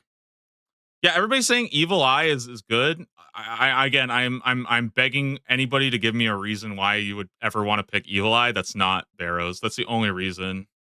Like that's literally the only reason why you pick it. That's it. Like Barrows and Nightmare. That's literally it. And to save like 10 minutes at Moons, I guess. But yeah, that's pretty much it. Not running to Calphite Queen? Yeah, but you're gonna run to Calphite Queen one time and then that's it. So you're saving you like 25 seconds. I mean, it's not bad. It's not bad, but Calling Spree, no brainer. Pretty much every single boss in Kandarin, Wilderness, and Ascarnia can be done on task, with the exception of Doom of Mokiatl, Moons, and Nex. And I guess Awaken Whisper, Awaken Vardorvis. So those four are like the only ones that you can't do without Calling Spree. Otherwise, just flat 50% damage on all your bossing. You get a lot of your Slayer done through this. And also, if you're going Kandarin, I think if you're going Kandarin with Mage, you kind of have to pick Calling Spree, in my opinion, so you can boost your Slayer up fast, because Kandarin with Mage is so reliant on 93 Slayer. So yeah. And then for tier 7, we're going to go Barbarian Gathering. And this is because my gathering skills are not very good right now. I don't have any real answer to gathering right now. You do need, I think it's like 86 fishing or something for a diary. And I also need 80 agility for Map of Alacrity. And I also want 80 agility for the Arty Rooftop course.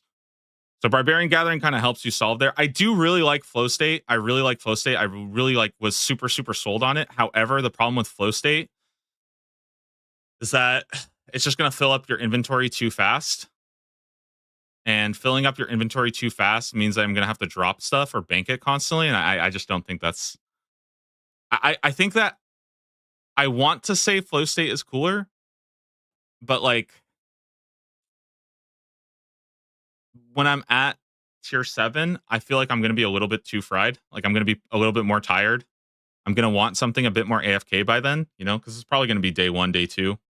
And I just feel like Barbarian Gathering has a bit more AFK options, so it's just kind of better. So I think Barbarian Gathering just ends up being better here. Endless Harvest is also very good. But for me, what pushes Barbarian Gathering over the top is Ascarnia for Amethyst. It would actually allow me to do Amethyst and do some crazy shit there too. Get some really high experience rates. So yeah, I kind of like that. I'm a big fan.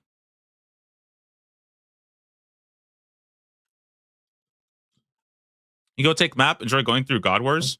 Well, God Wars has shortcuts, right? So you just teleport to the shortcut.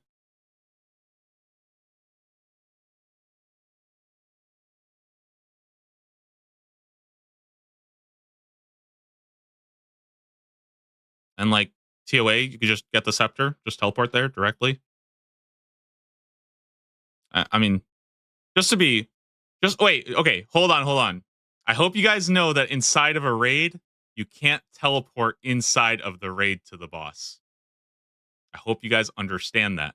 So once you're in the raid, it doesn't really matter. Yep. If it could do that inside of Chambers of Zarek, I would probably pick Evil Eye. Yeah, I would probably pick it, but just to be clear. And tier 8, I was originally thinking Flask. I'm thinking Minion because of picking up Noted. I think that kind of pushed it over the top for me. We still don't know the last one. I mean, again, it's a PVM relic, so the last one could definitely sway me. Right? I knew that this tier 6 would be almost impossible to push. It would have to be like unbelievably good to push me off Calling Spree. So, but yeah, Minion, we're locking in. Map takers will be prior year's walkers. I think the 3 biggest relic regrets will be Hotfoot, Evil Eye, and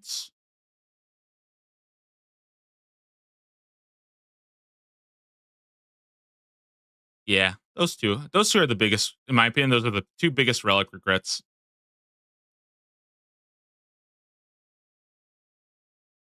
We'll see though. Yeah, I could be wrong. That's okay. That's a cool part. I could just be wrong, and that's okay too. Abundance, yeah, we'll see. We'll see. But again, nobody has really given me like a good reason to pick Evil Eye. That's not Barrows, and that's not teleporting to your house between every single kill. And teleporting to your house between every kill sounds fucking miserable. So that doesn't even seem like a good reason to me. Why is Hotfoot bad? Hotfoot's not bad. It's just kind of slow. And I feel like you don't really like this agility experience. It sounds so nice, but it's going to take a lot longer before you're really getting the value out of it. And the smithing is nice, but like again, you still like you have to do so much gathering for this to end up being like that useful, in my opinion. So I don't love it. I don't love it. Also, agility boots have negative, they kind of have like negative synergy with fish and ore. If this gave you experience while you were gathering, like it did in RuneScape 3 leagues, I think I would like it a lot more. But like the problem is you're being incentivized to catch fish and mine. But while you're catching fish and mining, you're not getting agility experience. So the relic actually like it clashes with itself, you know? So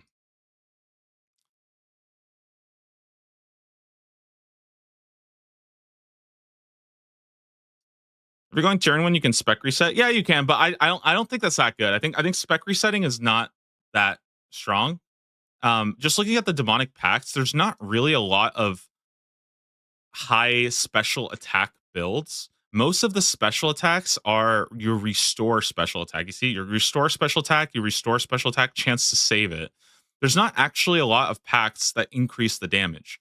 So the whole idea of like CG respawning, I just don't think it's as good this year because you can also just sit at a boss and get your spec back faster. Now, again, there might be a world where it is just absolutely the fastest, most efficient thing to teleport to the C to go through two menus, teleport to CG, reset your flask, teleport back, click the flask. Like that might end up being the best, but I don't really like to me that just feels like it's not going to be very fun. I'm not even doing the damage. It's literally just the flask like blowing up, you know? So I like the flask. I don't like it for CG tech. I just think that that's like a really unfun gameplay loop.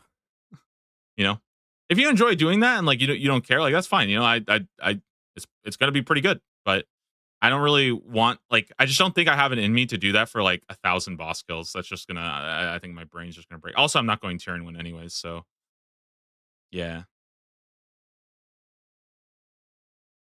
I think you'll waste more time teleporting back out as opposed to just sitting at a boss and killing it. What zones would be easiest to get all the packed points? Kandrin. Kandrin's by far the easiest for sure. It's like, yeah, it's way easier than the others.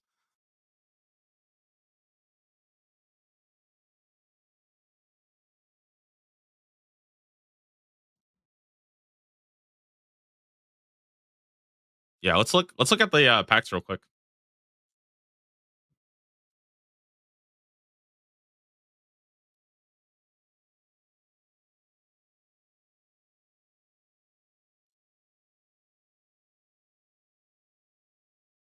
Evil Eye shines for Perilous Moons and Barrows. Yeah, again, I've been saying this. If you're going Mauritania, like I think I'm like 99% sure that you should pick Evil Eye.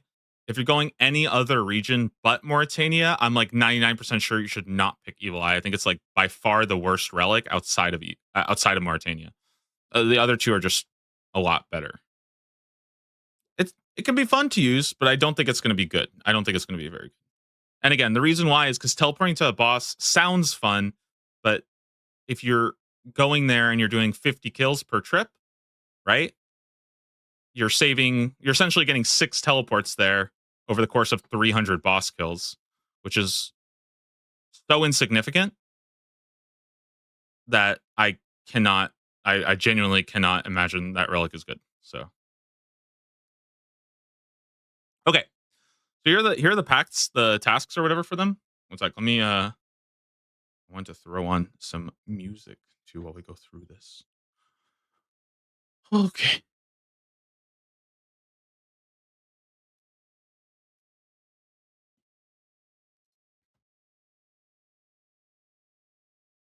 Is there a cat? Hi, cat. Okay. So here are the general tasks.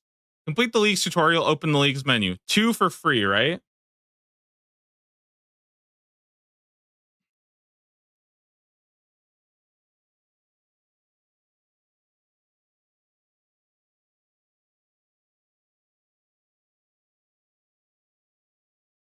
Wait, one sec. Let me bring up my notes. I want to just make sure I don't have anything important on my notes. Oh, I do. I have it here. Cool.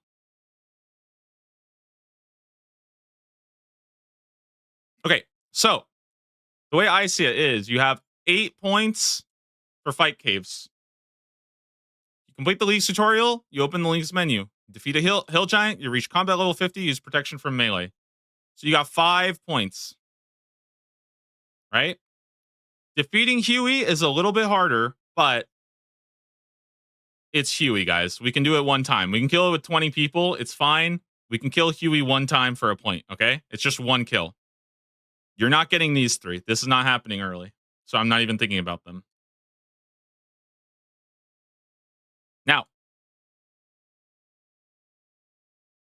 defeat a steel dragon, defeat a Tsar. You get 2 more points when you unlock Karumja. I can say here, like, unlock Karumja.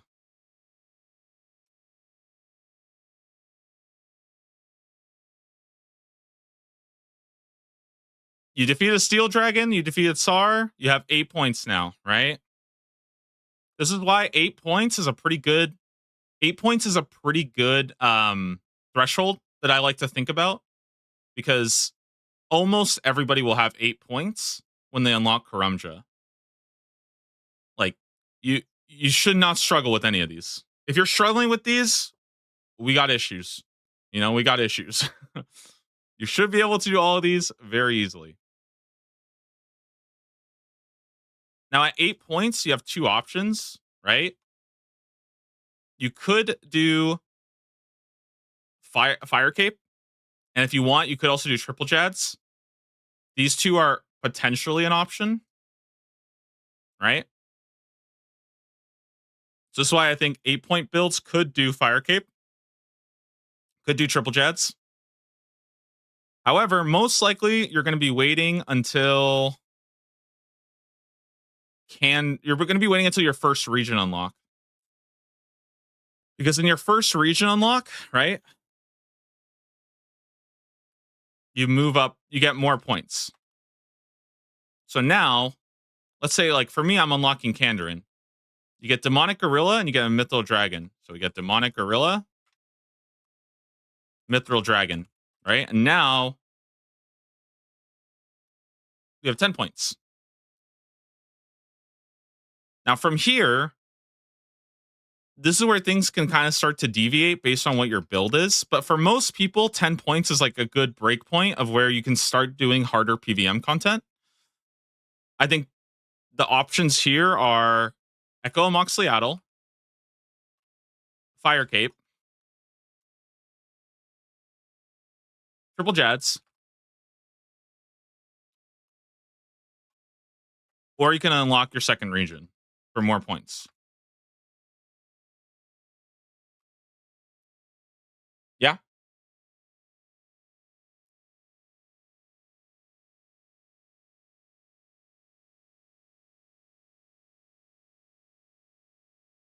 So I think with this in mind, second region usually giving you 2. Like in my case, it's Wilderness. We get Chaos Dwarf and imbuing a God Cape. Right? You could get more. Like some of them have 3. Like I think you could defeat Corp. Actually, you're probably not doing Corp. Never mind. You could try to go farm a Dragon 2-handed early. You could try to do, like, Ascarnia has 3: Troll, Royal Titans, and Dragon Defender, right? So what this means is that I would say in general, second region is 2 more points. In general, second region is 2 more points. So with 12 points plus this 3, you're looking at roughly 14, 15 points after unlocking your second region. That's like roughly where you're at. Because at this point, most builds should be just fine doing Echo Moxiatl, doing Fire Cape. Maybe not triple Jads if you're not confident, but they should be pretty easy to do. Because again, even with melee, you can go with you can go with the halberd range, and you can do triple Jads with a halberd. If you've never done triple Jads, obviously, you don't have to do this. You don't have to. It's not like the end of the world. And so now you have about 14 to 15 points.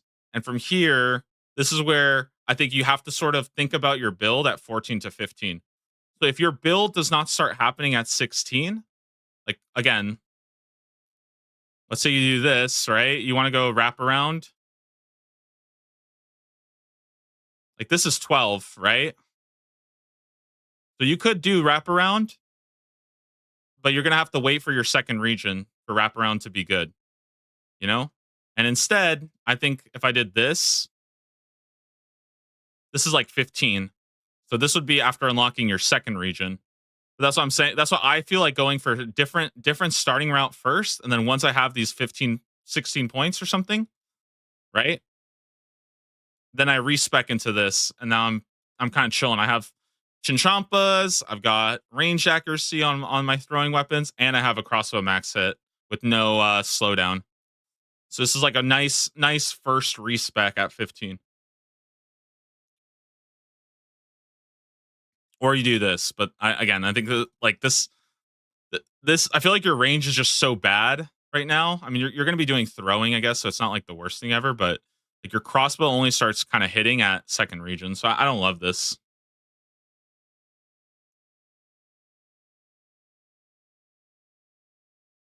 Now, why is mage good? Right? Again, let's think about breakpoints. Breakpoints. 8 points entering Karumja, right? Because you're going to get these two for free. So you have 8 points. 1, 2, 3, 4, 5, 6, or 8. There we go. 8 points, right? You can unlock Karumja and do fight caves with this build. You can literally send this. You have prayer regen, you have water regen. You don't need anything except a staff of water and like death runes or blood runes, you know? So that's why I like water a lot. It's really, really chill. Once you complete fight caves, you can put your 9th point into this and then go do triple jads or pick up like accuracy or something. You know, if you have like prayer pots or something like that, you could also get rid of this and go accuracy. That's also an option. Right? Now you have hella accuracy, so you do triple jads and then you like put your point here. Now you have like a 10-point water build. Like literally 5, like you get this an hour after unlocking Karumja. Right?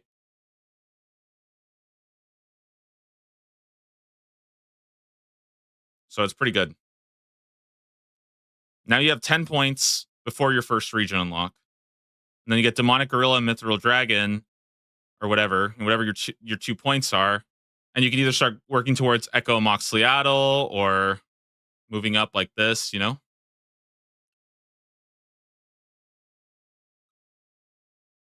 Focusing on combat this early is met. I mean, if you don't want to focus on combat, you don't have to, right?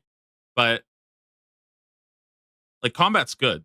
There's a lot of points behind early combat.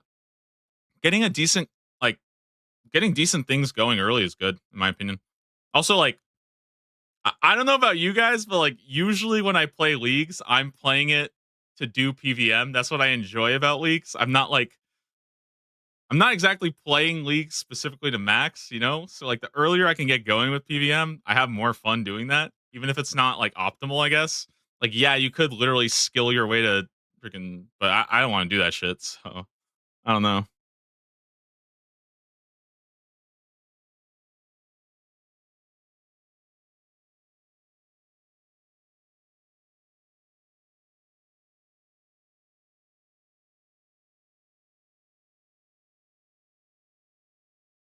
Yeah, you could do this too. Something like this. Yeah, you could go like 8-pointer like this, and then pick this up for triple jads, pick this up after. And this is a really solid early game build. I don't think you're going to struggle too much with this build. you have relatively high accuracy. You got prayer regen. You've got water regen. If you need to switch to like fire or something like that, you can do that too. Like, let's say you're doing Echo and Moxliaddle, like fire might just be better, but then you can just still heal yourself up whenever. You can overheal if you need to, because you already have overheal built in. Like, it's pretty good.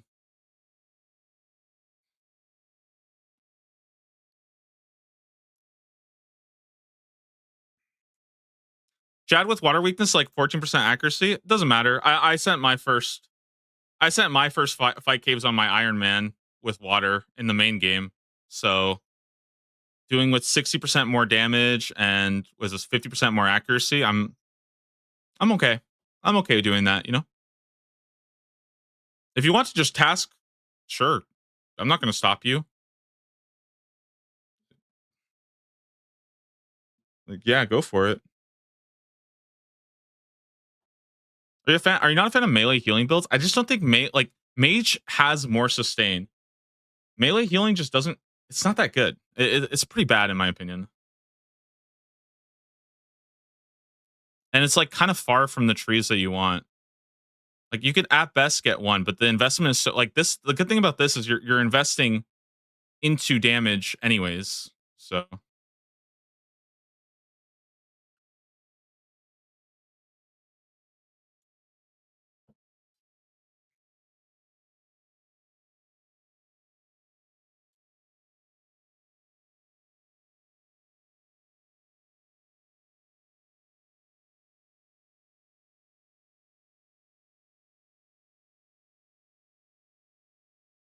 what regions are you going for your mage build? Well, the thing I like about this is that this is kind of like universal. You can kind of do this with anything, right? You're getting like you're just chilling with this. Very, very easy. Having a good time.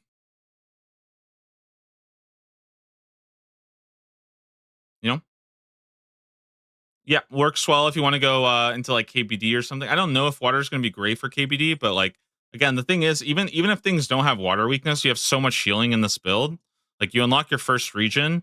If you could do first region, triple Jad's fight caves, you unlock your first region and you look like this. Like this is crazy. Like this is so good. This is so good. You can do so much different content like this. I don't know. This is like very solid in my opinion. I'm pretty sure you could send Yama with this, unironically. Like I'm not even joking. I think you could send Yama with this and you'd be fine.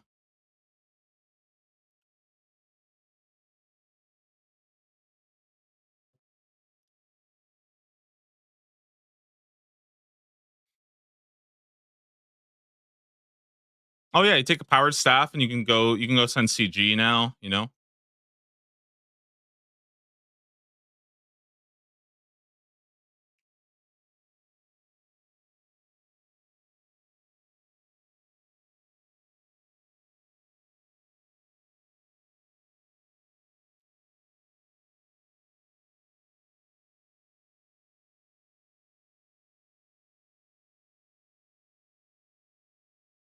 Here, one sec. Let me see if I can do this, this, this, this.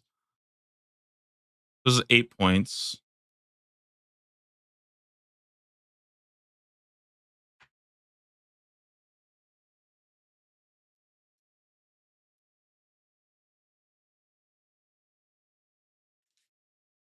Dude, I swear to God, this calculator is like bricking my PC. I'm not gonna lie.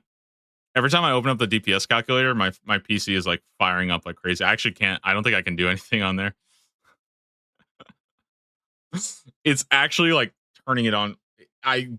It's buzzing. Jesus.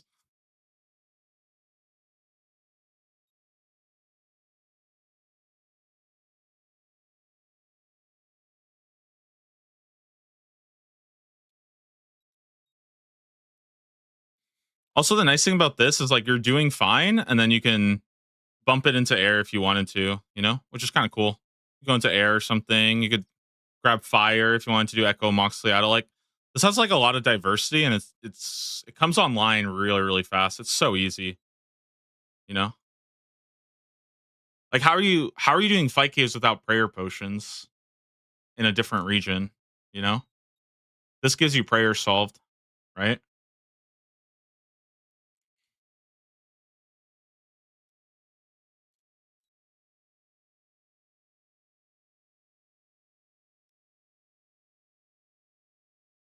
Yeah, you can rush Hunter for Moonlight Moss. You can go Friendly Forager, but a lot of people are going Hotfoot, right?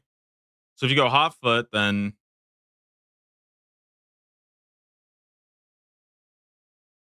you know if you go Endless Harvest, Hotfoot, are you grinding to 75? Are you really grinding to 75 Hunter before Fight Caves? Like really? Really? I don't know. I think you guys are. Oh, they're 85, right? No, are they? I think they're. I thought they were 75. I think they're 75, right?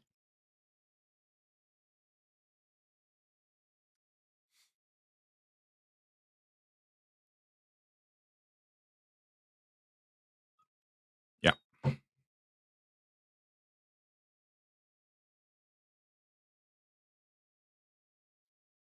Yeah, you can pick Abundance. You can pick Abundance. That gets you to Moths. You can go Forager. That gets you to Prayer Pots. I'm sure you can find, like, you can just go and farm them out too. I think it's, like, it's possible, right? I mean, you could spend, if you want to spend 2 to 3 hours doing Hunter with, I mean, I'm not stopping you, but uh, yeah, do whatever the fuck you want. Then I don't think you should be doing Hunter for 2 to 3 hours to get Moths for Fight Games. That sounds not good, but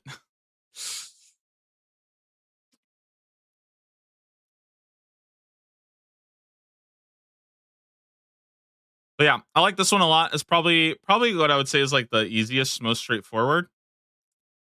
Melee, not bad either. Something like this, probably.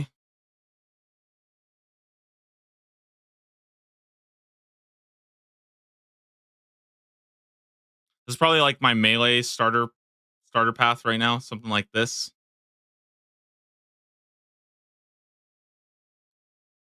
You take this so that you can do fight caves with it. You have halberd range with like Tomotley or the Infernal Tech Paddle. But the idea is like mage will want to go with fight caves earlier. You'll do this and you'll go into Echo of Moxliaddle earlier. What's your light weapon? I don't know. Dragon Dagger.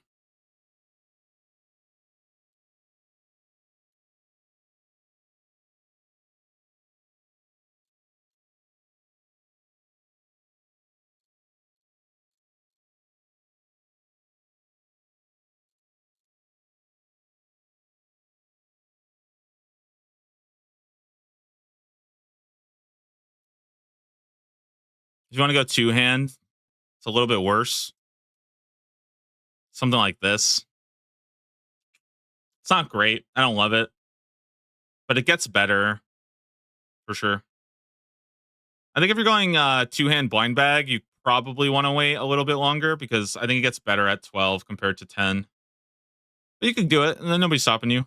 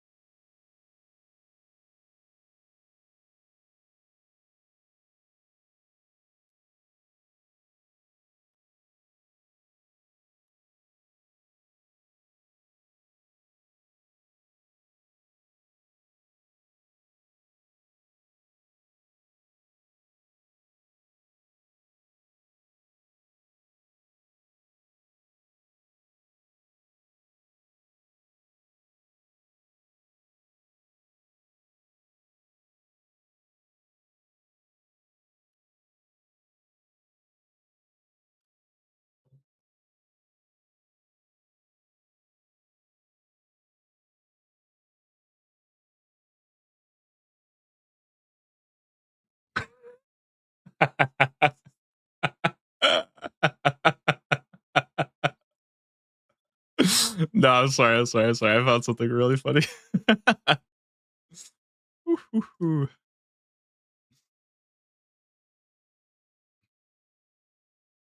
Okay.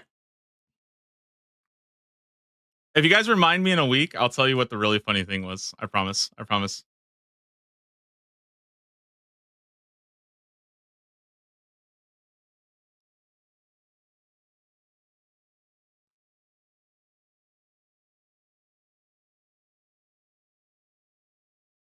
What's better as a first area pick, Tyrannwyn or Kandarin? I think Kandarin is just way better. Has a lot of like really good quests to do there. Uh It's easier, you know. And I don't think you're really gonna be able to do Zulrah or Corrupted Gauntlet until you're at your second region anyway. Like you're probably just gonna be a little too weak unless you're really rushing PVM.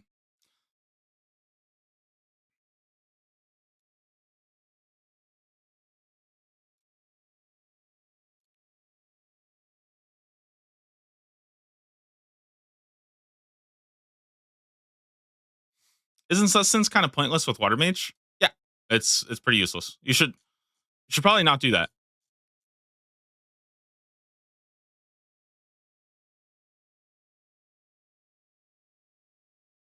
Yeah, because if you already have a lot of life steal built in, right? Then this is straight up probably like a DPS loss if you're doing that. So I would not. Yeah, I would not do that.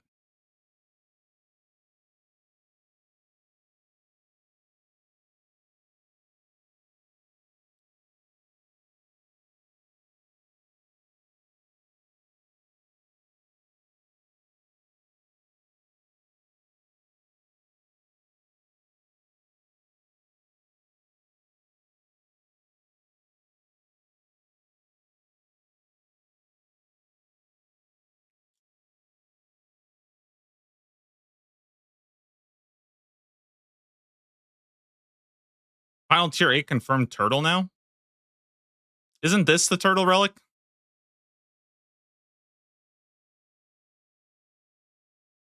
Isn't this a turtle relic, guys? The Gridmaster winners made it. Yeah, this is the turtle relic. It's been hyped up for a while.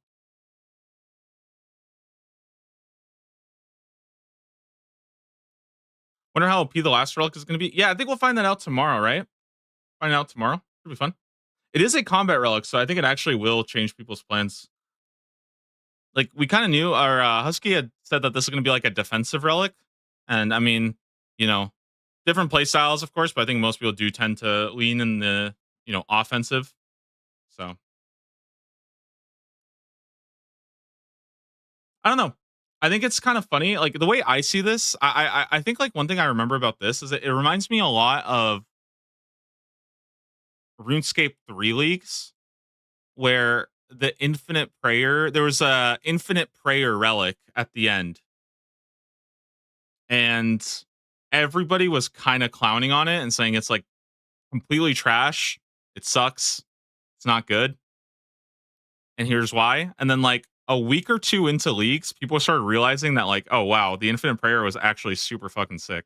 And it was like super chill to have. I kind of wonder if the same thing's going to happen here where people are going to be convinced it's bad, and then depending on how much lifesteal they have, they might struggle. Like especially if they go something like minion instead of flask.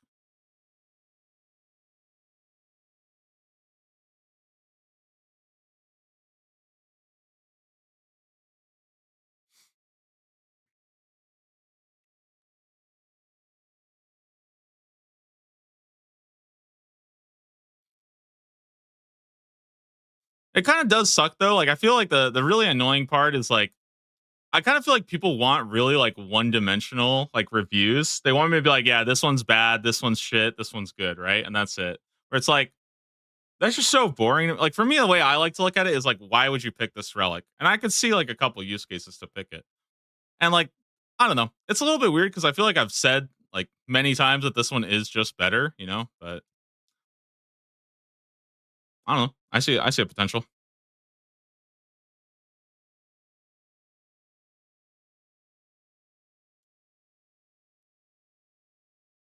You can keep a Janger berries and you spam the +1 prayer. Wait, what? Janger berries tech? No shot. You're crazy for that. Oh my god. Does it put you on delay? I wonder if the snowy nights work too. Did that work last time? Did snowy night work as food?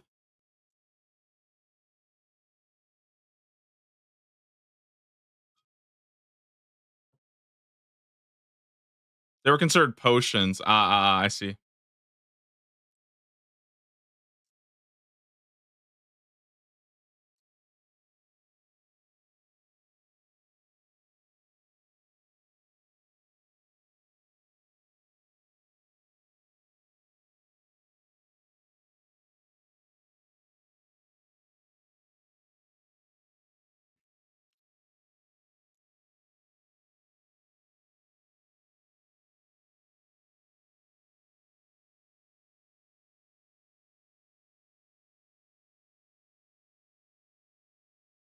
Ooh, Hunter Meats is a good point. I think you actually do use Hunter Meats Karambuan. It's pretty good for that. Yeah. Hunter Meats Karambuan is probably going to be the play if you can get those.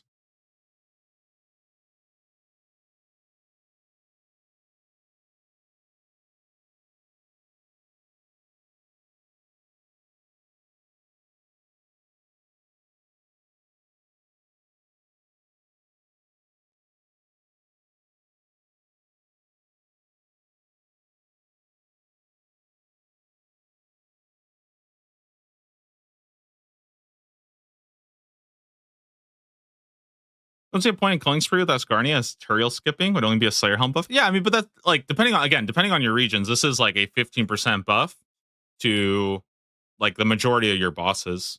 It's only if you lean into a lot of raid regions or Mauritania, which has like Nightmare as well. I guess Ascarnia is next. But if you lean into a lot of raid regions, then like this does not help as much, especially Mauritania because of Black Mask. Yeah.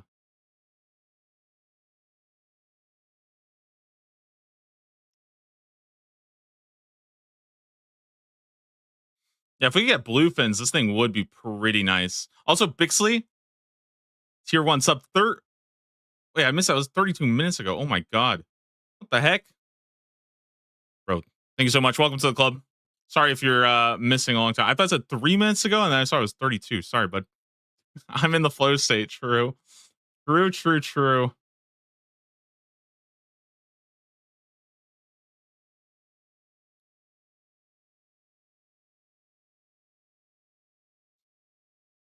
Do you get the Slayer protections from culling? Yeah, like if it's like you have the helmet on, so you're not gonna need like aberrant specters, dust devils. You're good on all that.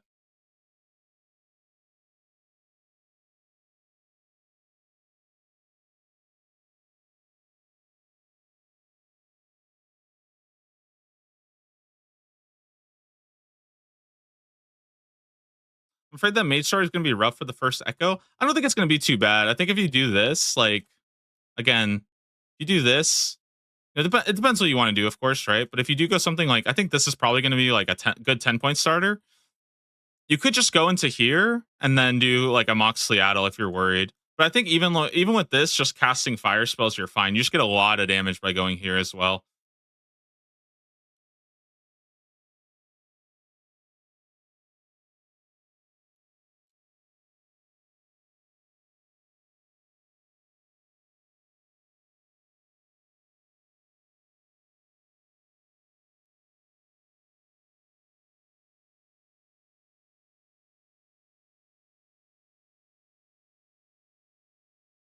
Moxley looks like a free fight as well. It should be fine. I think it'll be fine. Moxley has 160 mage defense. Doesn't have 200 range defense.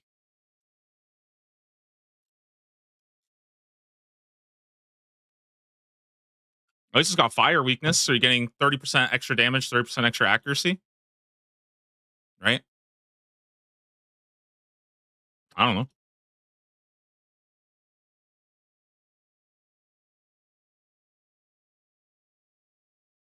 I can't bring the DPS calculator up right now. It's like bricking my PC. But how does it give damage? You just pick up this and cast fire runes instead. You're chilling. Now you're doing like +8, +10 damage, you know?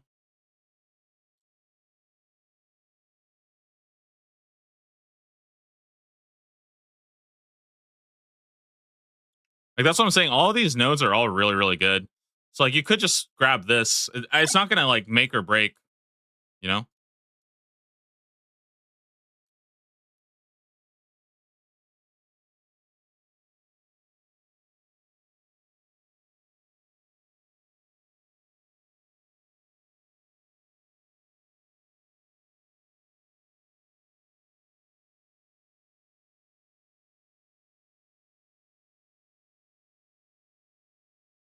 Let me try Gearscape. Let me see if I can find it. I am curious because I did some calculations with range. I was not thrilled.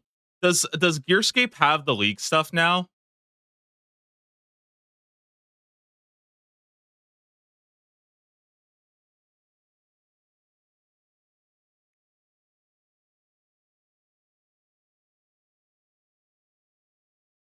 It is on there. Hmm.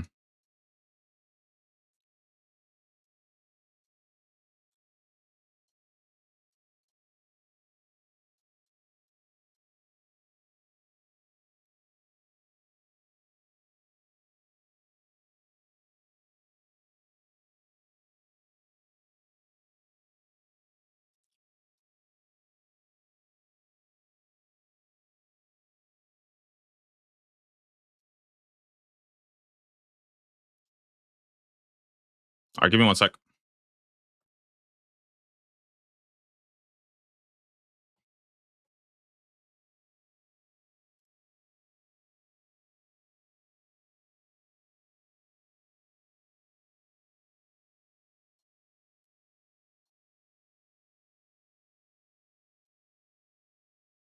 Yeah, I think it should work.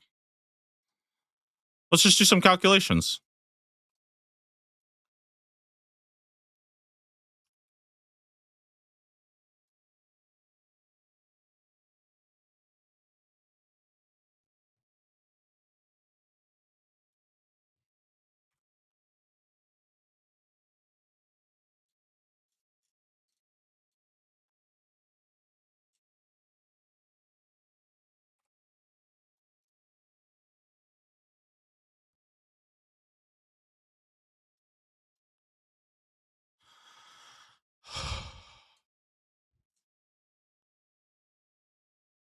Do you have any cloaks you can grab?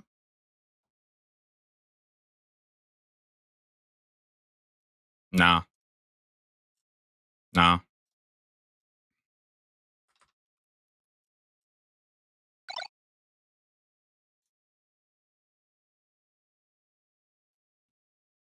Yo, the Dars, thanks so much for the prime sub. I missed that one. And Colossal Turkey Sandwich, thank you for the prime sub, guys. Welcome to the club. Oh, yeah, we can do Fire Cape. My bad, my bad. You guys are actually right. We could do Fire Cape. We should have it by now.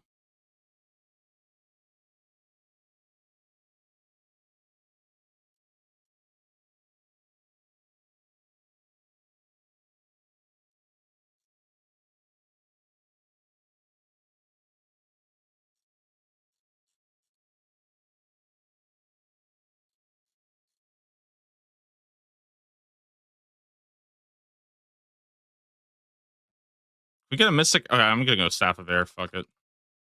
I don't even care.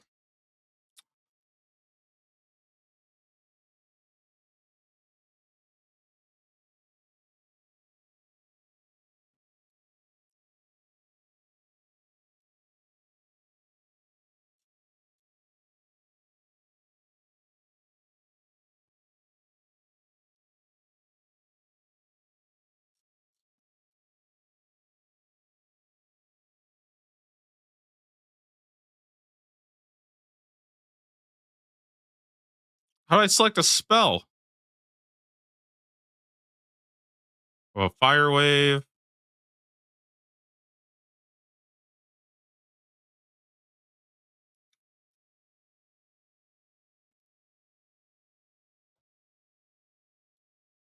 Does Regenerate work yet or no? Does anybody know? Does Regenerate actually work? Does it actually give you the 10 mage levels or no?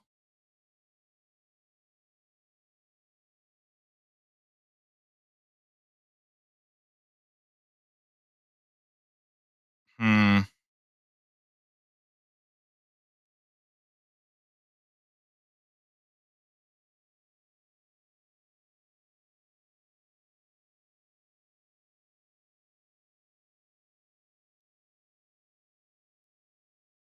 Okay. So we do this. What boss are we doing? Amok Seattle?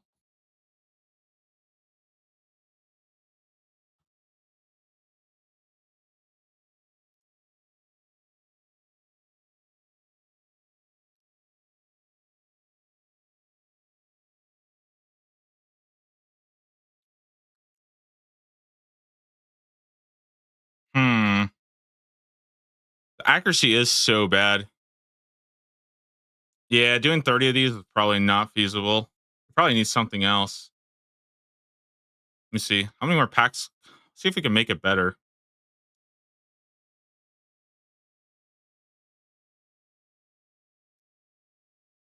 See if we can make this any better.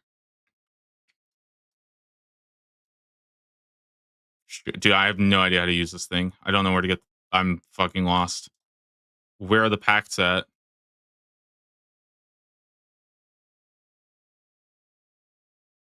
Oh, there we go. Wine bag.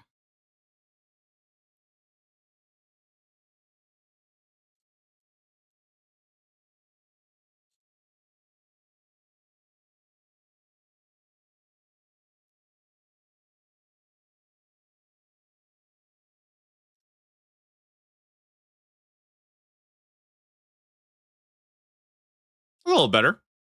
That's a little bit better for sure. Huh. Still pretty slow though. 2.5 minutes are way too slow.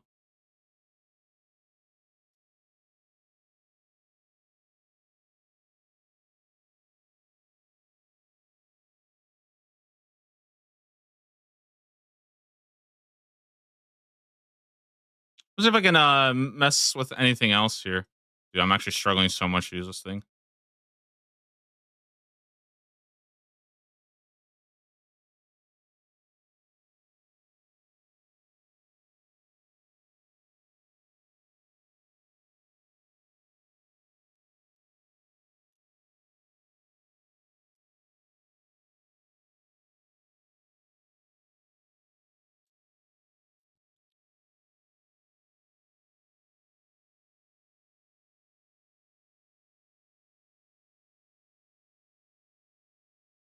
Hmm. I think Echo Moxley is cooked. I think you don't do it with Mage. I think it's cooked.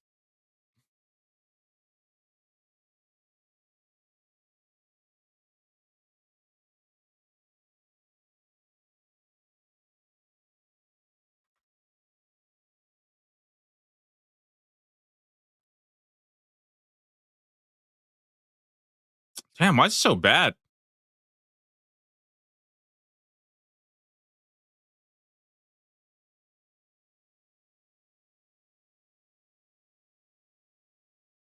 Hmm.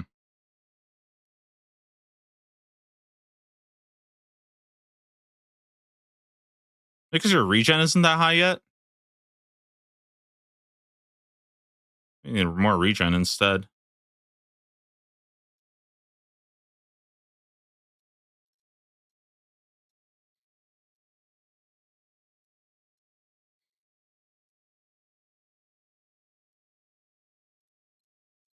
What? Oh, what?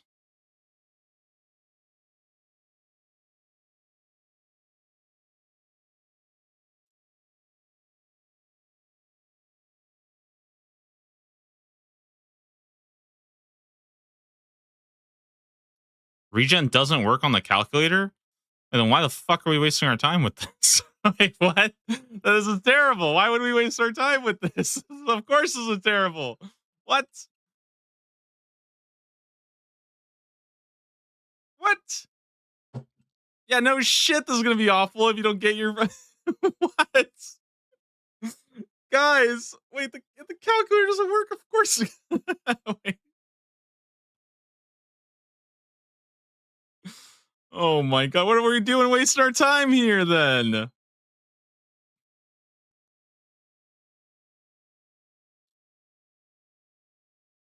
Regenerate isn't gonna affect your damage. Huh? Huh? Are you reading this? What? How is this not going to regenerate your damage? Bro, it's 80% chance to get 7 damage.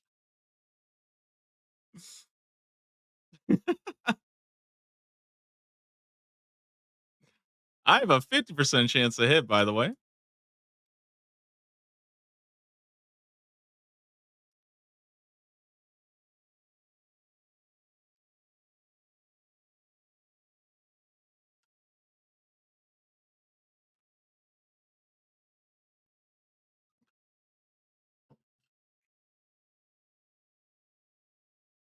W- Wait,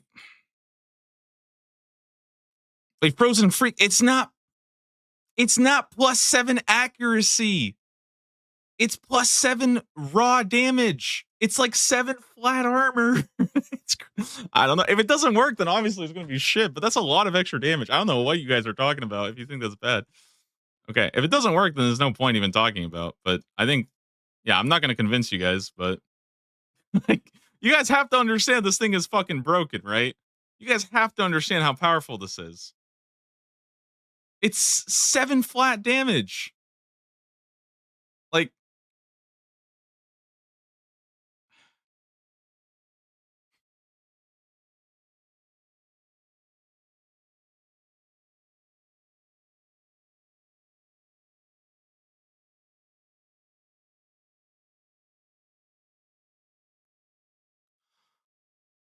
are shields considered offhands? Yeah. Yes, they are. Any insight on where the turtle thing started? I have no idea, honestly. I don't know. It's a freaking history lesson.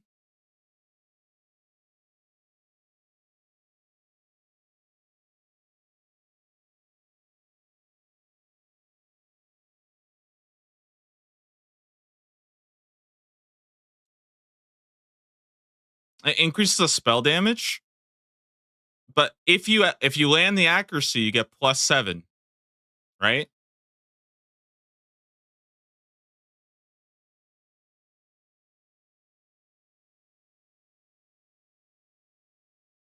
You get +7 if you land the accuracy check.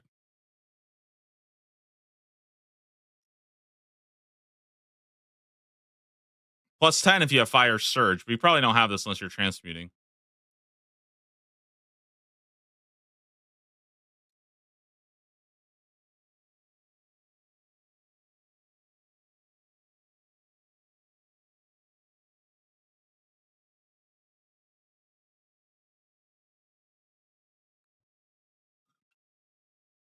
Can you perma splash and stack the +7s? You have to hit. You have to land the hit. You have to land the hit.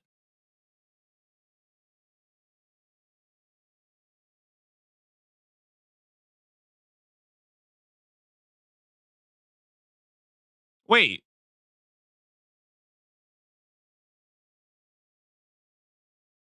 are you sure?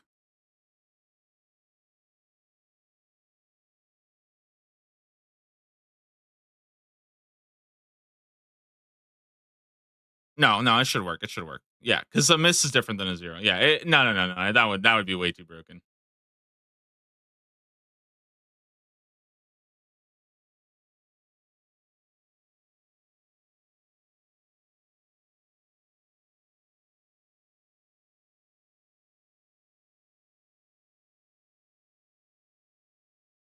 I don't know. I think this note is really good, but I guess we'll see.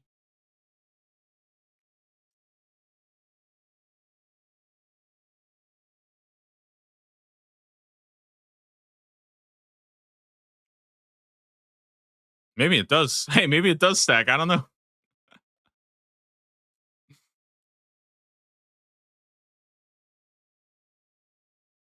If you don't start melee, you're griefing yourself. Well, then how are we doing fight caves?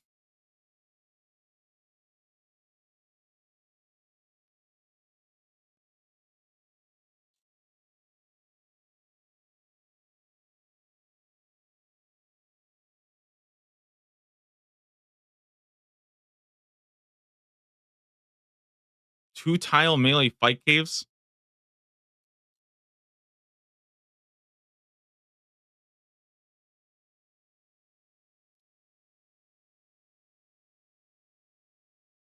Dude, I wish I had a DPS calculator. I hate that I don't have a DPS calculator. It pisses me off.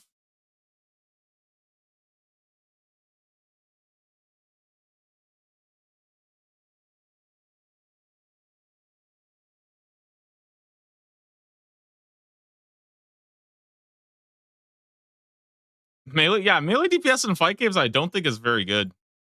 Are you against the wiki? I can't use the wiki calculator because every time I use it, it blows up my PC. Can I clear the cache or something? How do I do this? Every time I open this up, it blows it up. All right, one sec. I'm crashing out. I'm clearing it. I'm clearing it.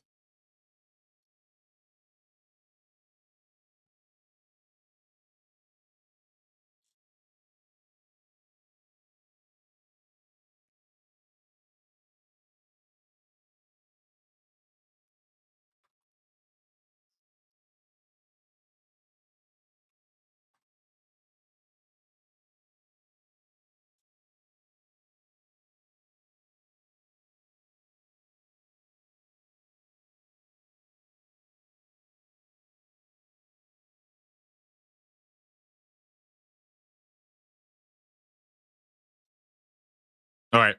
There we go. Hopefully that works.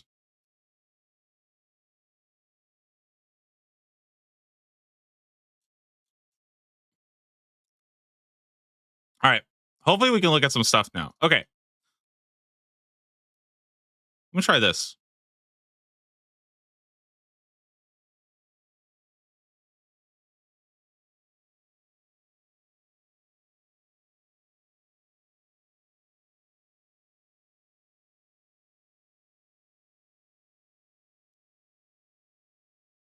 Okay.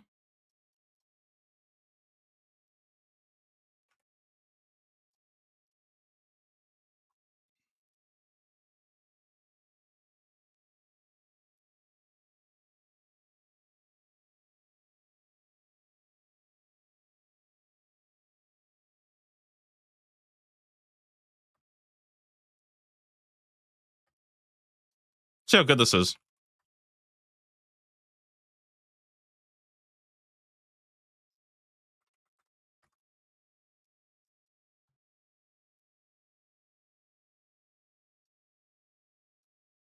Okay, we have 225 time to kill by bashing it.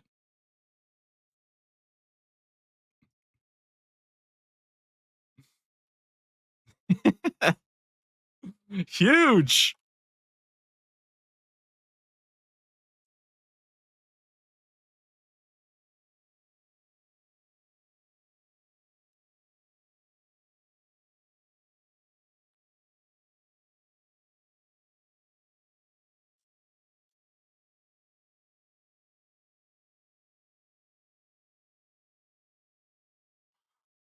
It's better. It's a lot better for sure. Wait, how much should it actually help? Yeah, it was pretty big, pretty significant with that.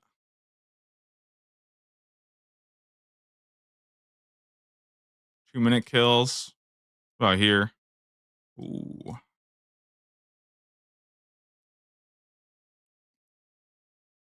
This is doable. Not great, but it's doable.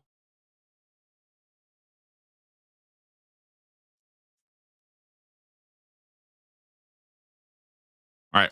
It's gonna be water mage.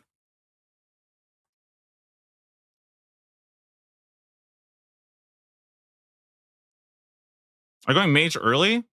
No, I'm just trying to see how good it is. That's all. I'm not convinced I'm going that.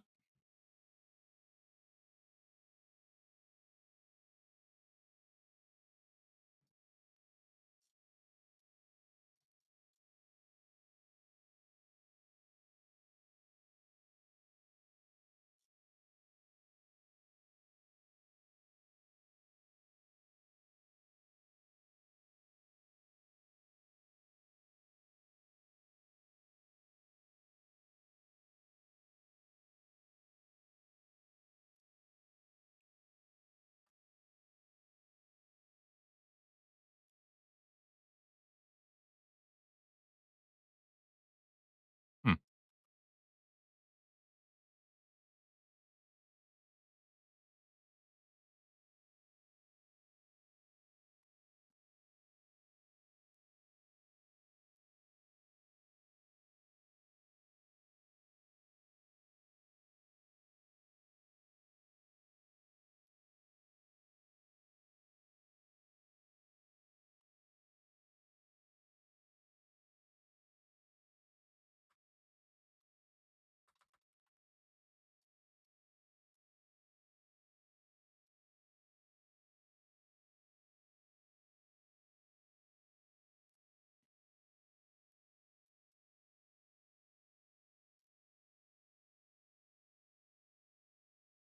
Hmm.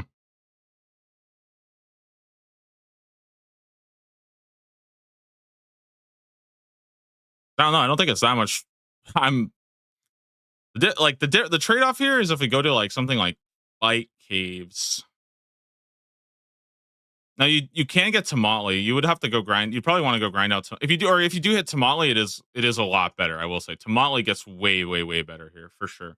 But like again, you have to get the Tamale first. So you'd have to be like if we were to do, you would have to be doing kills like this, right? Go crush. You'd either be doing kills like this, or you'd have to go for Frost Nogwist, which is fine. You could do Frost Nogwist too. I don't think this is too bad, but that's extra investment that you have to do to get there. Put 5 items in blind bag. No, we don't have anything that scales off of it yet.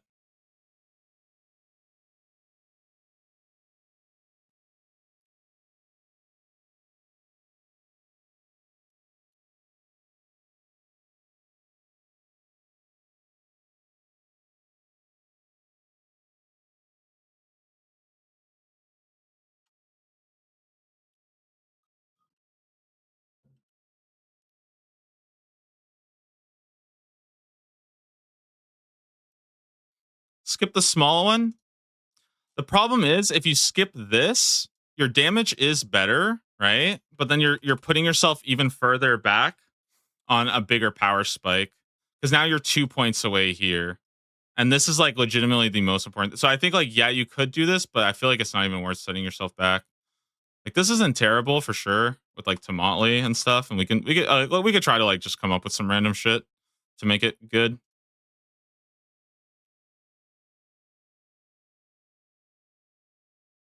I don't know. Dragon. I'm just gonna come up with random good stuff. Dragon Battle Axe. I don't know. Fucking Rune Spear, I guess. Adamant Halberd or something. I don't even know what's.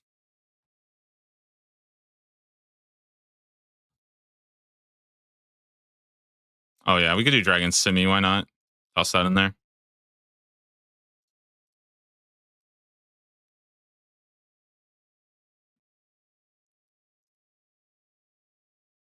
Oh yeah, let's go Dragon Long. Let me do Dragon Long instead. That's probably better than. Yeah, that's probably fine. So okay, definitely melee beats a Moxliaddle for sure, right? But this is with Tomatli's. With Rune Spear, it's not as good, I would say. You know, not as good. The problem though is when we start thinking about fight caves. Like let's look at Zex, because I think that's what you should be basing it off of, right?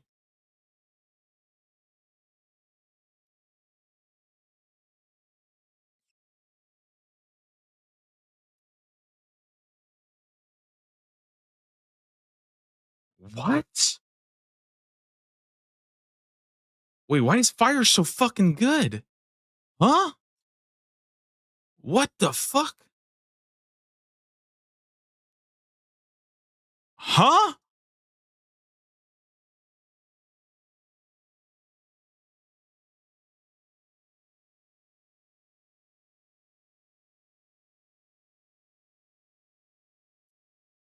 To distance to enemy tiles.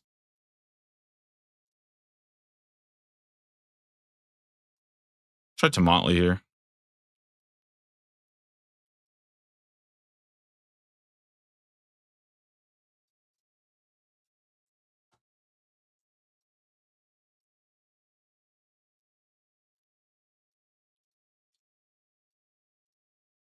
Oh, damage is pretty good here. Actually, pretty good. Do this. Oh. 8, 10 first region, 11 with Echo and Moxliaddle.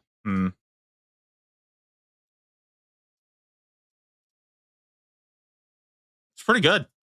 Pretty good, actually. For sure. The thing that's hard to evaluate here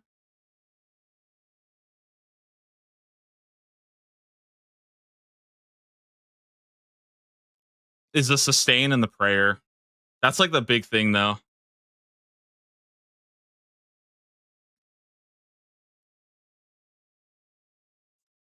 They're pretty close, though. Pretty close.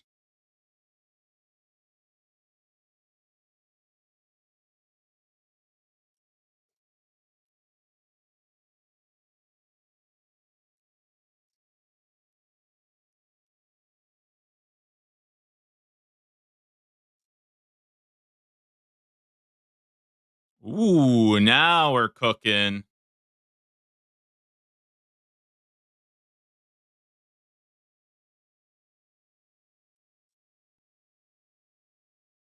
Ooh, now we're kind of cooking here.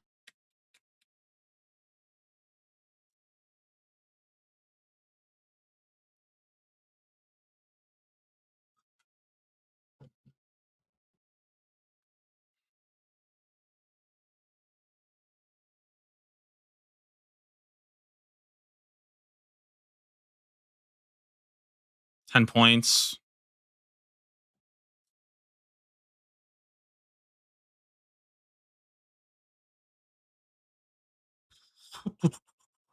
Dang, I think melee is just good. Melee's really good. So what's the best 8 point that I can find?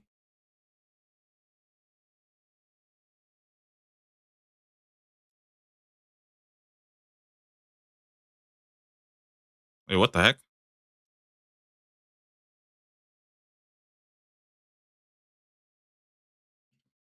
What about ranged?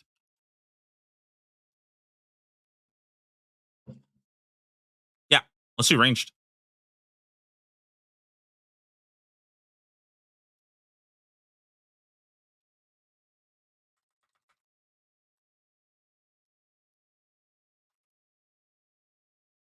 Motley 2H.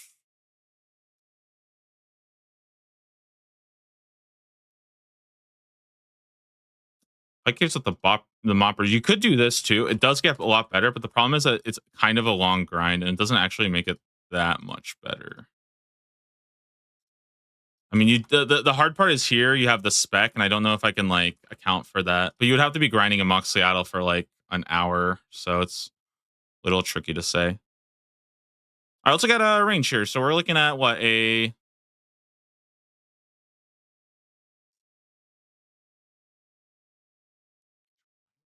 If you wait first region and you do this, actually, wait, let me look at this. This is pretty good. Ooh, that's really good, actually.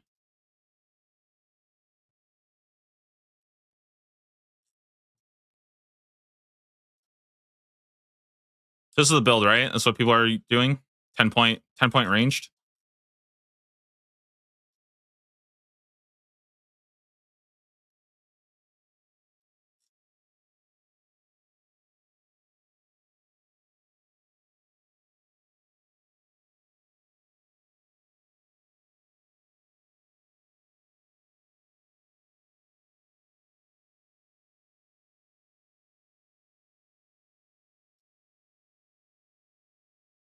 Okay. Sorry, I'm just like looking at some stuff right now. I mean, you don't have Black D'Hide at this point. No way, right? I guess you could. Okay, let's just do this. Why not?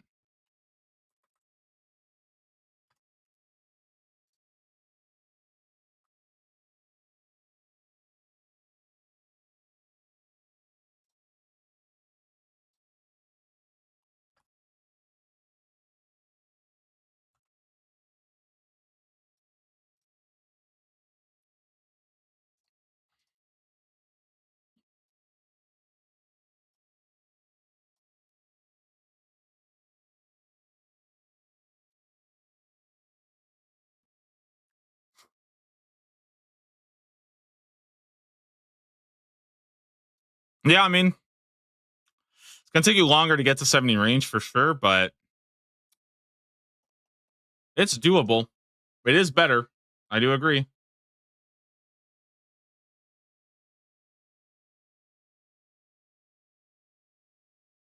The crazy part is how much worse this gets with 8 instead.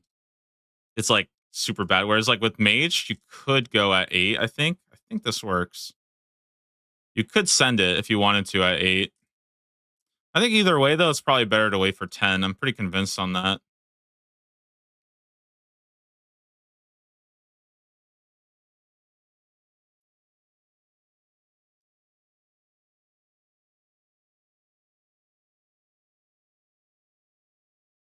Hmm. Also, keep in mind that this is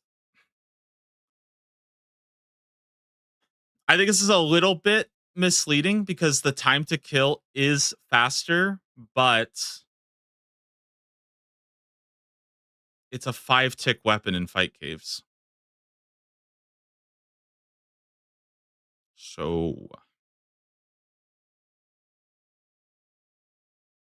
I think there's going to be more downtime with this than with this.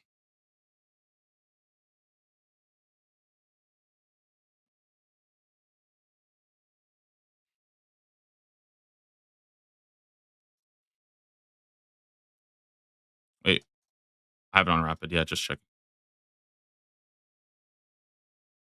That's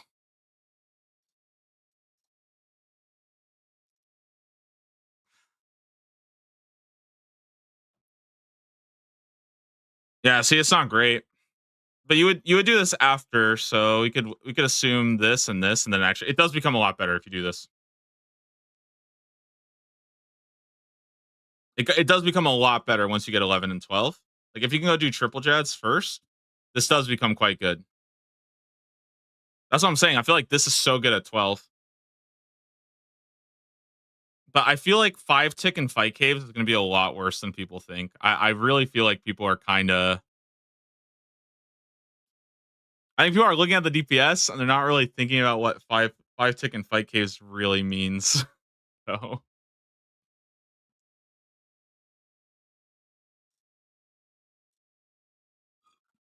how the hell are you getting 10 points? 8 points when you unlock Karumja, 10 points when you unlock first region. Then you do fight caves, you do triple jads, and you have 12 point, and you go to Mox Seattle. So that's your 13th.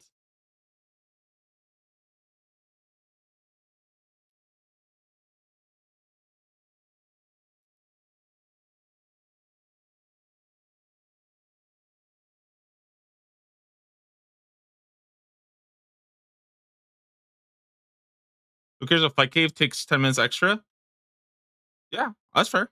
I'm just looking at the different like breakpoints right now. You know, yeah, this also has zero. This has zero sustain, by the way. So zero sustain, zero prayer. Like you know, it should be doable still. You know, like it should be doable, but you are burning through prayer quite fast here with this guy. So you're probably not even getting eagle eye. Interesting.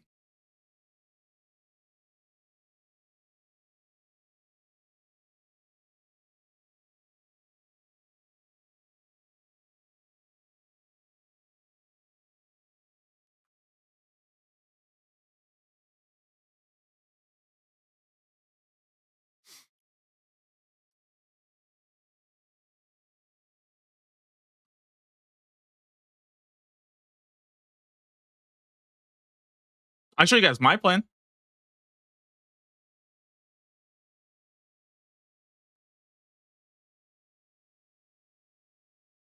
But I think it's going to be a respec for sure.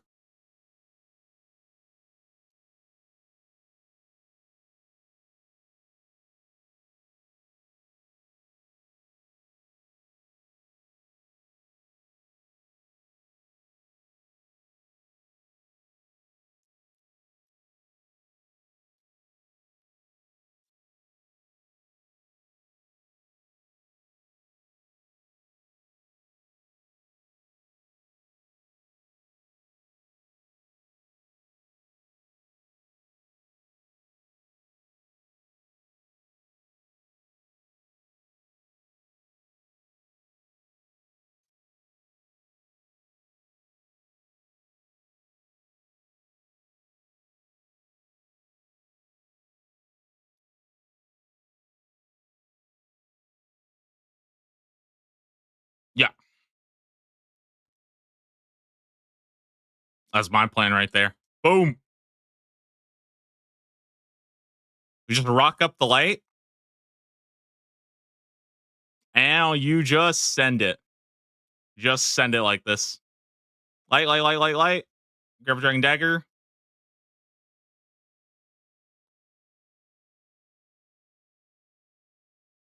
Oh, oh, oh, with the spec built in, huh?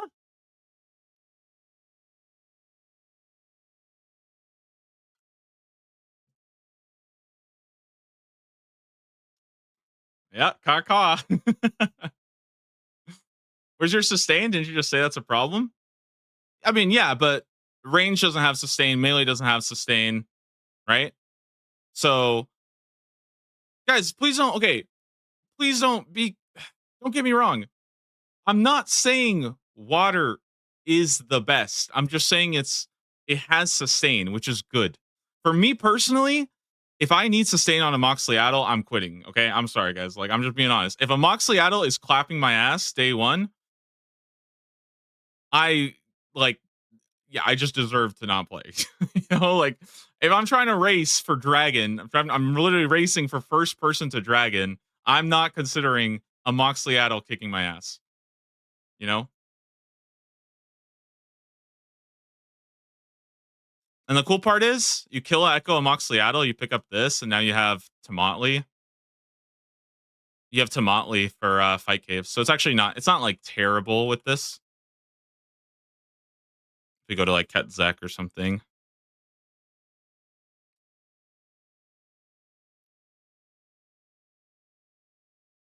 It's kind of ass, but it's doable. Like you can do it.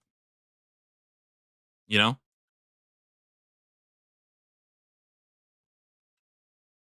Infernal Tech Battle. I don't know if I will farm all the way for Infernal Tech Battle. It's just kind of a long time.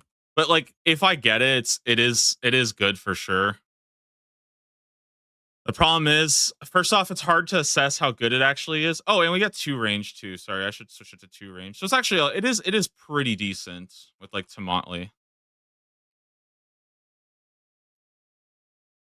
Even on Jad, I think it's actually like it doesn't really matter, right? Because like, okay, you're losing like 50 seconds, but you're losing 1 minute on this, right? You make up that time in like 2 Amoxicladdle kills, basically.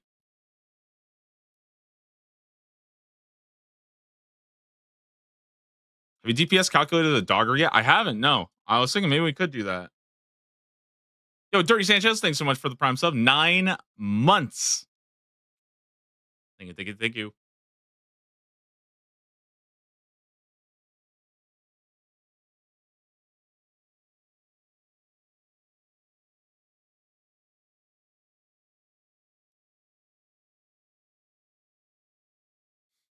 What kind of damage does this build do to like Vard, Doom Soul with Blood Moon Gear and DDS?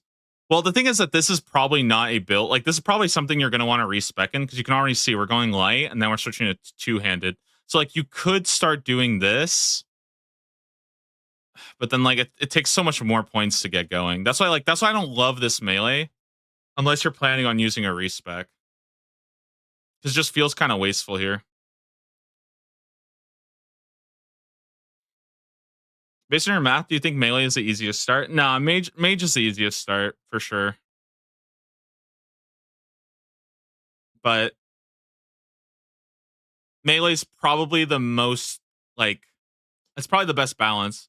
Like, I mean, again, it's hard to say. Like, I think for most people, having that much life steal, having that much prayer regen is just really hard to pass up on, you know? But I do think melee is probably better, especially if you have like prayer through moths or something. But I don't know. Everybody just assumes you have prayer pots. Everybody just assuming you're gonna have infinite food, and like, dude, I remember I couldn't do fight caves forever because I didn't have prayer. Where's the reveal? I don't think we're getting a second one today, right? I don't think we're getting anything tomorrow.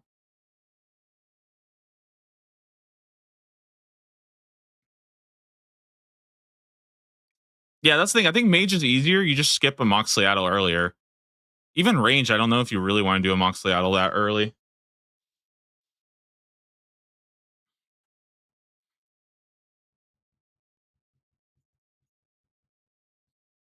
The nice thing about melee is you can take this to moons though, which is really good. Like, that's the cool part. You can take this straight to moons and go do moons. You can't really do moons with magic or range, I'm pretty sure. I think that's gonna be ass, so.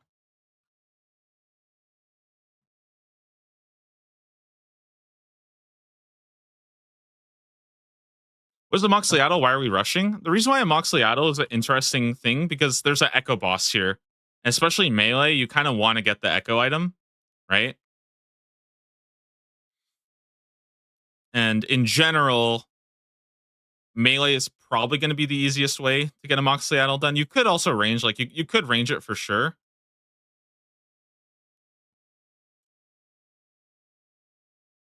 But not a 10. A 10 is really slow, so.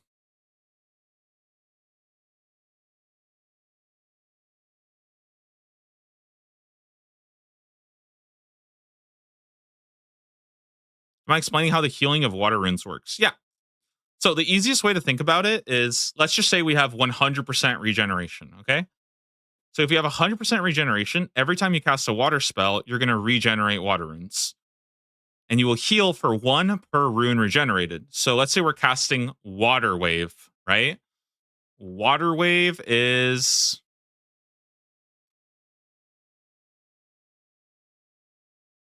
ow. Water Wave uses 7, right? So this means that if you have 100% regen, you will heal 7. However, if you have the air node as well, you have a 15% chance to regenerate 5 prayer points. So you will heal 7, 50% chance of regenerating 5. And now, if you were to go up higher than that, let's say you were at 150% regeneration, you would have a 100% chance to regenerate 7 and a 50% chance to regenerate 7 more, right?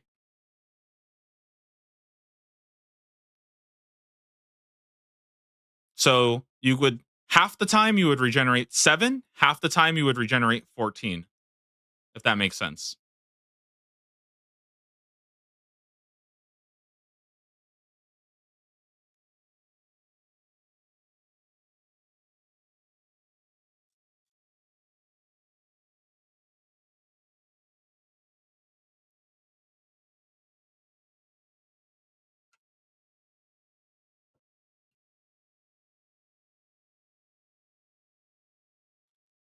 Regenerate a charge from powered staff or wand, regenerate this rune. I don't know. I don't think that means wands like Kodai wand or things like that. I think that's specifically referring to the Eye of Ayak, which is I think they're consider it to be a wand, not a powered. It's like a powered wand instead of a powered staff. But I think that is not going to work for things like Kodai. I don't think that's how it works. I could be wrong.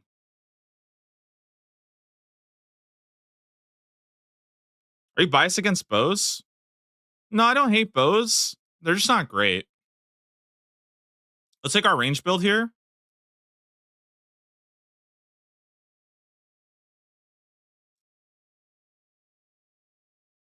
Like the thing is, it's decent for sure. It's decent. Like you get going at like 7, which with the magic short bow, which is pretty good, right? So it's not bad.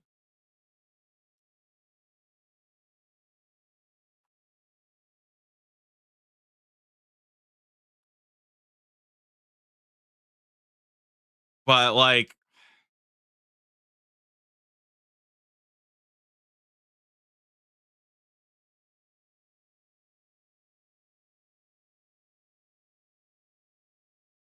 ooh, wait a minute. How long is it? 7?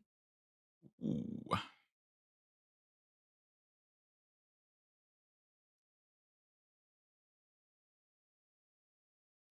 Oh yeah. Also, I'm trying not to do too much on bows because the capstones don't work yet. So I feel like I'm kind of just vibing the damage. But yeah, you can see like it's not great.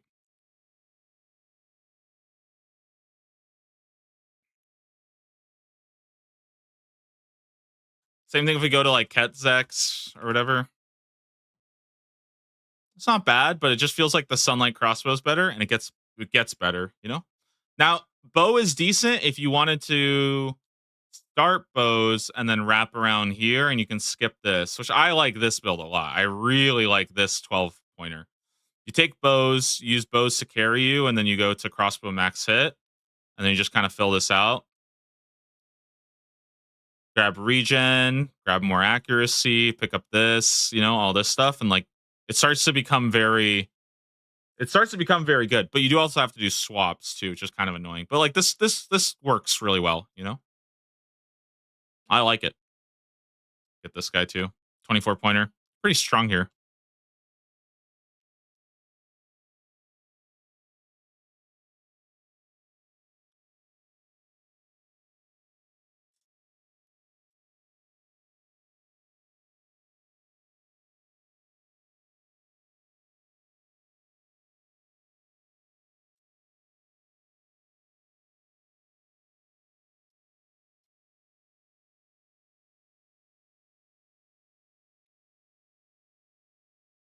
What was this one?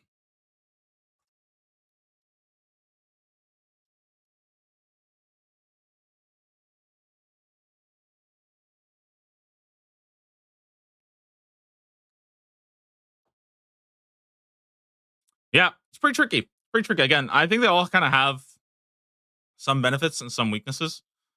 I've been spending a lot of time trying to come up with what respecs and when I want to do those because that's probably the trickiest thing for me right now is how I want to actually go and use those. So I'm excited boots in there.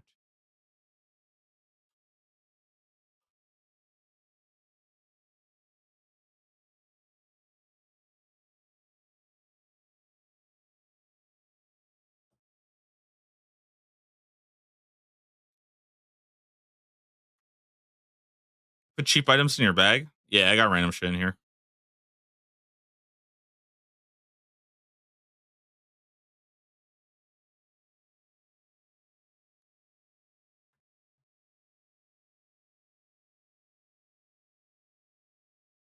Region are you first picking? That you think of melee first? Kandarin.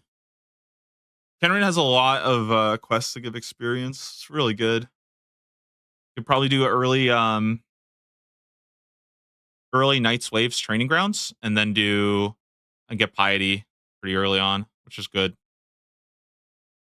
Or at least chivalry, but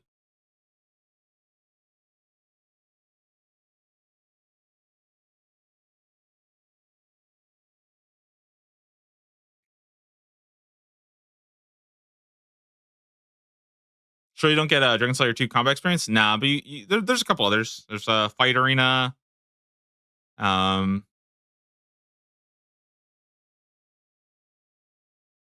swear there's one other. The Night Slaves give a lot as well. So that's pretty big.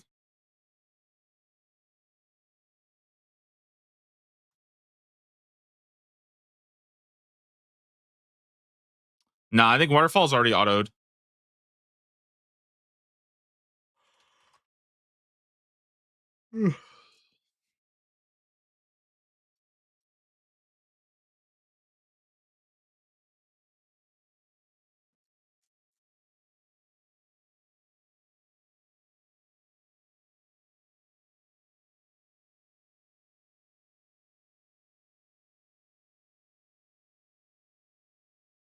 Here, I think I have a list of the quests. One sec.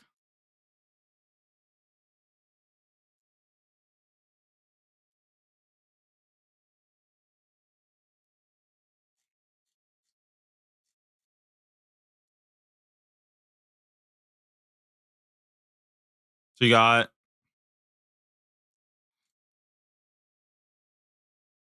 Path of Gluffery's good, Sea Slug's good, Monk's Friend's good, Fishing Contest is good, Fight Arena's good.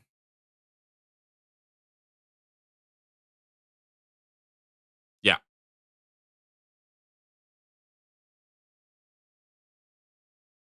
Type of One Eye Trio's good.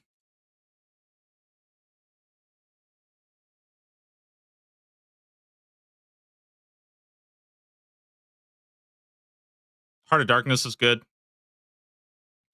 Death on the Isle is good. Shadows of Custodia is good. A lot of good stuff here.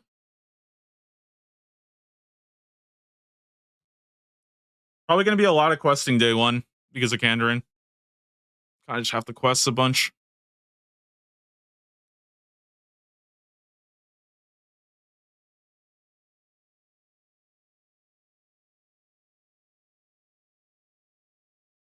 Should the DPS calculator load up? I don't know how. I do this. Sure.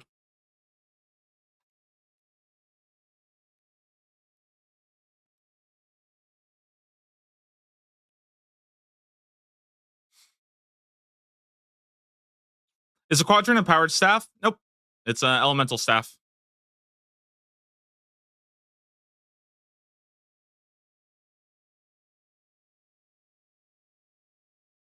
Damn, there's something I wanted to look at. This one, this one.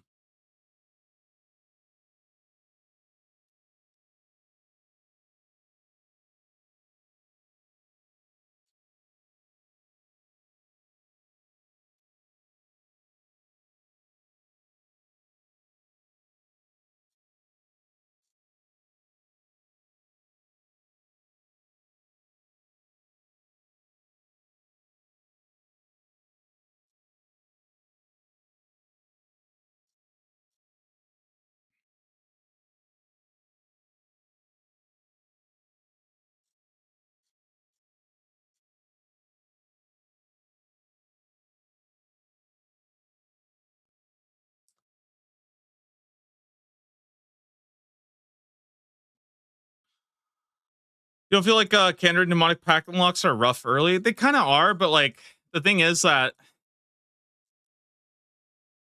I have it here somewhere. They're pretty bad. Like if you're going Kandarin and you're going Mage, you're kind of like you're really pushed into Slayer early, anyways. So I'm already going to be doing a ton of Slayer. So like, yes, this kind of sucks. It's something that does make it a little trickier, right? Compared to like but most of the other ones aren't really easy either, right? It's not like you can just go do full Barrows or Theater of Blood 25 times or complete Fasani's Nightmare. Like these aren't really easy either, right? Like Zalcano, I mean, fuck that shit, dude. I've been doing that. Like this is 90 Slayer, Toxic Blowpipe. Like, yeah, I guess you could go grind it out, but the difference here is I can just kind of grind out Slayer like crazy and then get here, and then it's like you hit 93 Slayer and you're just straight up Thanos. Like you're so strong because all of these are so easy to get with 93 Slayer. They take like 20 minutes. So you just blast Slayer until 93. It's probably like I'm telling you, day one is going to be kind of tough because it's going to be a lot of just Slayer grind, like for a good amount of hours, just Slayer, Slayer, Slayer. Doing Slayer before tier 6, a little bit, yeah. I'm doing a little bit, not much though.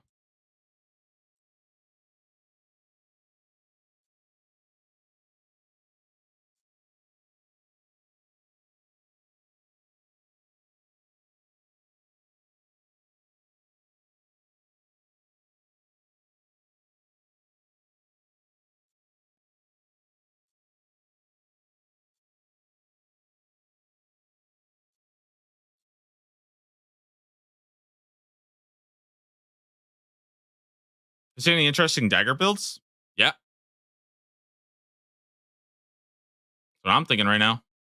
I'm thinking dagger.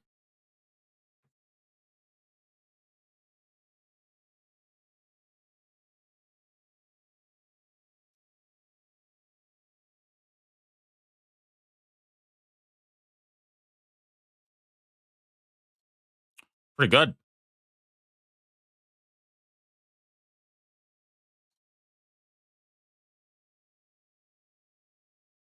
Sub 1 minute of Moxley auto kills with a dragon dagger.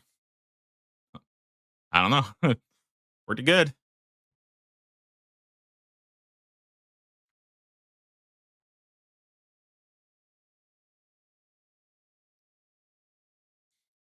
So something about doing quests. I thought that quests autocomplete after unlocking. Not all of them. Some of the major ones do, some don't. Max Cerberus Fang build. All right, I don't know. Let's see if we can figure it out. Whatever. Let's send the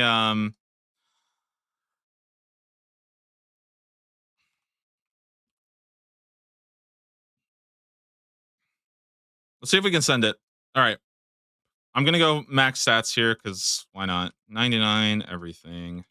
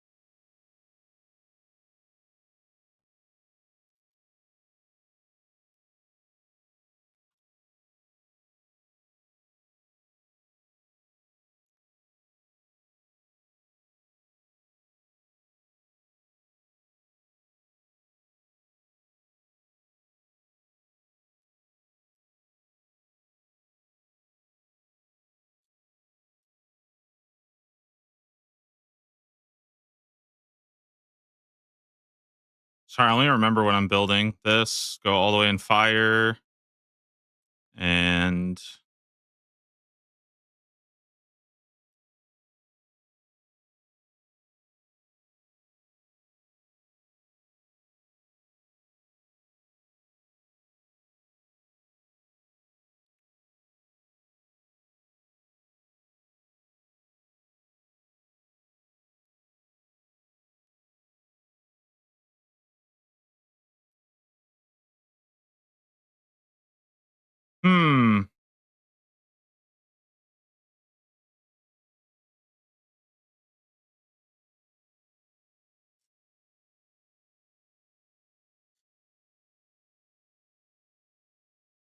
Something like this, I remember.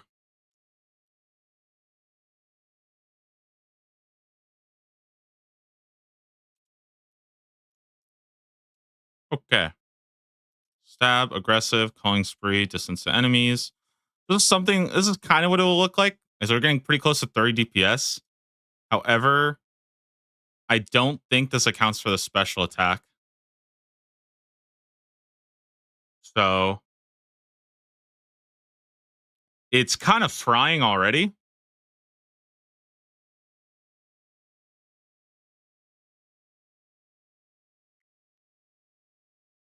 Love some music in the stream. I would advise opening up another tab and playing music because if I play music, I will get copyright struck on YouTube. I apologize. Sorry. But you can open up another tab, play whatever music you'd like. Sorry.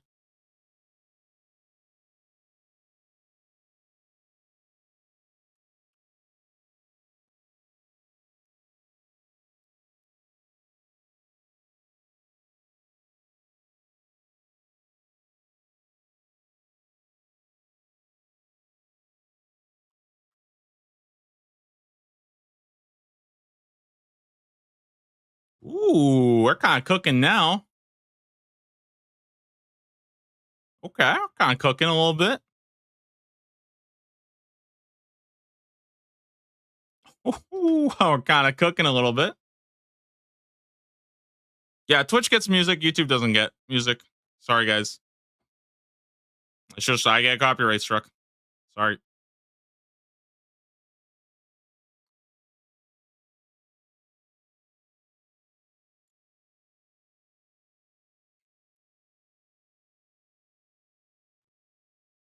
What else is fire weakness?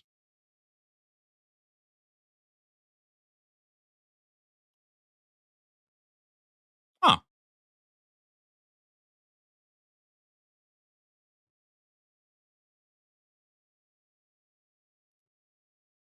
Okay, it's kind of frying next a little bit here.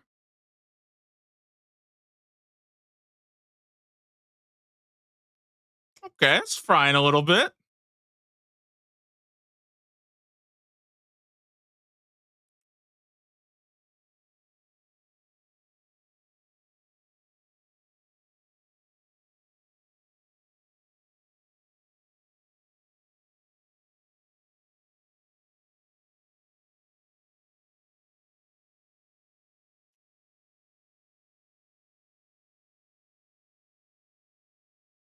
Hmm.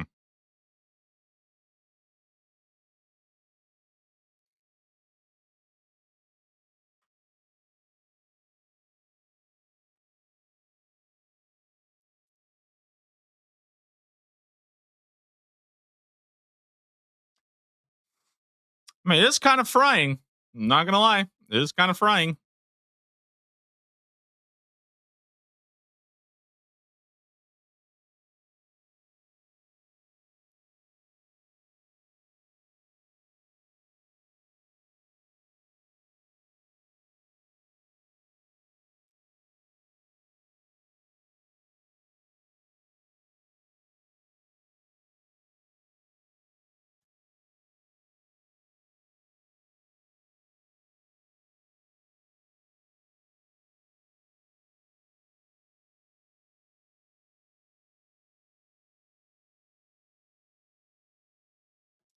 How's it against Verzik P3?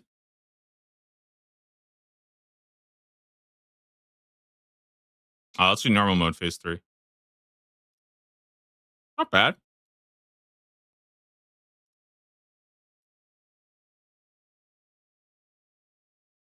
Hmm.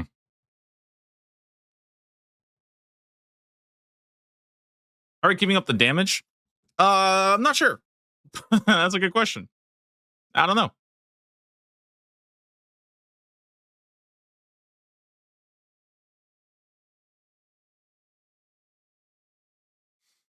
Pick a Blood Fury, I guess. Yeah, I'm not sure.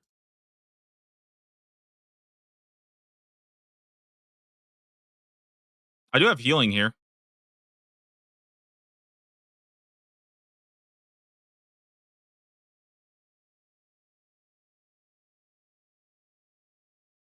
I feel like a lot of it though does rely on. No, not really. Huh? You don't even really need the Devil's Element, do you? Wait, what the fuck?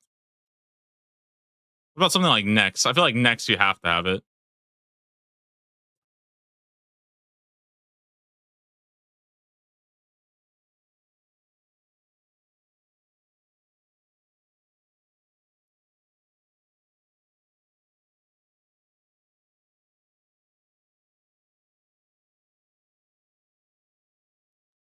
Huh?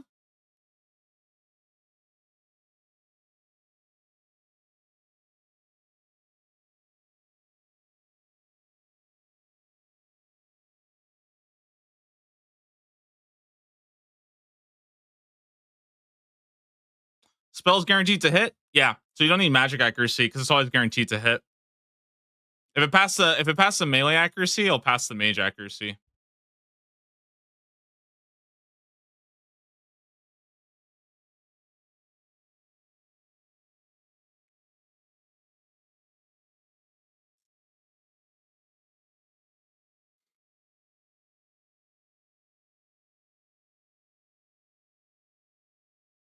How often does a dogger proc? It's kind of hard to say, right? Because the thing about the dogger and why it's so kind of fucking crazy.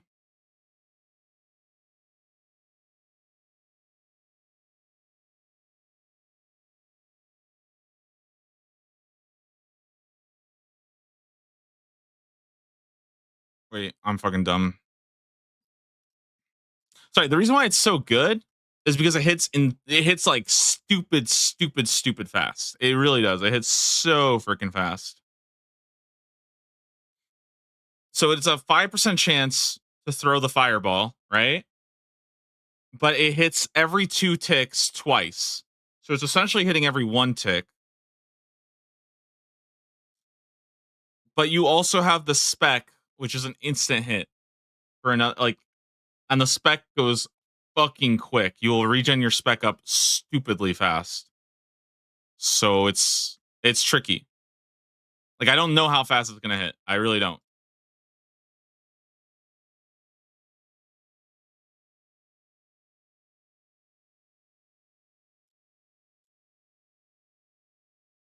Without taking thorns, well, that's what I was thinking. Maybe you can go a shield. You do this instead.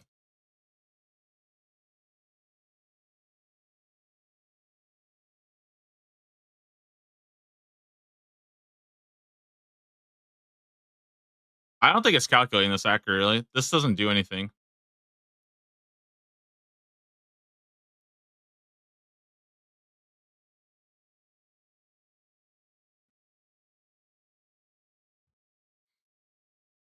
Is a dogger fire damage scaling a bait? I don't know because it's not changing. It's not doing anything. And you also like I'm not seeing any spec on it, so I wouldn't really trust anything too much, but it do be hitting. Why is this a 93 max hit? What the fuck is that though?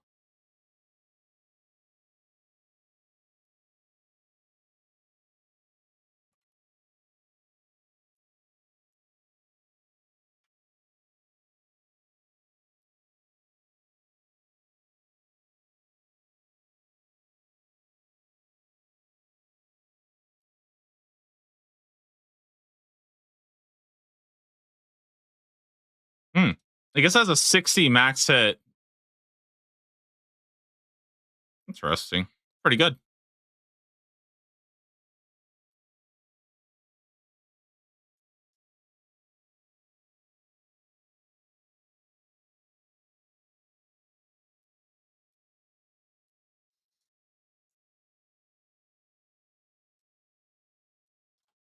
I don't know. I believe in the dogger. I believe in the dogger. It should be scaling off this. The fact that this doesn't change the damage at all makes me think that I would not take this seriously because if this shit is burning you and doing fireballs as well,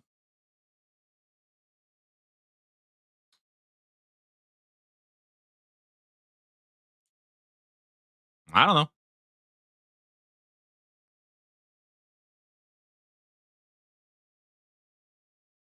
I'll do my best to make it work.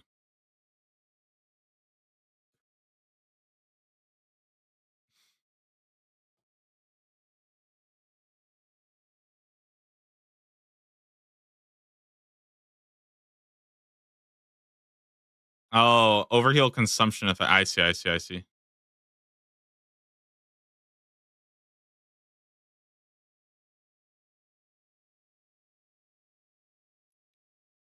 Yeah, interesting. All right, well, I'll probably have to wait for that then. No longer a Dragon Claws believer? No, I believe in the Dragon Claws. This is like functionally the same thing. You're just using Dogger instead of Dragon Claws. It's very, very similar. I think the Dragon Claws build is actually insane. You guys want to see the Dragon Claws build? Oh shit! I just completely reset everything. All right, let's go Dragon Claws. Again, the problem with spec builds is a little bit hard to put spec builds on a calculator.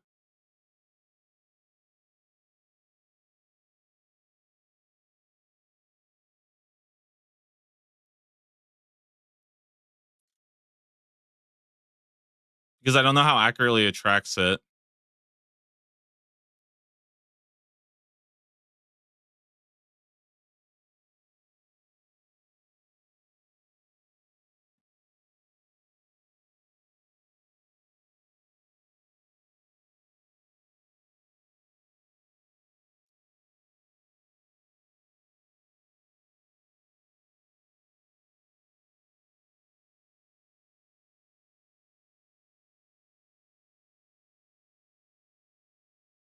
Is there anything else I want?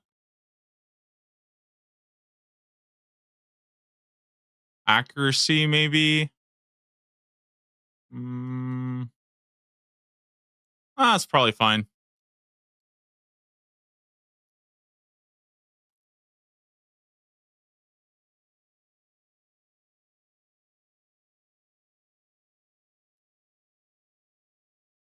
Why did hey, this shit stinks. Wait. What the fuck? This shit is stinky. I need something else. Give me Yama. Okay, but look at the spec DPS on this though. Look at the spec DPS. Okay? Okay? Huh? I'm just saying.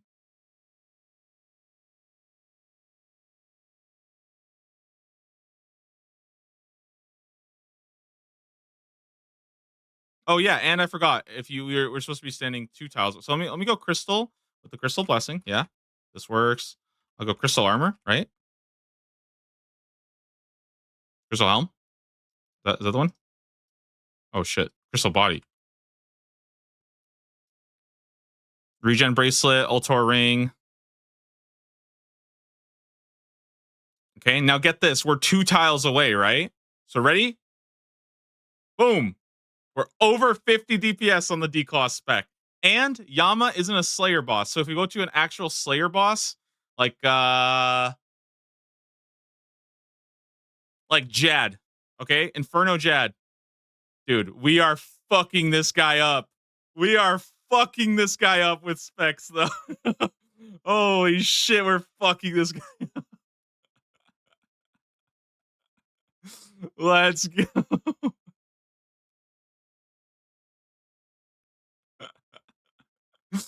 Don't shit on me, okay? Don't fucking shit on me. My claws build is legit.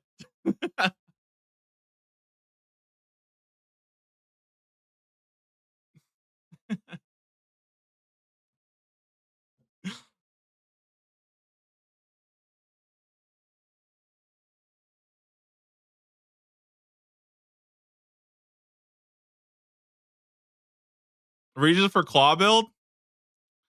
This would be like Zaya Tyranwin. Zaya Tyranwin, and you're fucking solid. You're just chilling here. I don't know. Can we add something else? Blood Fury or something? Rancor, maybe?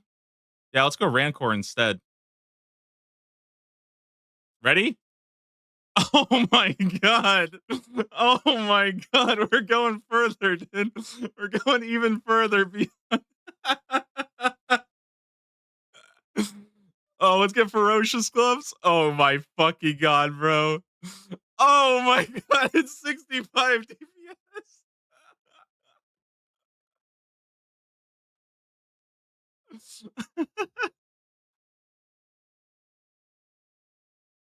How fast do your regen spec? Dude, think about it like this, okay? We have a 20% chance to not consume any energy. Whenever you deal damage with a melee weapon, you restore 2% special attack energy back, right? You attack 4 times with the spec, so you get 8% back. Every single time you attack an enemy from 2 tiles away, you also restore. So you get 10% back minimum on every spec, 20% chance to save. And every single time you hit, you're hitting twice. So you're getting 4% back plus the 6% back. Like every hit is giving you 6% back, and you're getting 10% refund, and you're getting the 20% spec. Like it's pretty good. I don't know. It's pretty fucking good, I would say. Plus, if you wanted to, I don't know if you could do this, but you do have heal built in. We could also do this for some overheal damage as well, but I don't think it's that's we're overcooking here.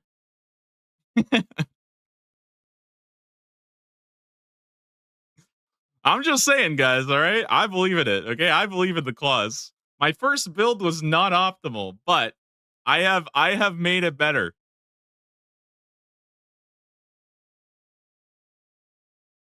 The freaking Jabberwocky build is so lit, dude.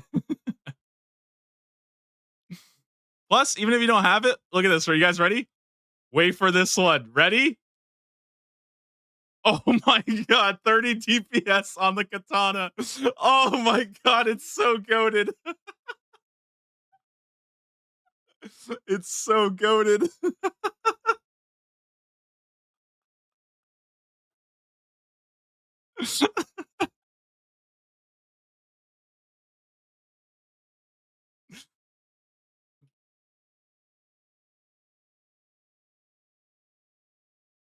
What the fuck is a katana? It's a clue weapon. I'm telling you guys, this is like this is like the one thing I hate about like leagues planning is I have people telling me my build is shit when I'm doing 30 damage per second with a fucking katana. You know what I mean? And people will still tell you that your build is shit and that this league is way too weak. You know what I mean? Like,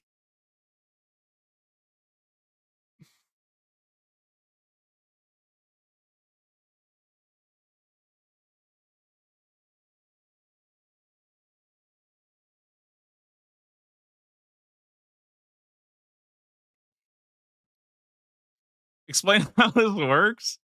So the reason why Dragon Claws and Katana work, right? Like again, I can throw in the Katana, right? Because it's hard. It's really hard to like understand how good the spec is, right? It's you can't really put that in a calculator necessarily, right? So the reason why the Katana is so good is because it counts as it is both a light weapon, which means that it triggers an extra hit and it attacks 1 tick faster and it gets 20% of your melee strain. So it gets all 3 of the light nodes, but it also gets the two-handed nodes as well. So it doesn't get blind bag, but it gets light and two-handed. Light and two-handed are only claws and katana, pretty much. So you get a lot of these random ass two-handed nodes as well, and you're attacking from 2 tiles away. So you get minimum hit as well. Like it's fucking silly. Like it is really silly. Like look at this. Look at the fucking katana, bro. Look at the damage. It's like what is this? It's just I don't know, man. This shit's fucking nutty.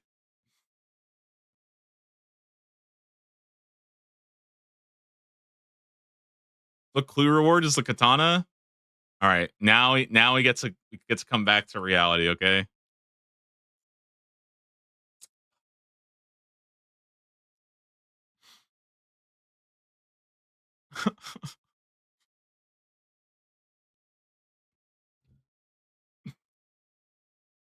But I'm just saying, it's doable. It's fucking doable, guys. It's doable.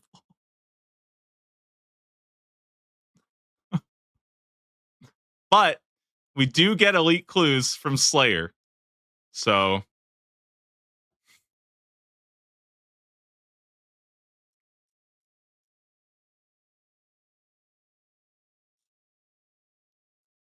My fucking goat, dude. It's my fucking goat. This leagues. I believe in it.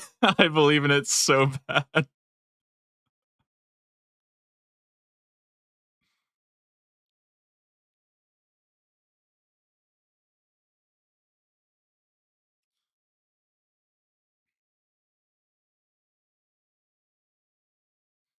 Now we could get a little freaky.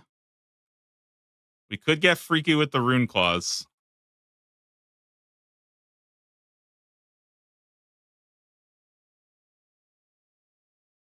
Huh?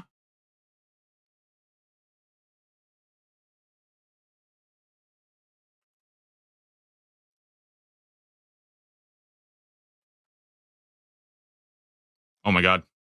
It's goaded. It's fucking goaded. It's fucking goaded, dude.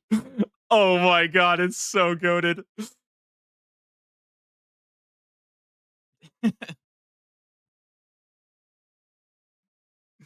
What are the regions? I think you have to go. I think Tyranwin is really good, but like we could come up with like this. Like, okay, so right now this is 30.6, right?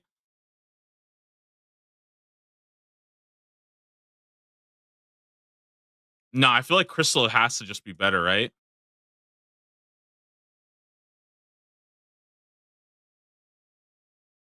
Oh my god, what if we go Oath Plate? We don't even need it.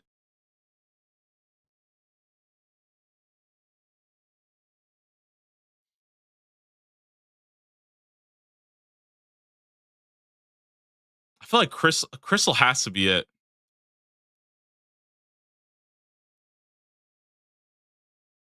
Plus, you can dye yourself full black.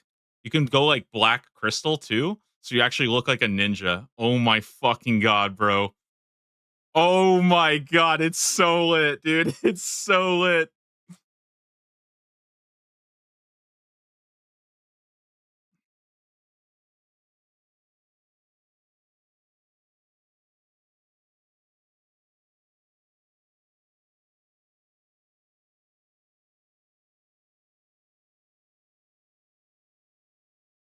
I think you just go Fury here. Oh my god, is this literally just Zaya, by the way? Is this just Zaya Tyranwin? And you could pick anything else with this? Zaya Tyranwin? Oh my god.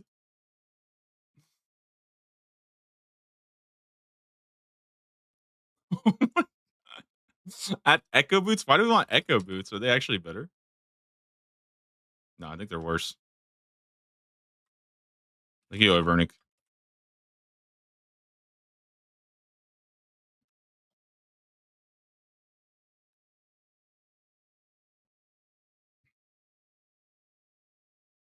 Bro, we're freaking cooking here. This is a cook. I'm telling you guys, it's fucking legit.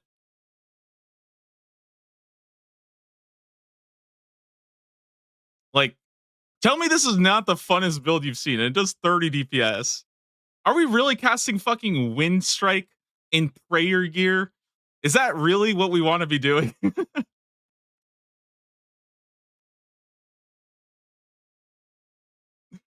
Oh my god. No DPS on Olm Head? wait, no, that's not real. That's not real. That's actually fake, right? What? That's so not real.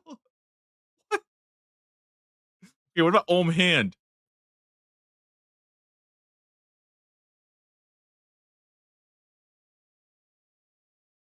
What? The fuck?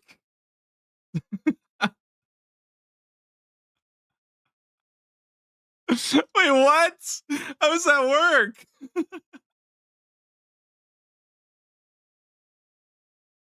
Okay, it doesn't work on Kraken. What else? The Whisperer. Not great, but we can go Stabber. Okay. It's better.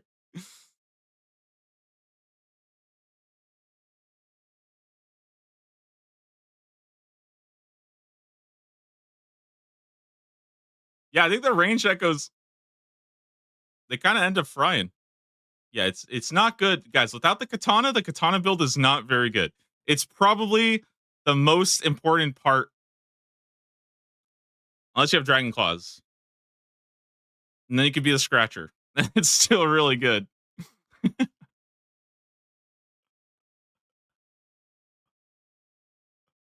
We could Rune Claws. Bro, let's go fuck up next with this build. Oh my god, Dragon Claws are so good, dude.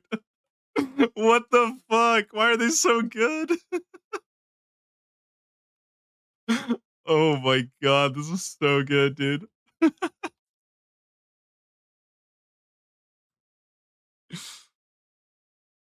All right, fuck it. Just for the memes, guys.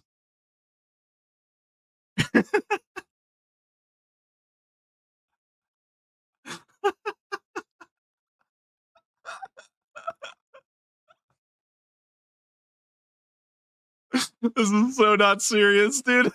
This is so not serious.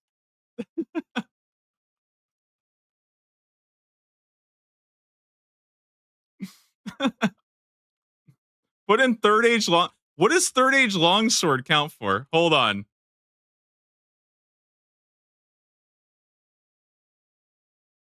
No, it has to be. It has to be a two-hander. It has to be a two-hander. That's the problem. It has to be a two-hander.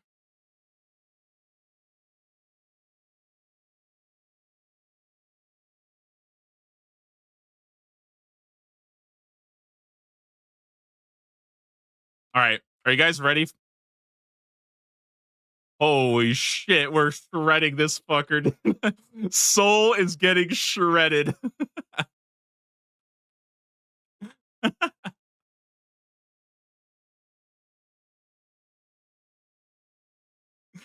Oh man.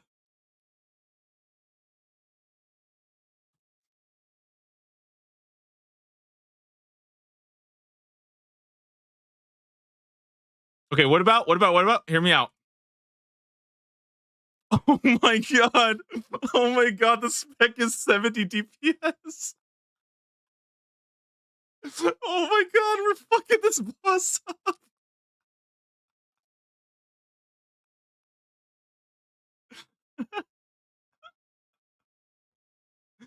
Oh my god, this is so good.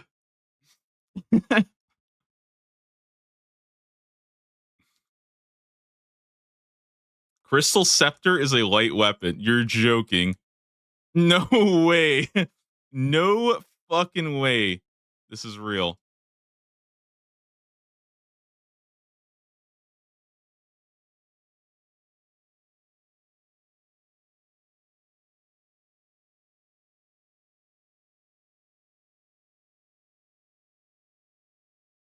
Huh? What? Why does it do 7 DPS on Unlift? Huh?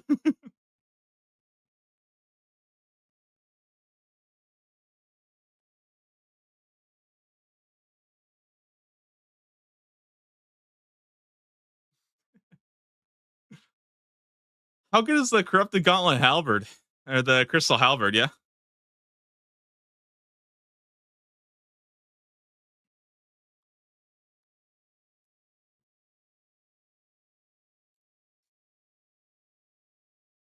Bro, Dragon Claw believers are fucking up huge right now, by the way.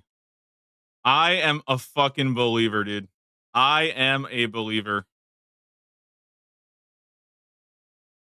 Yeah, let me just go to Inferno Jet. I think that's a good like training dummy. Bro, I am a fucking believer in the Dragon Claws.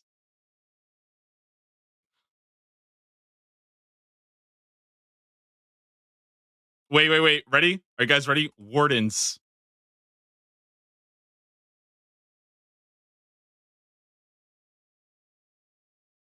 P4 Wardens. Smelling salted. Oh my god.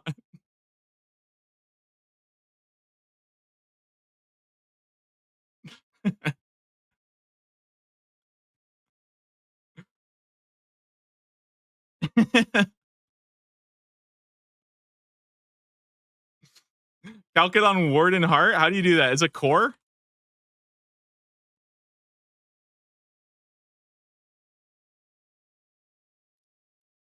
Oh my god.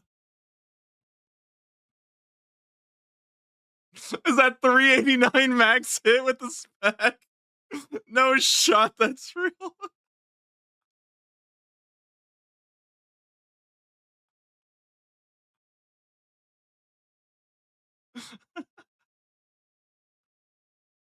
Oh my god, wait a minute. What if we do light bearer instead? It's just it does kind of fuck the damage, but we get more spec. Oh my god.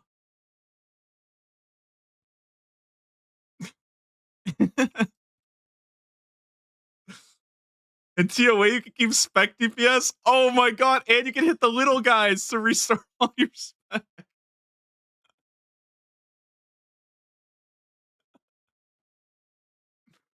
ZTD. Let's go, guys. Let's go. Lock it. All right. Would you guys be upset if for the second account I do this instead of the randomizer? Would you guys be upset if we just lock this the fuck in for the second account? Week 2, I am all in on Dragon Claws, Katana. We are going to the moon with this one, guys. We are locking it in. We're going to the moon with the tier 8 flask, and we are going to show everybody the power of the claws.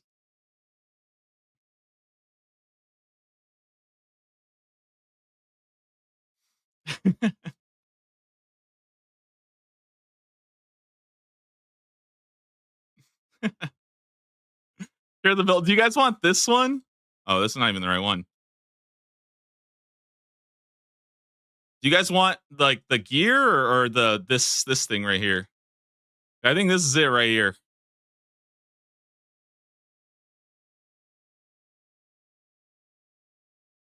I think we want the packs. Okay, let me go make it here real fast.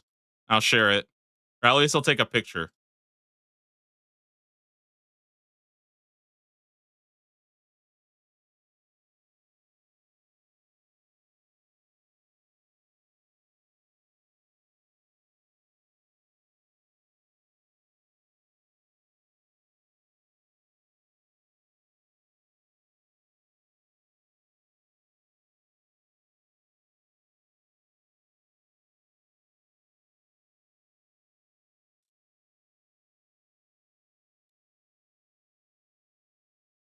There we go. I have one more point, guys. One more point to spend. I don't know what to spend the very last point on.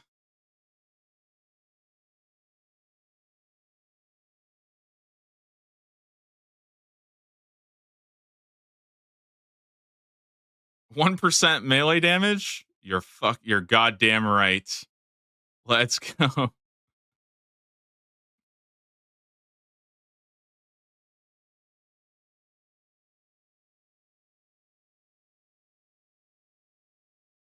Is there anything I can take? Anything that might be worth it.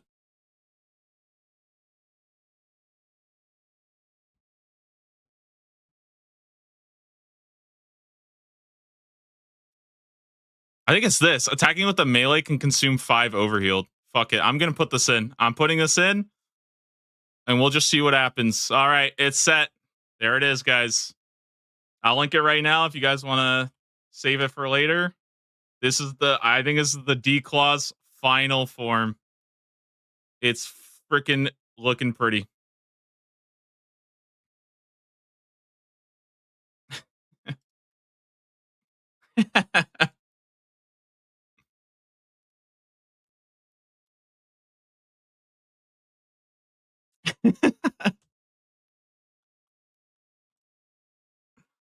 Oh man. 30% regen would be more DPS. You don't get regen. Dragon Claws don't need regen. They don't do anything.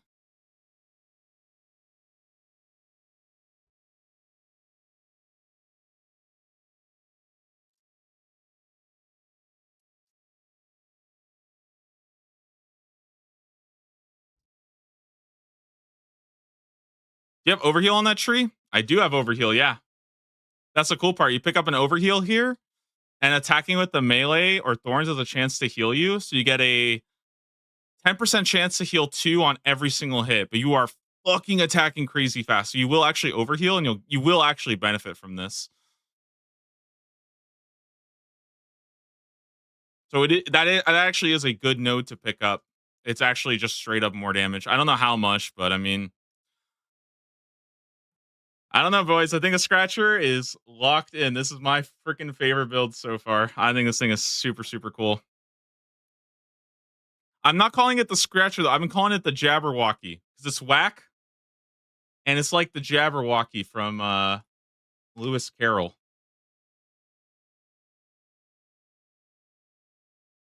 Bro, come on. That's what I'm talking about right there.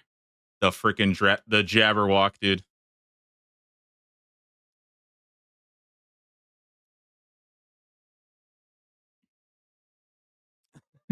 This is gonna be me pulling up, bro. My freaking crazy claws. You know what's also really funny? There is another way. There is another good name for it because in okay, when you're PKing, right? What do you call somebody that tries to kill you super fast? They call that's called rushing, right? So I would go from Dragon Rush to the Dragon Claw Rush.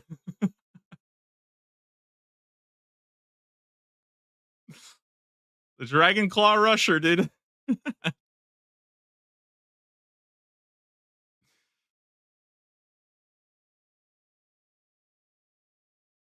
Dude, I am gonna have more fun playing this build than you guys have ever had fun playing any video game ever.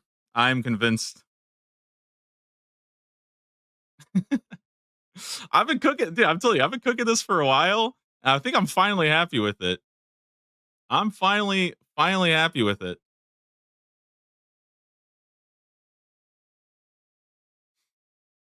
Okay, show the items. Yeah, I'll be back in just a sec though. I want to quickly go grab some water, but I'll be back in just a bit. One moment.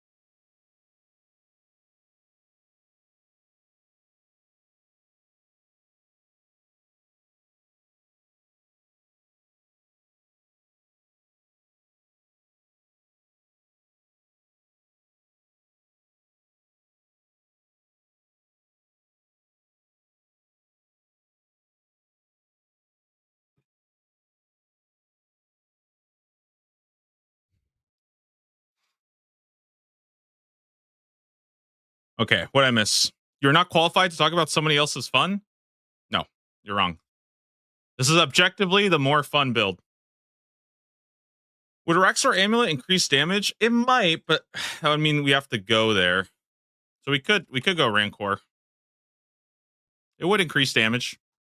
But I'm still thinking about what the third region here is. I think it's desert, just so you can spec out the stuff. I miss how this works. I don't know. You just go crazy mode. With the the spec just goes kind of nuts. It's because of this. It's because it's light and it's two-handed, so you can pick up like all this shit. All this shit is good.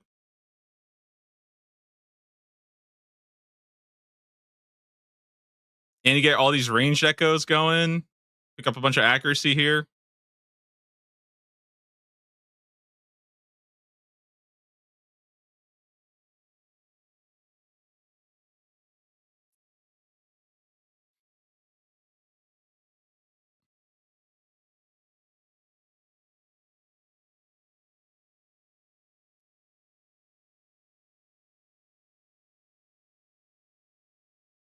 Yeah, let's see. Okay, let's say we cut all of this out. The overheal is really nice, but let's say we cut all this out.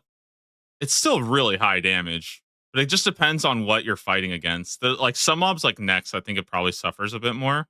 But I mean, I mean, it's still pretty good. It's still pretty fucking good. Okay, so even at 32 points, you can get this shit going.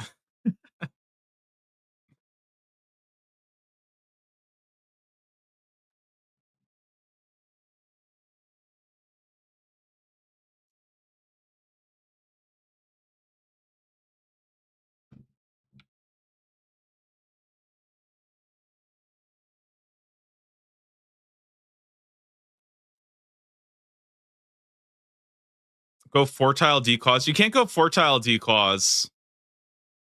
It doesn't work. You can only go 2 tiles away. How's it on Vard?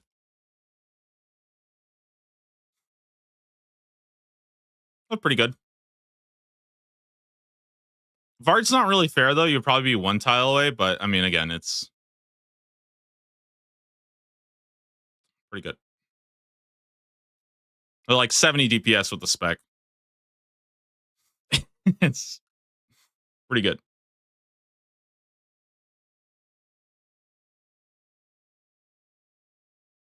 What about Fremi for the free spec on the helmet?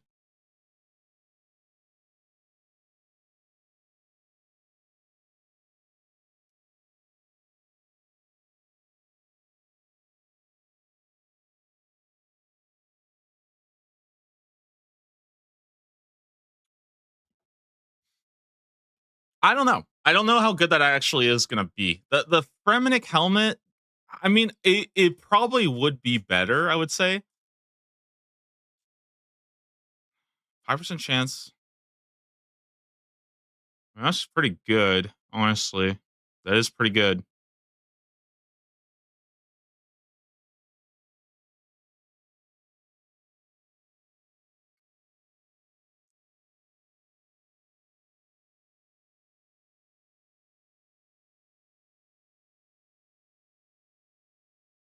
You want to do that on a weapon with 100% spec?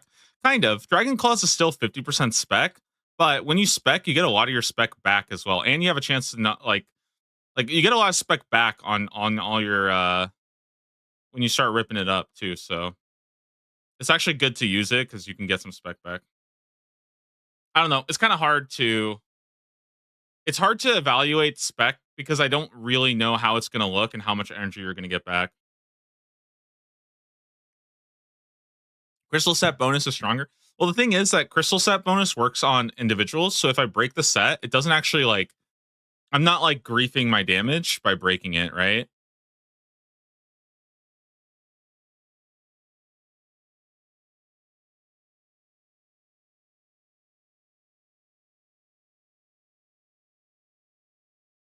Like for example, I could go Fremenic, right?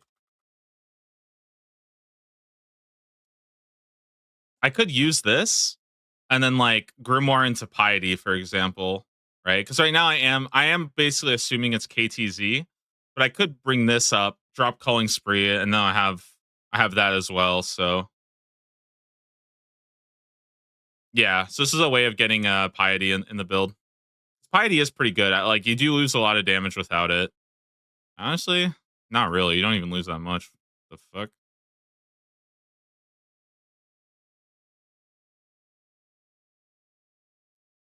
Well,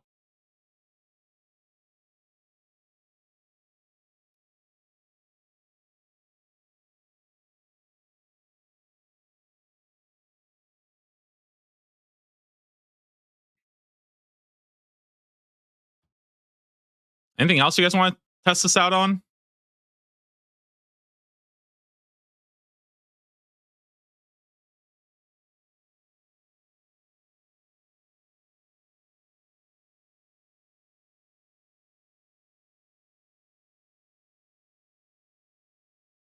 Oh my god, wait a minute.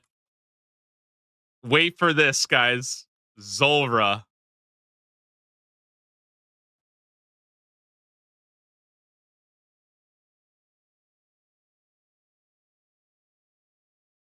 Why can't I attack it?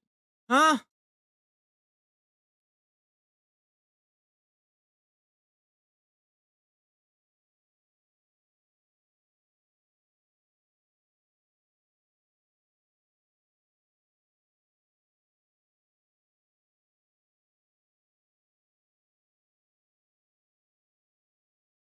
Immune to melee? Then how can you halberd it?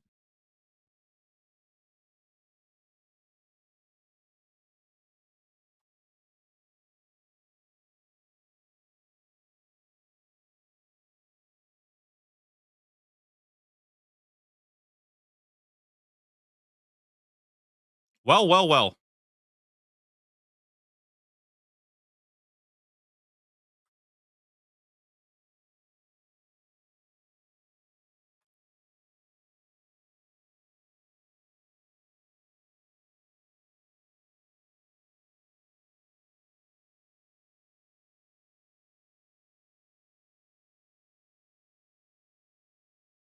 Huh?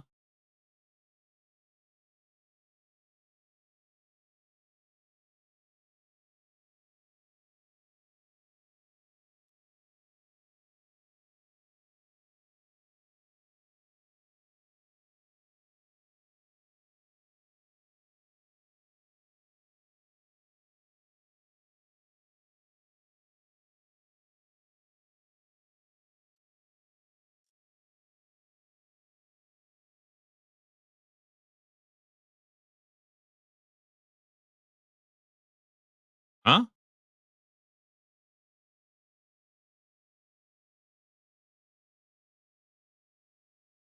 Why is it? What? Why does it fuck up next so much?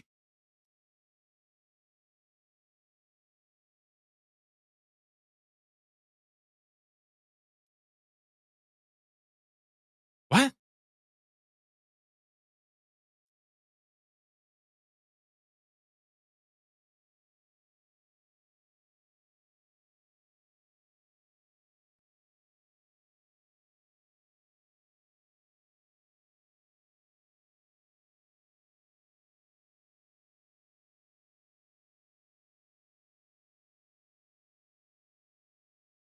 Probably bad on Whisperer because you need the range.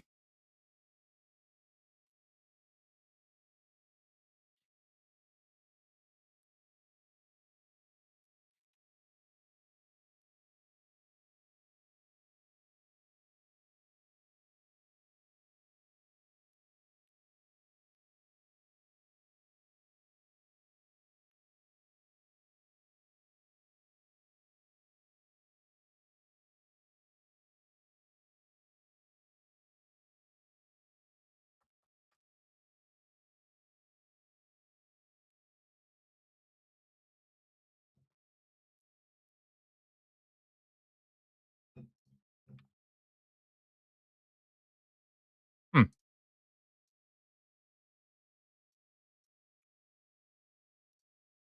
Huh.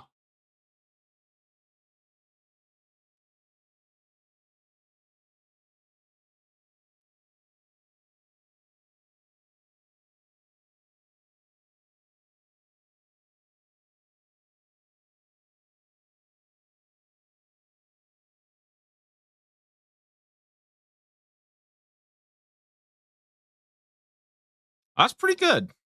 That's quite a bit of damage.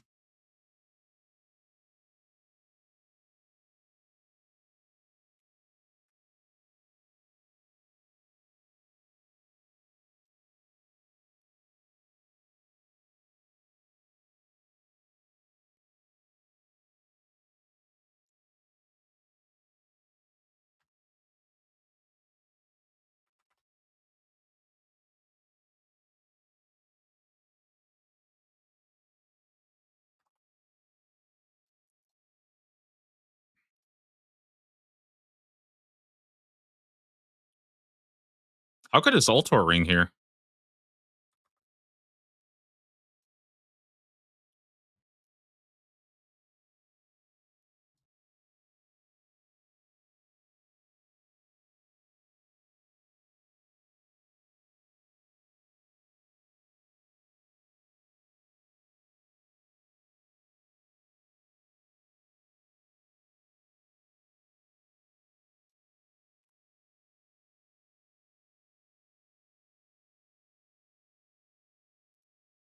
Huh.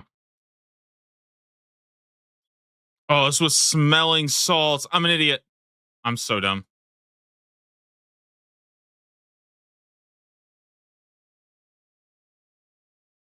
It actually doesn't matter that much.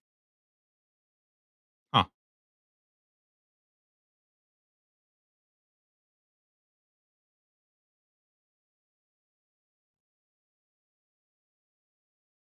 Very, very interesting, guys. I'm very interested in this guy.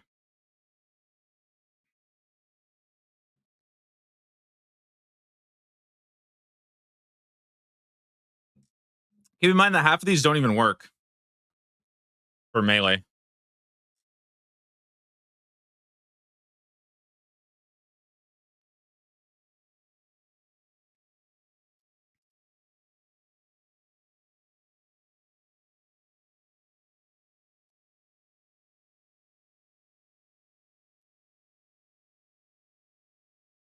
Yeah, I feel like you need this. Hmm. If I was to go dagger,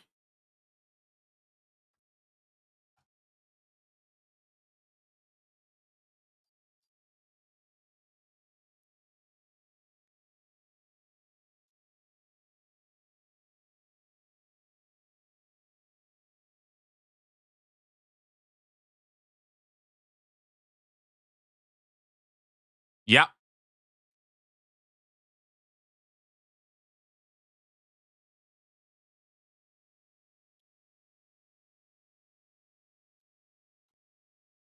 yeah, that's good.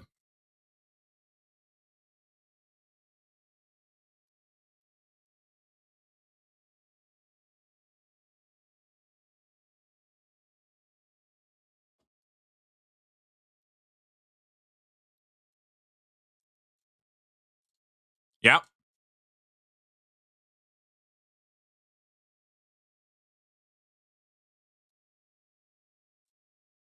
yeah.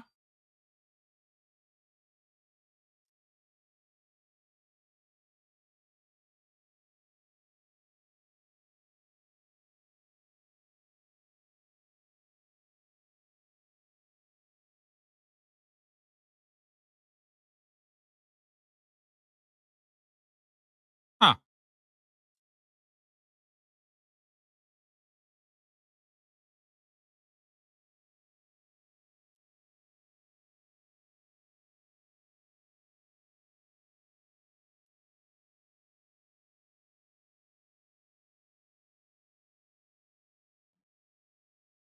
What the helly? What the fuck is going on here? What? Huh? Why is my dogger do 36 DPS? Huh?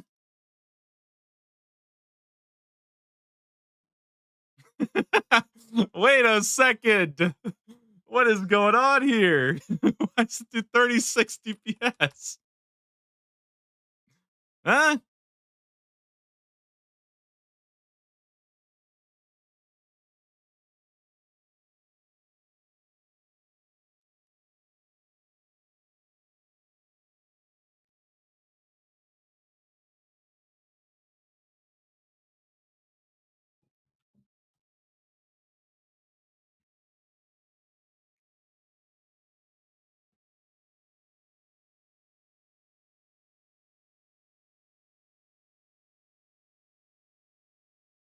Wait, what was I looking at? Ultra ring, right?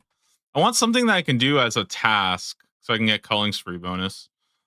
So it'd probably be like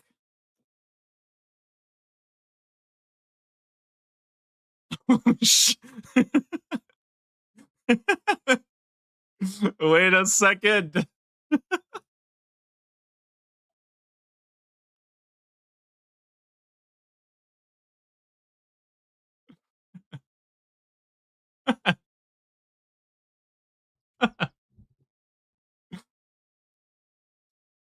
I do 40 DPS.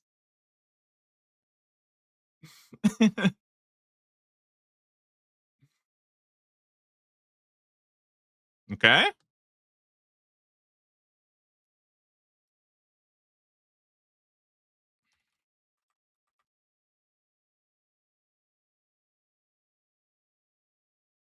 Okay.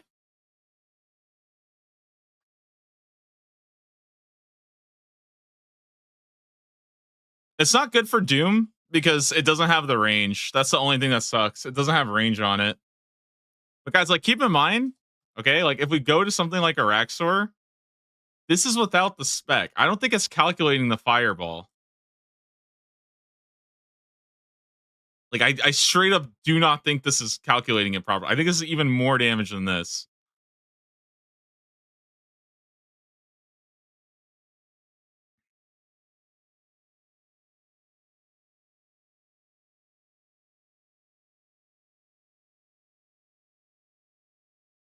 I'm curious if it's a lot worse with Torva. It is a decent, yeah, it is worse. I wonder why Crystal is that good.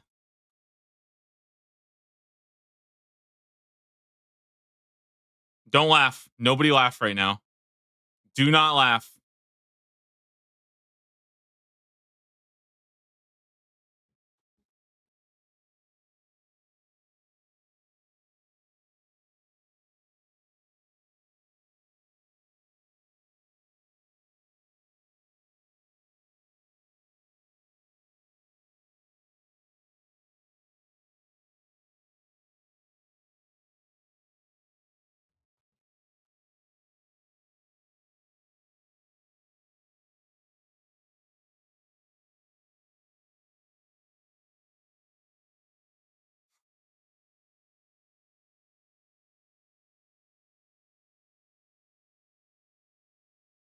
Huh.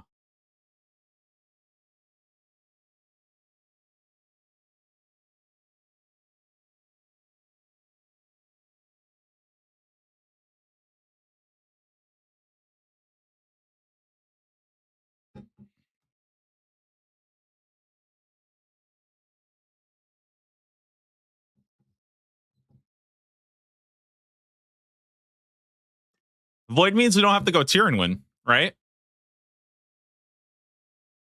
Which means this is just Kandor and Ascarnia right now. This is just Kandor and Ascarnia.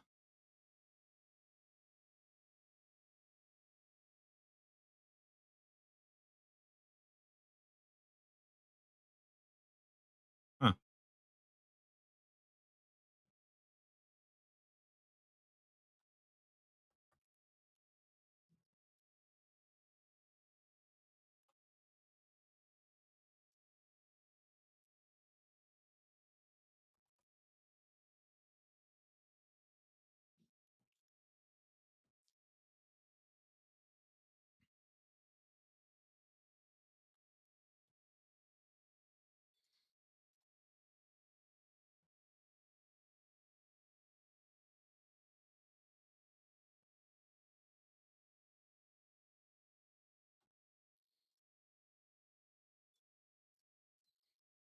All right, come here, Corp.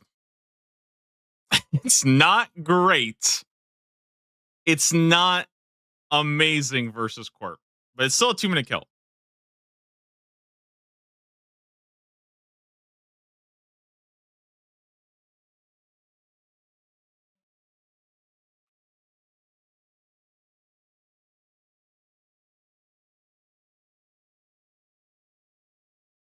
Hmm.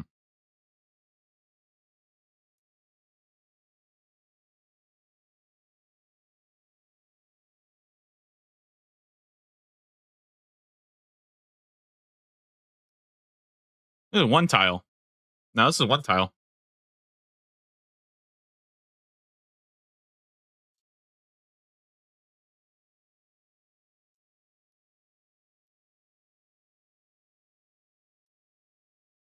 Huh.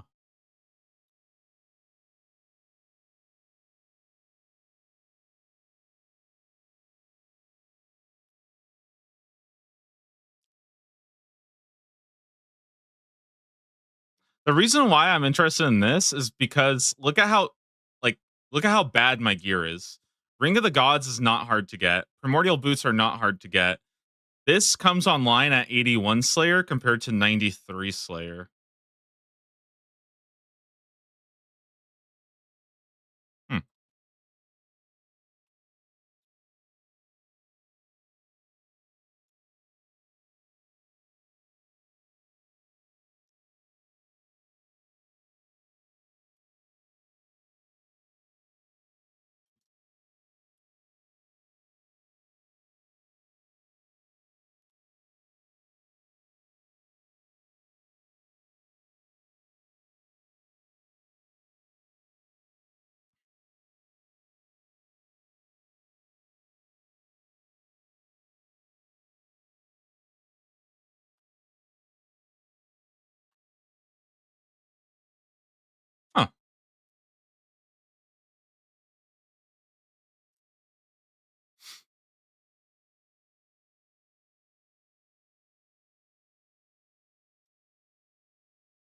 Okay. That was fun. I think this is going to be a very, very fun leagues, guys. I don't know. I have a feeling this is going to be a very fun leagues. I think people are going to be pleasantly surprised considering this is 23 DPS on Nex and we aren't even accounting for the spec yet. And it's an 18 pointer.